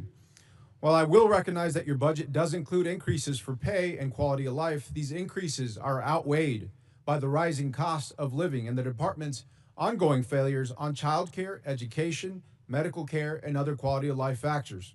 Just like other families, the soaring cost of gas, groceries, housing, and child care have left military families underwater. Yet the department continues to put other priorities, like a $25 billion war of choice in Iran, and lately photo ops with Kid Rock, ahead of improving the lives of our troops and their families. It's deeply troubling to me that the department received a historic $1 trillion last year, including $9 billion under H.R. 1 for improving troops' quality of life, but the New Mexican service members that I have talked to are still living in barracks that are at capacity, sending their kids to run-down schools and lack access to on-base child care. Here's an example. During my most recent visit to White Sands Missile Range, I saw severely aging on-base infrastructure, specifically an elementary school that is in need of a complete rebuild. Secretary Hegseth, last fall you said that quality of life for our warriors is a critical component of reviving the warrior ethos. In a video you posted to social media last November, you said that the places where our warfighters reside need to be safe, comfortable, and clean. And in your opening statement today, you said quality of life is front and center in this budget. But when it comes to our troops' quality of life, I fear that this is more of all talk, because I can tell you the outdated barracks that I saw at White Sands Missile Range were anything but safe, comfortable, clean, and I haven't heard from service members about any improvements since you've assumed this role. As Secretary of Defense, do you take any accountability for the continued quality of life concerns that New Mexico's military service members and family face today under your leadership? Well, I appreciate your attention to the matter of quality of life, which is incredibly important to us, and it's reflected in this budget. I mean, historic amounts in barracks, in family housing, in family support like child development, youth program. I mean, this budget surpasses anything you've seen from this department in quite some time, to include replacing or eliminating all poor and failing barracks. So we've seen those photos. We responded to them with a barracks task force with $1 billion initially, and now we have billions of dollars behind it to make sure they're safe and clean and quality, but also that where they need to be replaced, they're rebuilt and replaced. And the president has charged me with doing that, and Well, we're thank you, focused Secretary. on doing that. Thank you, Secretary. And I hope that the next photos that you receive and the next photos that I receive and reports that I receive are of improved conditions and of new barracks and of quality of life improvements, because this has gone on for far too long. Let me give you another example. At Holloman Air Force Base, the Child Development Centers on base faced critical staffing issues for many years, and just recently gave military families, our airmen and women, just 9 days to find new child care providers. One parent said she felt she had no choice but to resign from her job as a physician assistant when her son lost his spot in on-base care. And one patient, describing his experience seeking health care at Cannon Air Force Base, said, "Good luck. If you need specialized care, referrals take 6 months or more, and regular appointments are booking a month out." And so spending $1 billion a day on a war overseas while leaving our service members out to dry is not America first. It's a betrayal. Secretary Hegseth, I voted for $1 trillion for the defense budget in committee last year, and I've yet to see the results come home. Service members back home have said nothing about progress or improvements underway. Within 30 days, Secretary, would you commit to sending me a detailed list of every dollar that is going to improve the quality of life at bases in my district? We will get you whatever we can, but that doesn't meet with what we've seen, which is running as fast as this department ever has on quality of life issues, because I've been in their shoes. I've seen those barracks, and I've seen them recently. And it may not have happened under this administration, but this administration is going to fix it. And ultimately, this budget reflects that kind of priority across Well, the thank board. you, Secretary. And I will just suggest that it needs to run faster. It needs to run at the speed of light. It needs to cross time travel. I don't care what it takes, but it's gone on for far too long. And so I appreciate your attention to this issue, but we have got to get it done, and we cannot be here again next year discussing the improvements that haven't been done despite what's in the budget today. And so let me be clear that these issues have persisted for years under both administrations on both sides of the aisle. The department has received billions of taxpayer dollars as this committee has continued to work in a bipartisan fashion to support our troops and their families. And at a time when cost of living is the top issue for families, including those who serve, the department is in the position to address these costs of housing, childcare, groceries, and other needs. I hope the department chooses to do that. Thank you, Chairman. I yield back. Gentleman yields back. Chair now recognizes the gentleman from Texas, Mr. Gooden. Thank you, Mr. Chairman, and thank you, Secretary, for being here and the work you're doing. Over the past decade, Bitcoin has evolved from a fringe asset into a matter of national security. Iran has demanded Bitcoin as a toll for transit through the Strait of Hormuz. North Korean cyber actors have leveraged it in ransomware campaigns, and China is believed to be stockpiling substantial holdings as part of a strategic reserve. Just last week, Indo-PACOM Commander Admiral Paparo stated that Bitcoin has direct implications for power projection, and he noted that Indo-PACOM is operating a node on the Bitcoin network in furtherance of that mission. Secretary, do you share the opinion that Bitcoin is a tool to project power, and are there any department-wide initiatives to ensure the U.S. secures a strategic advantage in Bitcoin and combats China's digital authoritarianism? I guess my short answer would be yes and yes. Long an enthusiast of Bitcoin and crypto potential, and a lot of the things we're doing, enabling it or defeating it, are classified efforts that are ongoing inside our department, which I do provide us a lot of leverage in a lot of different scenarios. I appreciate that, and I share your views. I thank you for that. I also wanted an update with our operations in Qatar. How are those going since the Iran war, and how has Qatar been as a partner to work with over these last few months? I think it's fair to say that the Gulf states, to include Qatar, have done a nice job integrating on air defenses specifically, and then providing access basic and overflight. Qatar being one of them, UAE, Saudi, Kuwait, Bahrain. They've lived the threat of Iran. There's some complicated aspects with Qatar, but ultimately they've provided support to what we need in the theater. I appreciate that. I also appreciate the job that our men and women are doing there at that base. I realize they're going through a lot. We really appreciate the work you do, and I'll yield back to you, Mr. Chairman. Chair, now we're going to recognize a gentlelady from New Hampshire, Ms. Goodlander. I want to thank our witnesses for being here today, and I want to begin by getting right to it, since my time is limited, on this $1.5 trillion budget request. Mr. Hegseth, you testified last year and you testified again today that you will be accountable for every American taxpayer dollar that comes to the department, where it goes and why. That's really important since, as it's been pointed out, the department has failed 8 audits. The department remains on GAO's high-risk list. The Inspector General just last year alone identified billions of dollars that could have been put to better use, and in questioned costs, that is spending that raised red flags. So this is a crisis right now in accountability of where the dollars of the American taxpayers who are in the middle of a cost crisis, where this money is going. I want to ask about your war in Iran. And Mr. Hearst, you testified earlier today that $25 billion has been spent to date. I just want to clarify that that is money, that taxpayer dollars that have been spent already in this war. $25 reflects the costs of the war, right? So we've already spent the dollars on munitions and things like that. So we're factoring in cost of munitions expended into that total. So how much of that has gone towards munitions? Does that include the munitions that have been spent to date? Yeah, that reflects the munitions that have been spent to date and other operational costs. Can you give us a breakdown of what those costs are? We'll work to get you guys a product that has a detailed breakdown of those costs. Yeah, my concern here is, Mr. Hegseth, you've testified repeatedly that you're going to be accountable for each and every American taxpayer dollar that you spend, that you're going to be accountable for the rationale. Here we are 60 days in to your war of choice in Iran, and you can't give us an answer on a breakdown of the basic breakdown of American taxpayer dollars that have been spent in your war of choice? That's a question for Mr. Hearst. You, right now, as you sit here now, you We're cannot... happy to give you a breakdown. We'll provide you a product after this hearing. Well, I would love for you to give us this breakdown now and explain to us, was this unbudgeted costs, or was this something the department planned for in advance, since you were appropriated $1 trillion last year? The department deals with contingency operations all the time within its normal budget. So this was not budgeted for.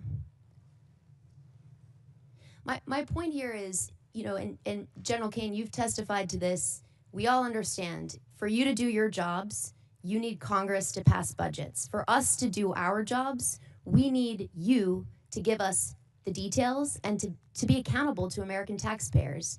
And so I gotta say, it's an extraordinary dereliction that as you sit here, you cannot account for billions of dollars that have already been spent. You're in this briefed war. on munitions every week. You and your entire staff have I'm every, asking just so the you- American public know, it's not Mr. as if you Hegseth, don't have you- munitions levels. Mr. You do Hegseth. from us every single week. So you know Hegseth, exactly the numbers you're Mr. talking Hegseth, about. you have testified that American taxpayers need to know where their dollars are going. And as you sit here today, you can't provide us with a basic answer to the most simple question that you should be able to answer to each and every American You're taxpayer. asking a question to an answer with an answer you already have. No, I'm asking you for a breakdown where you said you will be accountable for every taxpayer dollar. You cannot tell us where any of $25 billion in taxpayer funds that have gone to fund your war of choice in Iran. And I look forward to getting details from our witnesses after this hearing, because the American taxpayers need to know. Mr. Hegseth, can I ask you, do you know what the average cost of a gallon of gas was in this country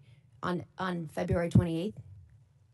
Well, it depends on where you live. If you live in California, it's $8. $2.83. Do you know what the average cost of a gallon of gas is today? Much higher in California. $4.23. I gotta say, Mr. Hegseth, you said you've got a crack economic team that's looking at the impacts of this war on the American taxpayer, and you can't answer this basic question. That should shock the conscience of every American. General Kane, I want to come back to something, a really important principle, and my time is limited.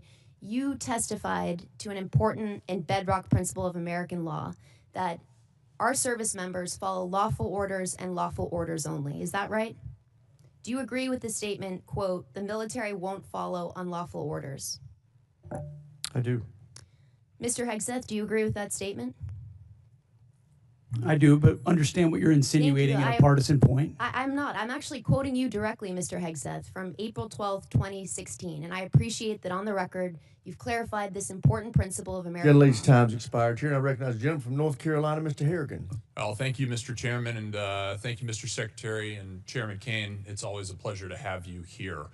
I'm going to fall in line with the chairman's earlier statements that we can do whatever we want with our 5 minutes, and I'm going to give you all a break from the conflict here, and I'm going to tell you a story, and it's a story that's important to me. And I'm going to start with a proposed citation. And it's a rare point of personal privilege for me to do this, but I have an ask of you.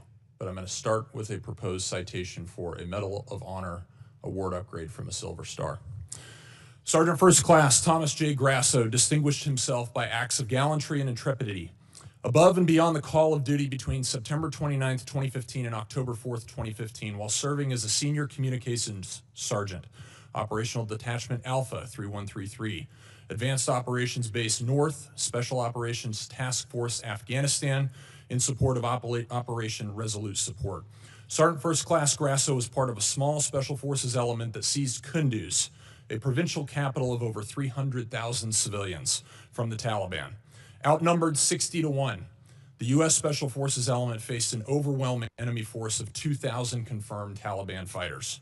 On September 29th, facing a Taliban advance on Kunduz airfield, Sergeant First Class Grasso established a sniper overwatch position in the air traffic control tower. With enemy fire converging from 3 directions, Sergeant First Class Grasso risked his life to engage a hostile anti-aircraft team, successfully clearing the way for air support. On September 30th, fighting through relentless ambushes on their subsequent movement into the city, Sergeant First Class Grasso repeatedly dismounted his vehicle while exposed to intense enemy fire to engage insurgents and shield the convoy. During one encounter, while under withering enemy fire, he disregarded his own safety, maneuvered into the kill zone of a complex near ambush, saving the lives of 5 trapped Special Forces teammates, 1 Romanian partner, and their interpreter. Sergeant First Class Grasso again came under heavy machine gun fire when he dismounted to direct the element to the city compound. To enable the remaining element to safely enter the compound, he effectively returned fire and suppressed the enemy positions. From October 1st through 4th, Sergeant First Class Grasso anchored the defense of the compound, absorbing the heaviest concentration of enemy fire. He repeatedly subjected himself to heavy machine gun and rocket-propelled grenade fire from distances as close as 15 meters, repelling dozens of enemy attacks. On October 1st, a rocket-propelled grenade directly hit his position, inflicting a traumatic brain injury. Bleeding, disoriented, and going 60 hours without sleep, he checked on his teammates before returning to his exposed post. From there, he single-handedly neutralized continuous waves of attackers, attempting to detonate vehicle-borne IEDs, forcing the enemy to request a temporary ceasefire. During a subsequent rocket-propelled grenade attack near his position, he eliminated a follow-on explosive-filled rickshaw, preventing a perimeter breach. As the fight wore on, the enemy began throwing hand grenades into the compound from an adjacent building. Sergeant First Class Grasso ran through the blast to hurl grenades back, then established a clear line of sight from an exposed staircase to enable his command to call in a danger-close F-16 strafing run, bullets hitting 15 meters from his position. When partner forces were decisively engaged, without sufficient ammunition outside the perimeter, he maneuvered, without regard for his own safety, under devastating fire to resupply their position, and employed accurate sniper fire, destroying another advance. On October 4th, he unhesitatingly stepped into the enemy's line of sight to destroy the fighter preparing to fire a rocket-propelled grenade at 2 trapped teammates. Throughout 130 hours of grueling, sleepless combat, Sergeant First Class Grasso's extraordinary heroism, unwavering dedication to his teammates, and complete disregard for his own life ensured the recapture of Kunduz with 0 friendly personnel killed in action. As these severe conditions took a toll on the element, his ability to fight through a traumatic brain injury with indomitable will and lethal precision inspired those around him. Sergeant First Class Thomas J. Grasso's heroism and selflessness are in keeping with the highest traditions of military service and reflect great credit upon himself, his unit, and the United States Army. I'm asking you to direct the board chair of HRC, Awards and Decorations Branch, to board Sergeant First Class Thomas J. Grasso's packet. I know these things to be true inside of this packet because I was there. And I'm here today only because I was one of those 5 that he rescued out of that near complex ambush. And I'm grateful for your service to our nation. Congressman, Thank you. We'll do it, and I'd love to meet the Sergeant First Class. Thank you. I think the gentleman yields. The chair now recognizes the gentlelady from Maryland, Ms. Elfrith. Thank you, Mr. Chair. I want to start by thanking Siak Isom and General Kane for inviting a number of us to the Pentagon last week to talk about the 1.8 million enlisted service members we have, the challenges and opportunities that we can work together. Every base that I go to internationally and every single major military base in Maryland over the last year, I insist on meeting with service members and hearing what we can all do better, Mr. Secretary. I want to assure you I insist on those meetings. There's a whole lot we could talk about today, war in Iran, and I too want to thank the families of the 14 service members we have lost in this war so far, boat strikes in the Caribbean and the East Pacific, firing of a number of people we all respect on this dais on both sides 61 days into this war. But I want to start with those quality of life issues, Mr. Secretary. A number of members of this committee met with survivors of sexual assault at Fort Hood, enlisted members and family members. You sat here last year and you said, quote, "I applaud Congress for the efforts that have been ongoing to address sexual assaults, which we do need to drive down to zero. That funding has not been reduced." I appreciate that, but the budget we have before us is level funded from last year, which you would agree is a realized cut year over year. So I want to give you the opportunity to talk about how you're still going to drive those sexual assault numbers down to zero via flat funding.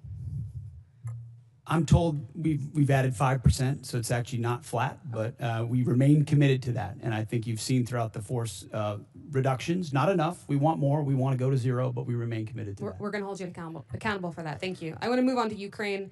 I don't normally agree with Mitch McConnell, but as you know, the department is withholding approximately $400 million in appropriated security assistance to Ukraine. Despite some public belittling, Ukraine has stepped up perhaps more than any other ally for us in the Middle East. They're harnessing the superiority that they have generated from a hard-fought war with Russia. They are intercepting Iranian drones that threaten U.S. and partner forces in the Middle East. But Mr. Secretary, I'm very concerned about that $400 million.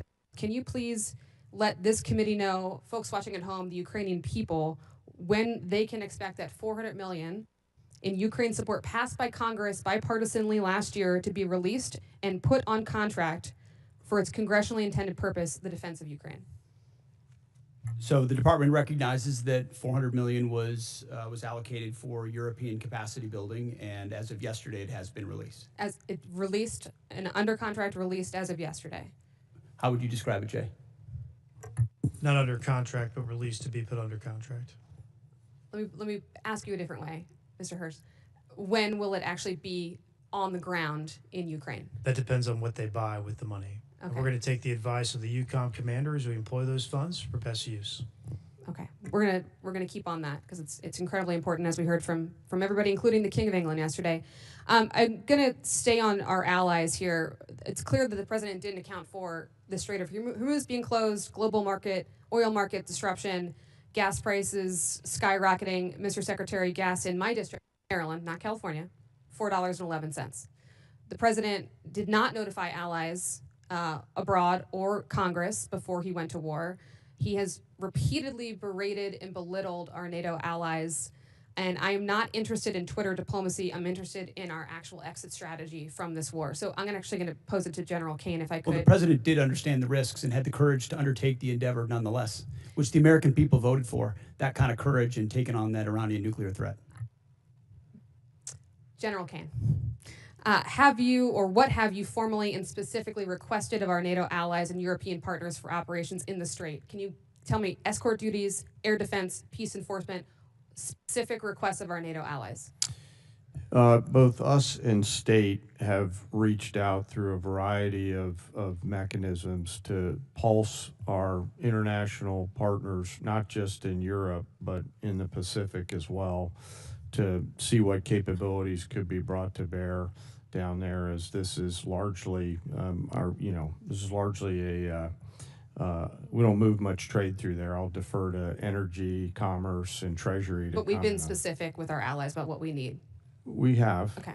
Can I ask you for specificity on another issue that's been brought up today? From a military perspective, not a policy perspective, what will it require of our service members to actually eradicate any Iranian nuclear threat? Can you help us understand that? There's such a wide range, ma'am, of options in there, all of which are classified. It would be out of my swim lane, but we always deliver the full range of options, the associated risks, and the advice to go do the things that we would be asked to do. There's many. I can't speak for everybody on this committee, but I know we The would like more gentlewoman's details. time has expired. The chair now recognizes Mr. Mesmer from Indiana for 5 minutes. Thank you, Chairman, and thank you, Secretary Hegseth, General Kane, and Comptroller Hurst for being here today. Congratulations to all of you for rolling out the $1.5 trillion defense budget. I'd like to offer special thanks to Mr. Hurst and his comptroller team for the work that it takes to put this budget together. It's a monumental task and important for our nation and our well-being. Secretary Hegseth, as you know, the theme of this year's NDAA is expanding the defense industrial base, and one of the key bottlenecks to that expansion is our workforce size. We are not producing enough skilled young workers, and too many regions with strong manufacturing potential remain underutilized. Would you support Congress working across committees on a national defense strategy workforce strategy that promotes technical training, apprenticeships, and proven school-to-industry pipelines?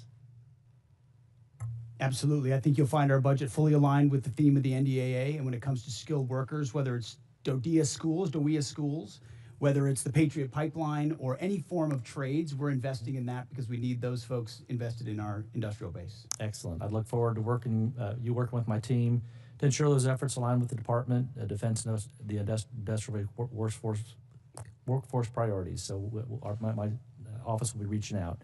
Also, Secretary Hegseth, we are in a shipbuilding crisis as the department implements President Trump's vision for a larger fleet. Should the Navy leverage a model of distributed modular shipbuilding that taps industrial strength outside of traditional shipyards, such as in the Midwest, in the Great Lakes, and Ohio and Mississippi Valley regions, to help expand capacity, to ease pressure on overburdened shipyards, and cut down on maintenance backlogs? In short, yes, and including international options where we can work with partners who have specific capabilities that would speed up the timeline on shipyards that are behind in our own country. But you'll find $65 billion in this budget on shipbuilding, a lot of which builds on those types of capabilities. Excellent.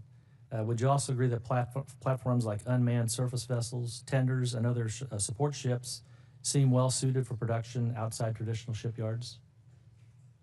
Absolutely. And in fact, some of those facilities were precisely the ones we visited on the Arsenal of Freedom tour, USVs, UUVs, where you don't need the same capabilities you would in a traditional shipyard, or you can invest in a new type of shipyard, specifically tailored to those more bespoke capabilities that can be scaled for the fight of the future, for sure. Perfect. Thank you. Secretary Hegseth and General Kane, many from the department have reiterated support for the nuclear sea-launched cruise missile, and I believe President Trump needs more support options in the form of expanded theater nuclear capability. From your perspective, what specific deterrence problem does SLCM solve that current capabilities do not, and what risk do we assume if that capability is not fielded? Take it first. SLCM provides, it's part of the multiple layers of nuclear deterrent that any president has to have at their disposal that creates dilemmas for enemies who are either nuclear capable or not, and ensures the kind of leverage required and defense required, deterrence required, that the nation that sort of underwrites everything we do. So more options on that the adversary can't account for is only good for us. One thing I'll add is, as we mentioned a little bit earlier, sir, we continue to modernize the full range of the triad. This is another tool in that regional normally, so it's something I support. Thank you. As we look beyond the current program, should the department be thinking about a future sea-launched nuclear system with greater survivability, maneuverability, and potential hypersonic capability? Yes, and I know we are.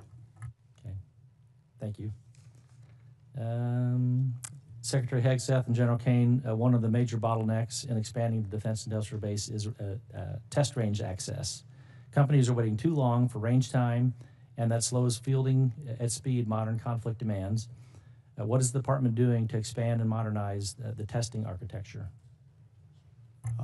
$5.2 billion worth of investment, but I'll tell you, when we sit with industry, and I simply ask the question, what can we do for you? How do we empower you? Test ranges come up almost every single time, and the limits and the timeline limits they create. So we're trying to blow that open and create a lot more options for them. Okay. Thank you. Secretary Hegseth and General Kane, I'd like to extend an invitation for both of you to come and visit Naval Surface Warfare Center Crane and see what a great work is being done in Southwest Indiana to support the warfighter and ensure our military edge. And with that, I'll close and surrender the rest of my time. The chair now recognizes Mr. Whitesides from California for 5 minutes. Thank you, Chairwoman. Secretary Hegseth, General Kane, Mr. Hurst, thank you for testifying today. and for your service to the nation. Over the past few weeks, military and civilian leaders of many of the DoD components have testified about their FY27 posture. We appreciate their professionalism and their service to the country and the time that they've spent to testify before us. I want to start with Mr. Hurst. Mr. Hurst, you testified at the beginning of this that you said that the estimated cost of the war is about $25 billion. In March, you stated that the first week of the war cost $11 billion. So is it right to say that the following 7 weeks have cost about $14 billion total, or $2 billion per week? Yeah, the most intense phase of the conflict was obviously the beginning. That's when most munitions were used. Okay. And that's the basic expense from the war. Right. So that you also said just now that the $25 billion includes the cost of the munitions deployed. Is that right? This question is for the CFO, sir. Yeah. That's correct. Okay, so I guess I'm confused then. It makes sense that if that's the cost, then the cost to refill those stocks would be no more than $25 billion. Am I right about that? When we estimate costs of the conflict, we're using current replacement costs for these weapon systems. Right, you're using current replacement costs. So it's frankly pretty surprising that the estimate for the supplemental would be $200 billion. You don't, if you'd like to explain that, you can, but. That's not accurate. We don't have an estimate for the cost. Okay, that's what's publicly reported. So it's good to hear that it's going to be less. Mr. Hurst, do you have Signal on your phone? I'm sorry, why is this relevant? Do you have Signal on your phone? What does this have to do with the budget? I'm going to take that as a yes. Mr. Kane, sorry, General Kane, do you have Signal on your phone? I do, sir, yes. Okay. So I want to talk about Signal. Last year, the Secretary and other administration officials discussed sensitive and almost certainly classified information about a strike in Yemen using the unclassified Signal app. Mr. Hurst, what's the current policy for Signal on official DoD devices? I'm the comptroller. I don't do CIO work. So therefore, it is allowed? Is that your statement, that it is now allowed to have Signal on your device? Mr. Whiteside, my statement is I run the budget for DoD. Yeah. Okay, well, he's got it on his phone, so therefore it must be permitted. Sir, I got to go back and look if it's on my official phone. I was talking about my personal phone. I'm not exactly sure. I'll go back and look, though. Okay. Last month, FBI Director Kash Patel made a public announcement that Russian hackers are targeting Signal app users in the government, specifically stated that they were targeting individuals of high intelligence value, including current and former U.S. government officials. I hope that it is not official policy that you can have Signal on your official phones, and I would love to get a response from the department on that. We have now asked this question about 5 separate times and have never gotten a straight answer. I want to close by talking about helicopters. Mr. Secretary, I want to ask about the Army Apache helicopter that flew over Kid Rock's property on March 28th. An investigation was launched by the 101st Combat Aviation Brigade Command Leadership, but before that review is completed on March 31st, you terminated it via social media post. Did you personally direct termination of that review?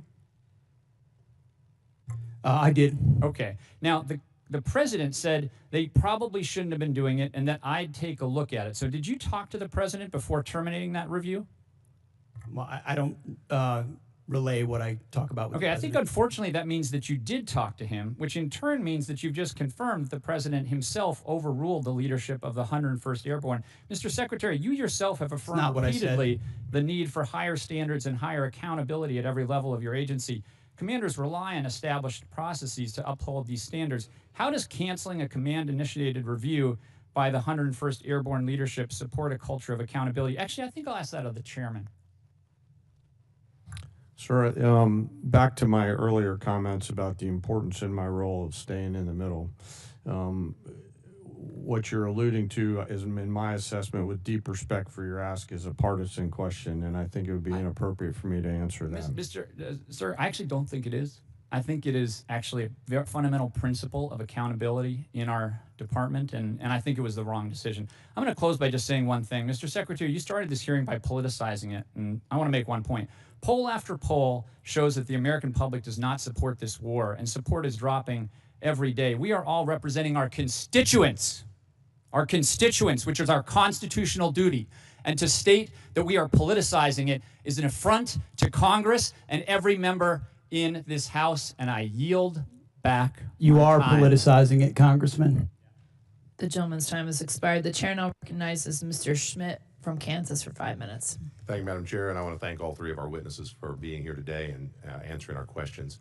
Mr. Secretary, let me start with you. A little bit off topic for today, but relevant. We are now more than 2 months into the funding shutdown for the Department of Homeland Security because folks at this end of the avenue have not yet been able to get to yes. I hope we're going to get to yes here shortly. I think we made some progress here today while we've been in this gathering. It's been necessary, as I understand it, for the administration to scrape out the pennies under the couch cushions in order to keep DHS running and honestly running not at full speed. Has your department had any role in contributing to the ongoing operations of DHS while things have not been funded? Well, I wouldn't comment on the status of DHS. I'll just say the ways that we cooperate with them have continued. I mean, look at the southern border and the 11,000 troops we have there, Task Force Southern Border, ensuring that our border is locked down. We've worked with law enforcement from day one on DHS to do that, just like we have with local law enforcement across the country. So obviously we welcome DHS funding, but in the meantime, we're going to protect the country, protect the homeland, and that's what we're doing with them. Do what is necessary. Very good. General, let me ask you, if it is more appropriate for the Secretary, we'll defer, but we've obviously been following with interest all of the developments and the publicly reported developments in Operation Epic Fury. There was some publicly reported activity a while back that I had reason to think might involve some Kansas service personnel we didn't know from the public reporting. We have simply been trying to find out whether our folks were involved or not. We finally did get an answer. It took about 4 weeks, and when we got it, it was, for the most part, everything we read in the press, with one exception. It's a bit unsatisfactory when we're just trying to do our job and figure out whether our folks are implicated and whether we need to be doing something to help them, their families, or their folks back home. I know you take seriously the importance of providing that information, but can you just offer some reassurance that you do take those inquiries seriously and that was perhaps not? We do, sir. I'm not exactly sure the situation you're talking about, but I'll get the teams together and figure out what broke down there and fix it. Appreciate it very, very much. Mr. Secretary, let me come back to you. In talking with Kansans who either have been deployed or are in support of folks who have been deployed, I am under the impression that there has been a particularly high, especially early in the operation prior to the ceasefire, particularly high amount of concussive activity, and that we might be well advised to be prepared when folks come home for concussive injuries, for combat-related PTSD, perhaps at levels we aren't expecting, at least those of us watching from the outside of the operation. Can you say anything either about that in particular or more generally about what types of health and post-combat related health injuries we ought to be preparing for when folks come home from this operation in particular? Well, I know, Congressman, all of that is tracked very closely. As it pertains to this budget, there's $70 million for more research on that. But I would note that as it's tracked and identified, also 90% of those with injuries in this conflict have returned to duty.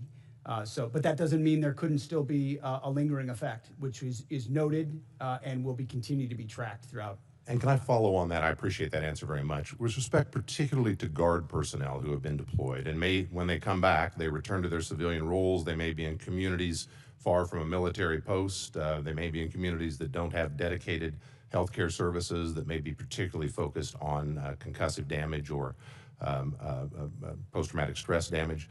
Is there particular thought on things we ought to be doing to prepare to serve that population when those men and women come home?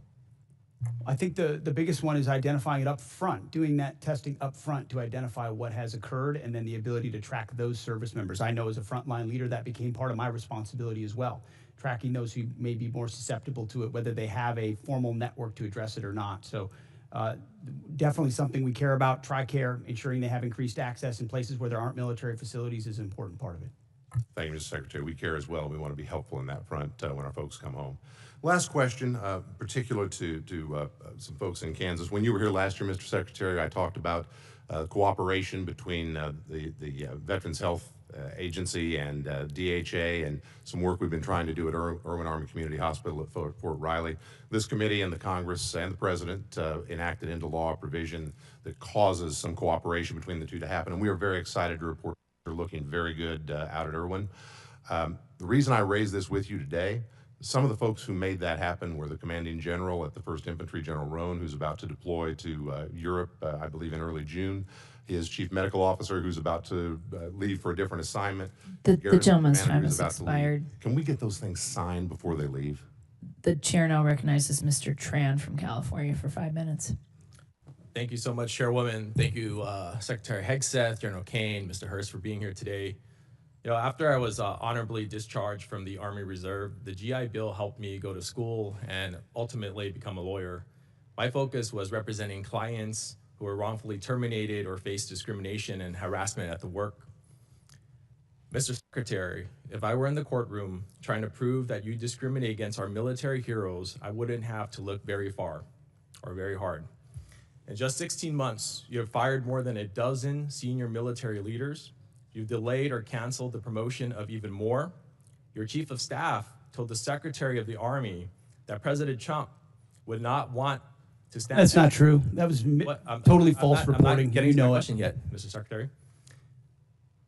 Yeah, you told the president, the Secretary of the Army that the president would not want to stand next to a black female officer at the military events.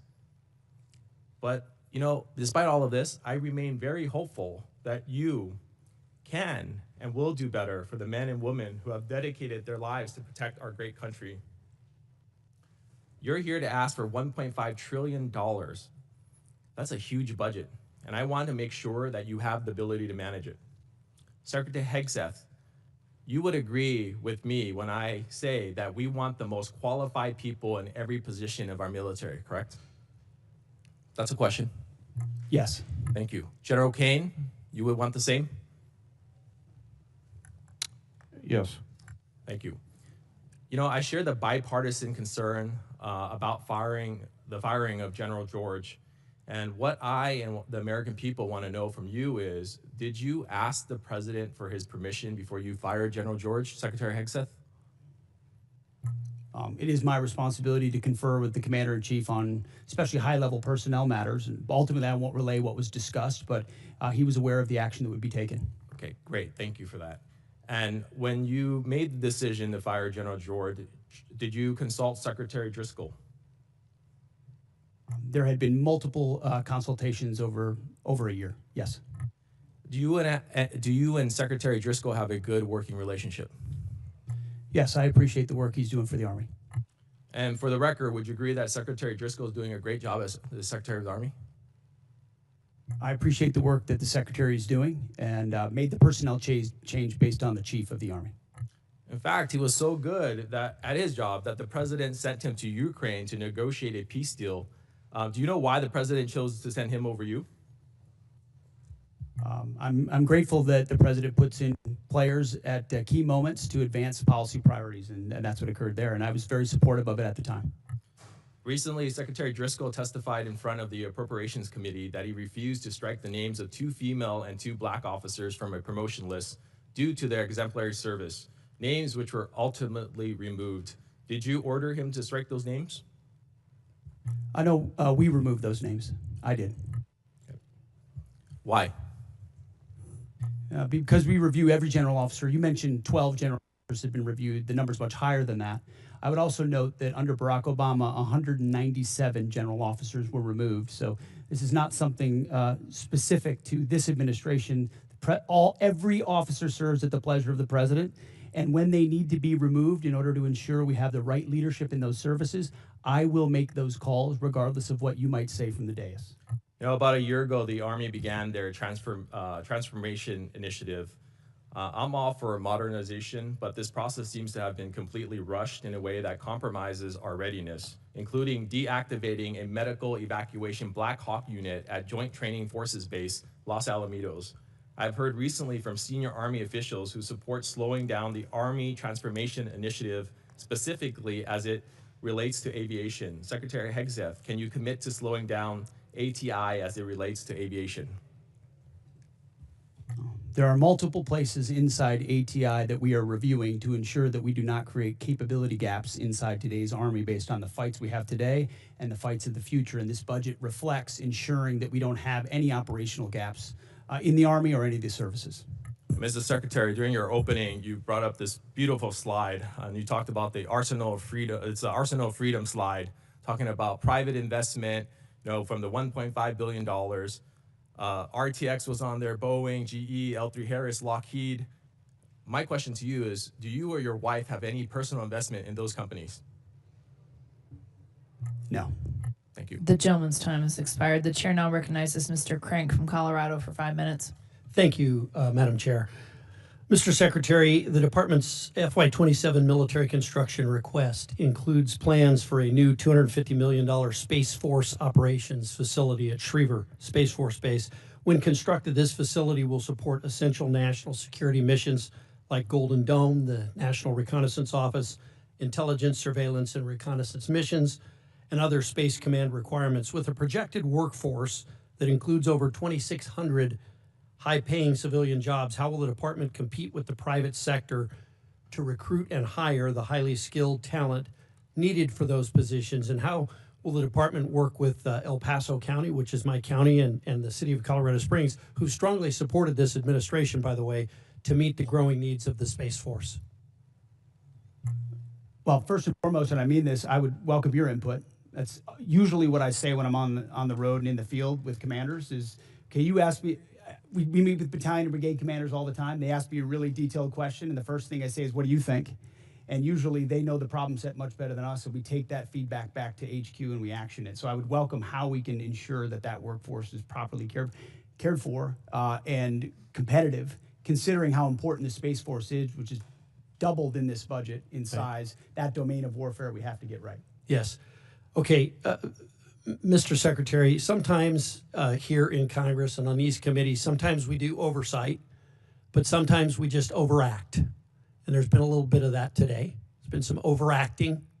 I would hope that when I look back on my congressional career, I've only been here a little while, I do know that when President Biden did some military operations, I supported him. I wasn't here, but I supported those operations because it's important to support the men and women of the military, and it's important to support our commander-in-chief when he makes the decision to deploy those troops.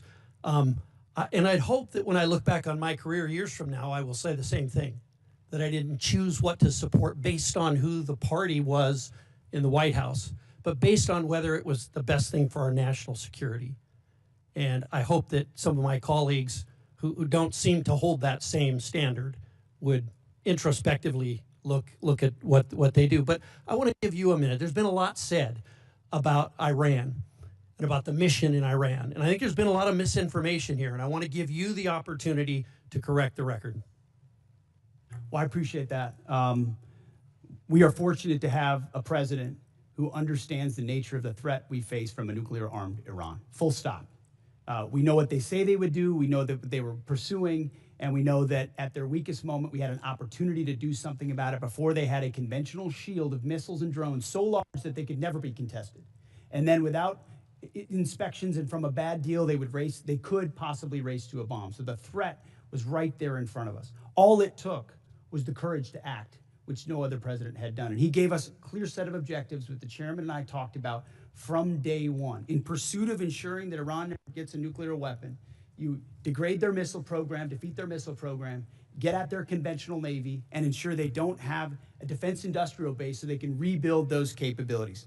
That's what we briefed from the podium. That's what we talked about. That's what we were focused on. And in service of that, had overwhelming military victories in pursuit of it. I mean, we've never seen an air campaign like what we did alongside the Israeli Air Force, not to mention the rescue of those two pilots and the professionalism of that joint force that went downtown twice, once in the day and once in the night, to leave no man behind. That is a call the commander-in-chief makes, and he had the guts to make it.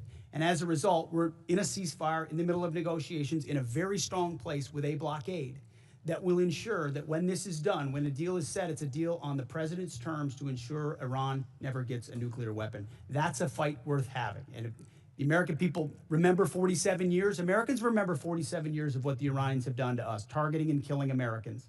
If they had a nuclear weapon, they would use it. This president has unleashed his military to do something about it. We've had historic successes. And if we need to go at it again to ensure that success, we are prepared to. But we're hopeful over time that a deal will be compelled and compelled quickly So this talk about endless wars or forever wars, and the president points out rightfully what this town tolerated in Iraq and Afghanistan and Vietnam. That is not this. This is a discrete mission to pursue U.S. objectives, and we're doing it in a historic fashion. I support this president's operation right now in Iran. I supported President Obama when he said he opposed a nuclear Iran and would do what was necessary to not to do that. And I supported President Clinton when he did the same. It's time to act, and I'm glad that this president did. Thank you. The chair now recognizes Mr. Vindman from Virginia for 5 minutes. Thank you. Earlier, Secretary Hegseth, you talked about flexible realism. So let's see if we can figure out how much of it is realistic and how much of it is just flexible.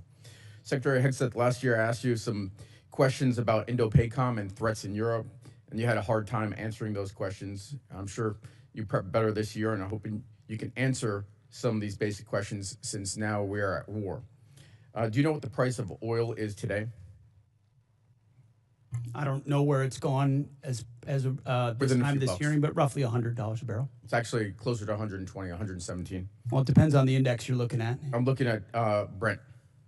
Do you know what the price was the day before of Brent, the day before we went to war? It was certainly lower. You understand you're taking some economic risk, but I would note a lot lower. The energy dominance this president has unleashed has Let me put us get in an to incredible my question. position. Thank you. So it's $72, and so now we have a 62% increase. By the way, the department obviously will be paying those extra fuel costs. That's going to be not insignificant, but so will the American people. Now, at its narrowest point, how wide is the Strait of Hormuz?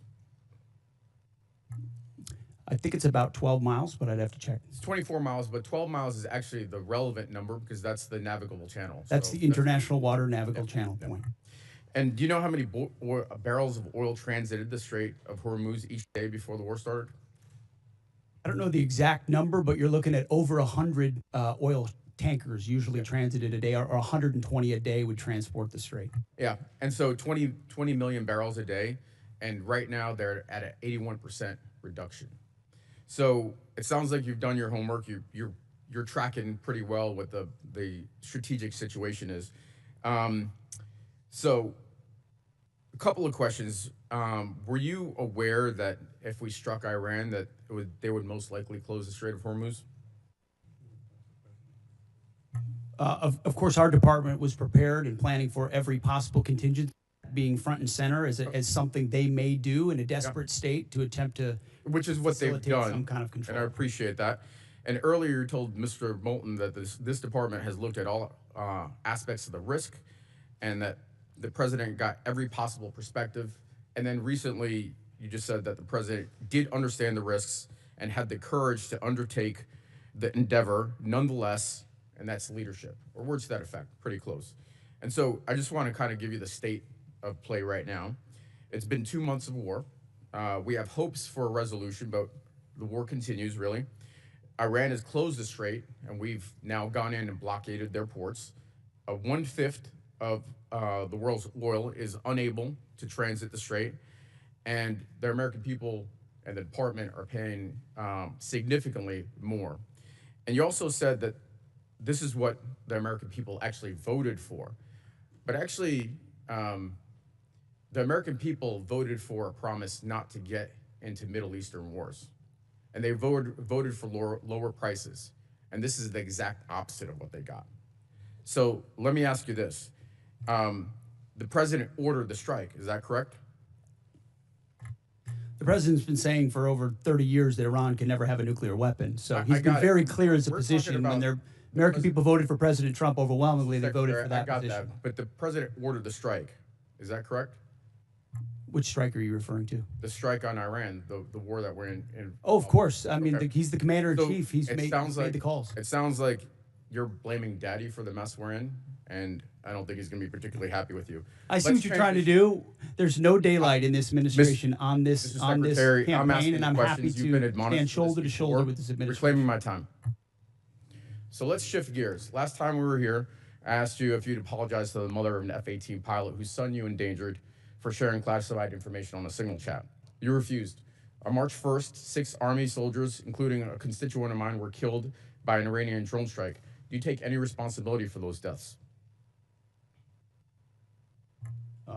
I was there at Dover when they came back. Of course, I take So was I. responsibility for every aspect. Well, of I this appreciate mission. that because you also complain about the fact that tragic things happen. The news makes it front page news. The press only wants to make the president look bad. Is it about the soldiers or is it about the president looking bad? It's not just the president who wants, or the media that wants to make him look bad. It's you. It's actually about the soldiers, and it's frankly reprehensible that you would make that statement. And so, you know, Truman had a sign on his desk that said the buck stops here. And this The gentleman's administration, time has it's expired. The about chair now passing the buck. recognizes Mr. Van Orden from Wisconsin for 5 minutes. Thank you, Madam Chair. Mr. Secretary, it's great to see you. General Kane, Honorable Mr. Hurst, of course, my dear friend of over 3 decades, Master Chief Isom. How you doing? Hey, I have to be very clear here. I spent my entire adult life training for war, training others for war, or at war. And you very astutely mentioned to some of my Democrat colleagues that our generation was involved in an endless war, a morass. And I've had, with Matthew Burns, I've had 22 of my friends commit suicide. And I know that you have recently instituted a specific office to help lower active duty veterans suicide in conjunction with my great friend, Secretary Collins. So I want to thank you for that. 2 months does not a morass make. However, it could be the start of one. And the difference between this administration and many previous administrations, I think that you understand, particularly because of your background and your SCA back there, and General Kane, you understand what it means to fight to win. And we didn't fight to win in Afghanistan. We didn't fight to win in Iraq.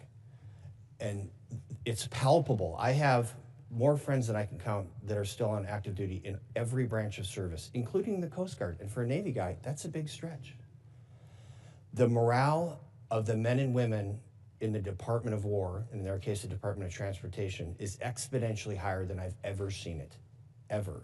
And that comes from leadership, starting with President Trump, going through you, to General Kane, and through your SCA. And what some of my colleagues refuse to admit is that that's how you win. It starts with the man. It's the first soft truth. Humans are more important than hardware. And I want to thank you for setting that environment. I don't want to be at war, but Iran declared war on the United States of America 47 years ago. And those bastards are responsible for killing and maiming many of my friends. So this is not some esoteric political argument for me.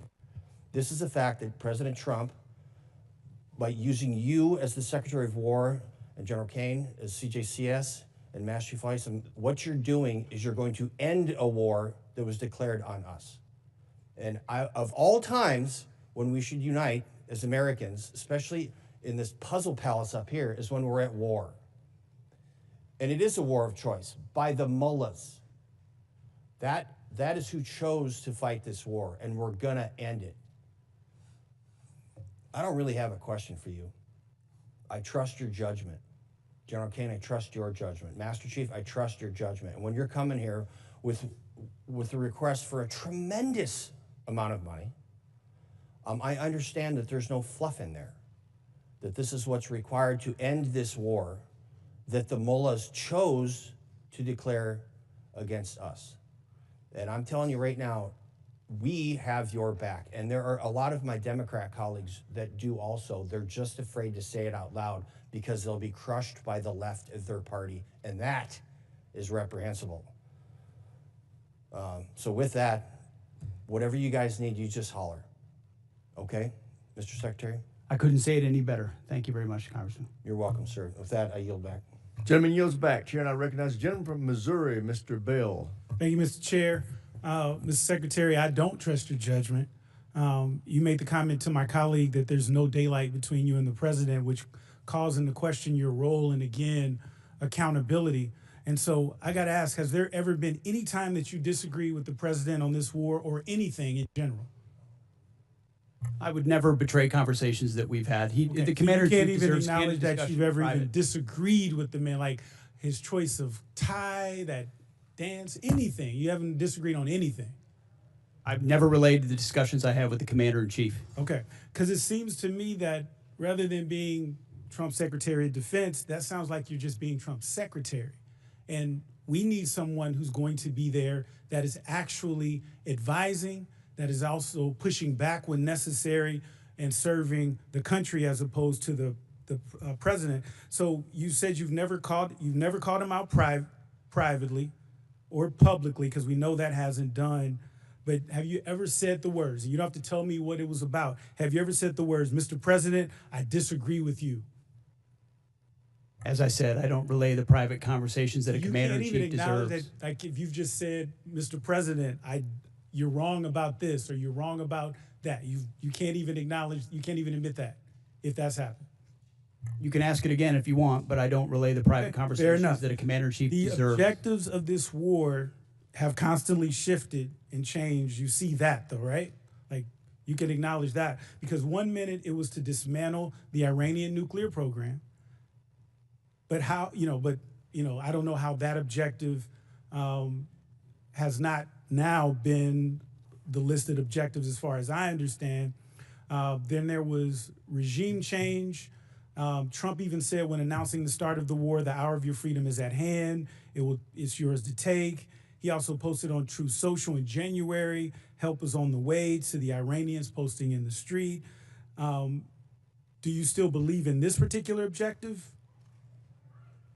The objectives have been clear from the beginning, and I've supported the president throughout in having the courage to take on this threat.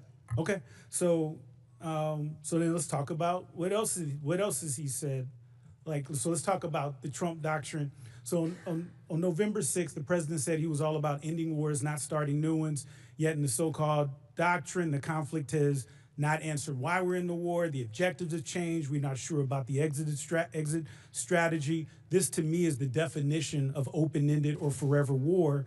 And you cannot claim to end forever wars while engaging in one. And then here's the one that really gets me.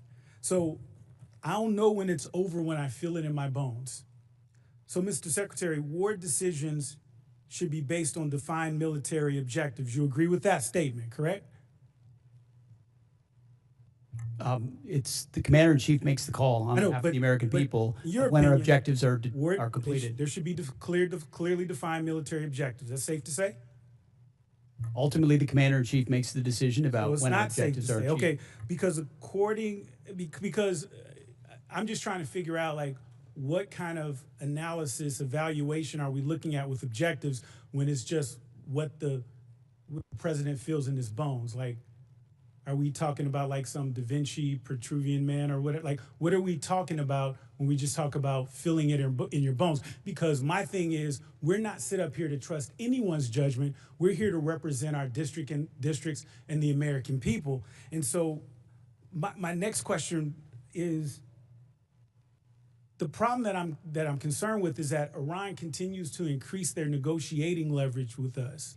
And so we've been told that we've won this war, it'll be over in a few days, but now they didn't control the Strait of Hormuz, and now they do have leverage in the Strait of Hormuz. I remember even in the strikes in June, after the strikes in June, I should say, they struck Al-Udeid, and we never responded to that.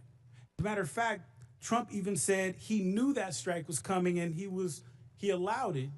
Do you agree with that? Ultimately, the president's been clear about his objectives, and if Iran thinks they're going to outdeal the best deal maker on the planet, they got another thing coming. But they struck us and we didn't strike back, and you're okay with that? He even said he authorized, he allowed it. He said that, and you're okay with that? The president has done many bold things for this country to ensure Iran never has a nuclear weapon. Okay, well, allowing another country to attack us, isn't that treason? Allowing Iran to get a nuclear Gentleman's weapon. time's Obama was expired. willing Chair to now do, recognizes the gentleman that's from what you want. Arizona, Mr. Amadei. I want to thank your team behind you for having the discipline and stamina for being here. I know what work was involved in doing this type of hearing, so thank you all. Mr. Secretary, I want to ask you about the A-10 Warthog. How effective has it been in the war in Iran? As I'm sure you know, it's a very effective platform. Yes. And so why is the Air Force, I mean, they've been trying to retire this platform for 40 years, since 1984. And it seems like it keeps proving itself no matter the technological advances that we have in the military. So why is there a need or a push to retire this platform? Well, the push to retire the platform was previous administrations, based on mostly requests from the Air Force. But given how, I mean, anybody of our generation knows how impactful, important, and significant the A-10 and the Warthog has been. And that's what you want when you need close air support. Full stop, everybody knows it. To include when you've got down pilots and you need to go downtown Iran. And it was incredibly effective in those missions. Now, there are other places where it's less survivable, and I understand that. But there's still most of the world where it is the most effective close air support platform. That's why I got with the Air Force Secretary. We extended it to 2030. And we're, per the President's guidance, going to look at other options, maybe other variants and ways in which we can keep the A-10 capability or platform on the battlefield for our warfighters who want that kind of close air support. Thank you. I appreciate that. Just, you know, as technology advances, sometimes we forget, sometimes the old school machinery we have works just as well. I know you just, you know, got the Apache helicopters. I mean, that's a 50-year-old frame. If you look at the AK-47s, my God, it's one of the most effective rifles, and from 1947. So I don't want to lose sight of that. You know, I think too much is spent on so many defense companies coming in here selling us the newest, greatest product, but warfare ultimately is about killing the enemy, and we know that Warthog does that. I want to shift focus a little bit to actually kind of old school as well. I know the SOF and PSYOP right now, there's been 3,000 positions cut, mostly on PSYOPs and civil affairs. How is, you know, I've been wondering, we have air superiority in Iran, and it seems like there's no internet connectivity in Iran. Are we doing any leaflet drops over there? We've explored a variety of different actions, many of which are classified, but that could restore additional communications capability to the Iranian people. I would love for President Trump's Truth Social post to be leafleted all over Iran, to be honest with you. I think that would encourage them to actually take to the streets.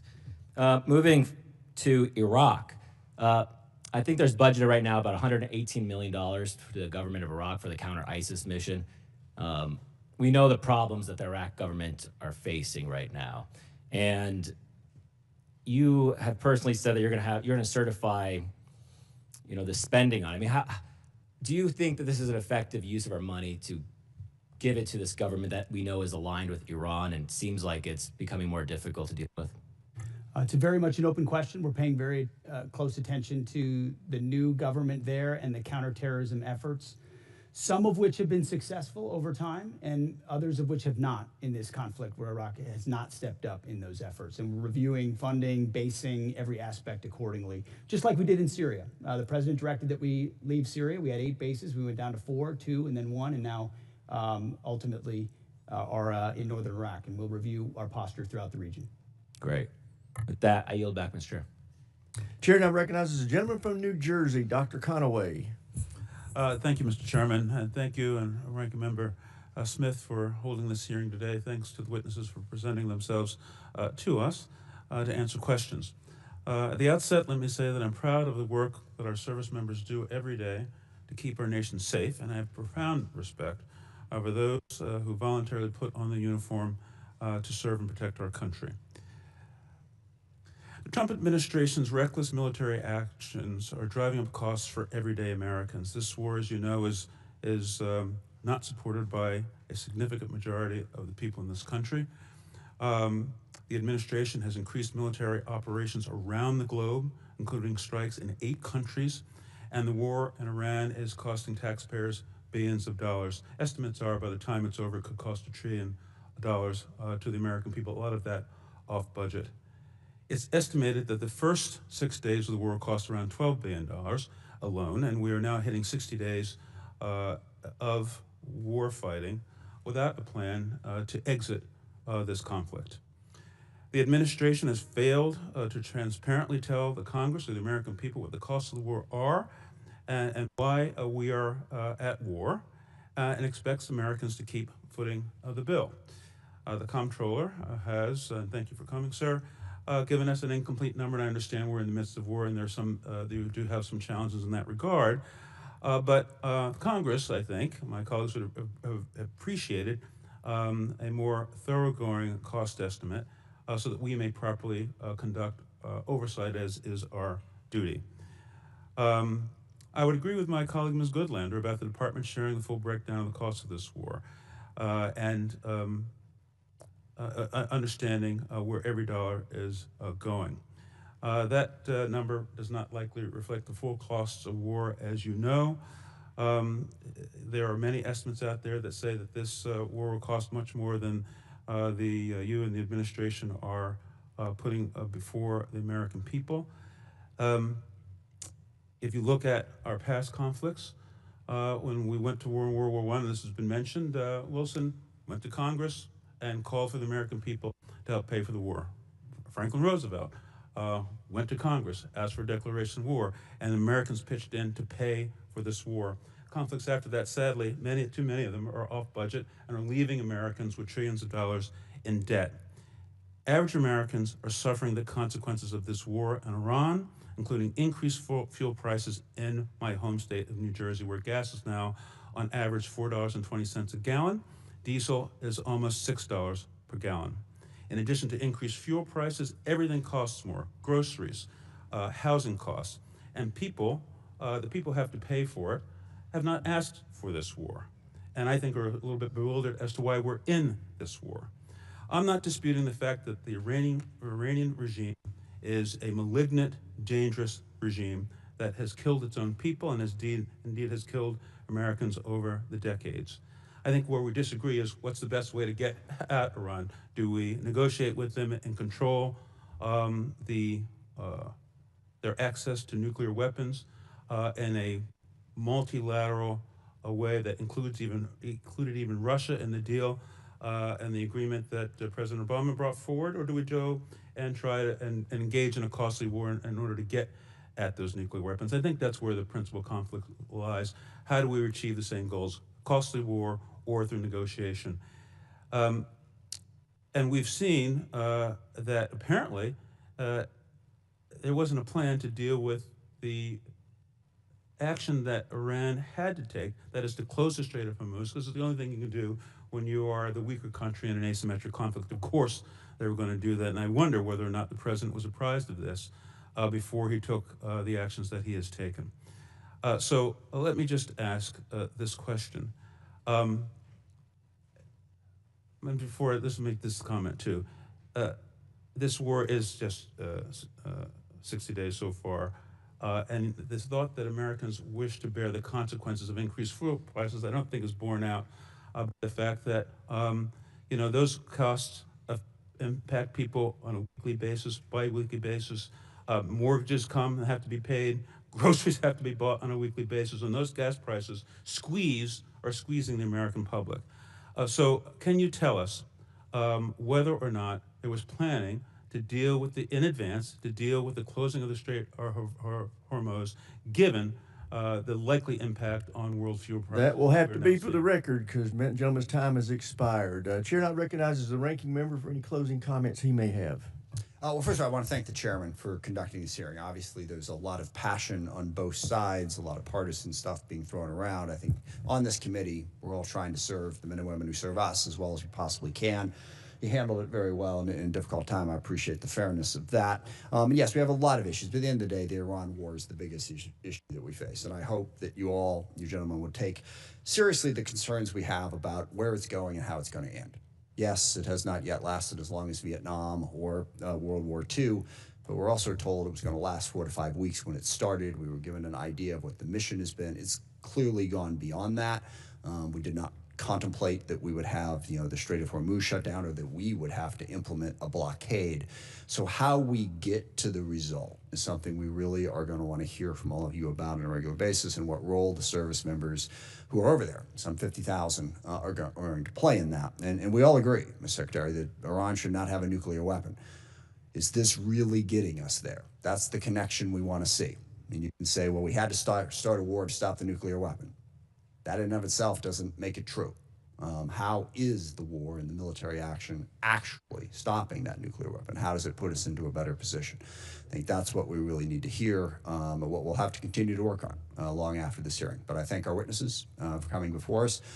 It is the democratic process. We're all part of a representative democracy. I have never met too many people at the Pentagon who loved coming over and talking to Congress. I get that, but I hope you understand how important and how necessary it is that the people's voices are heard, and we do have an opportunity to question and challenge the decisions that are made by our executive branches. We have a right to do under the Constitution, actually an obligation to do under the Constitution. So look forward to continuing the conversation. I thank the chairman again, and I yield back. I thank the ranking member and I thank the witnesses. Thank you for your service to our country. Thank you for 6 hours of tough duty, and you've done a great job. I want to end this hearing the way I started it. This is a historic budget request by this administration.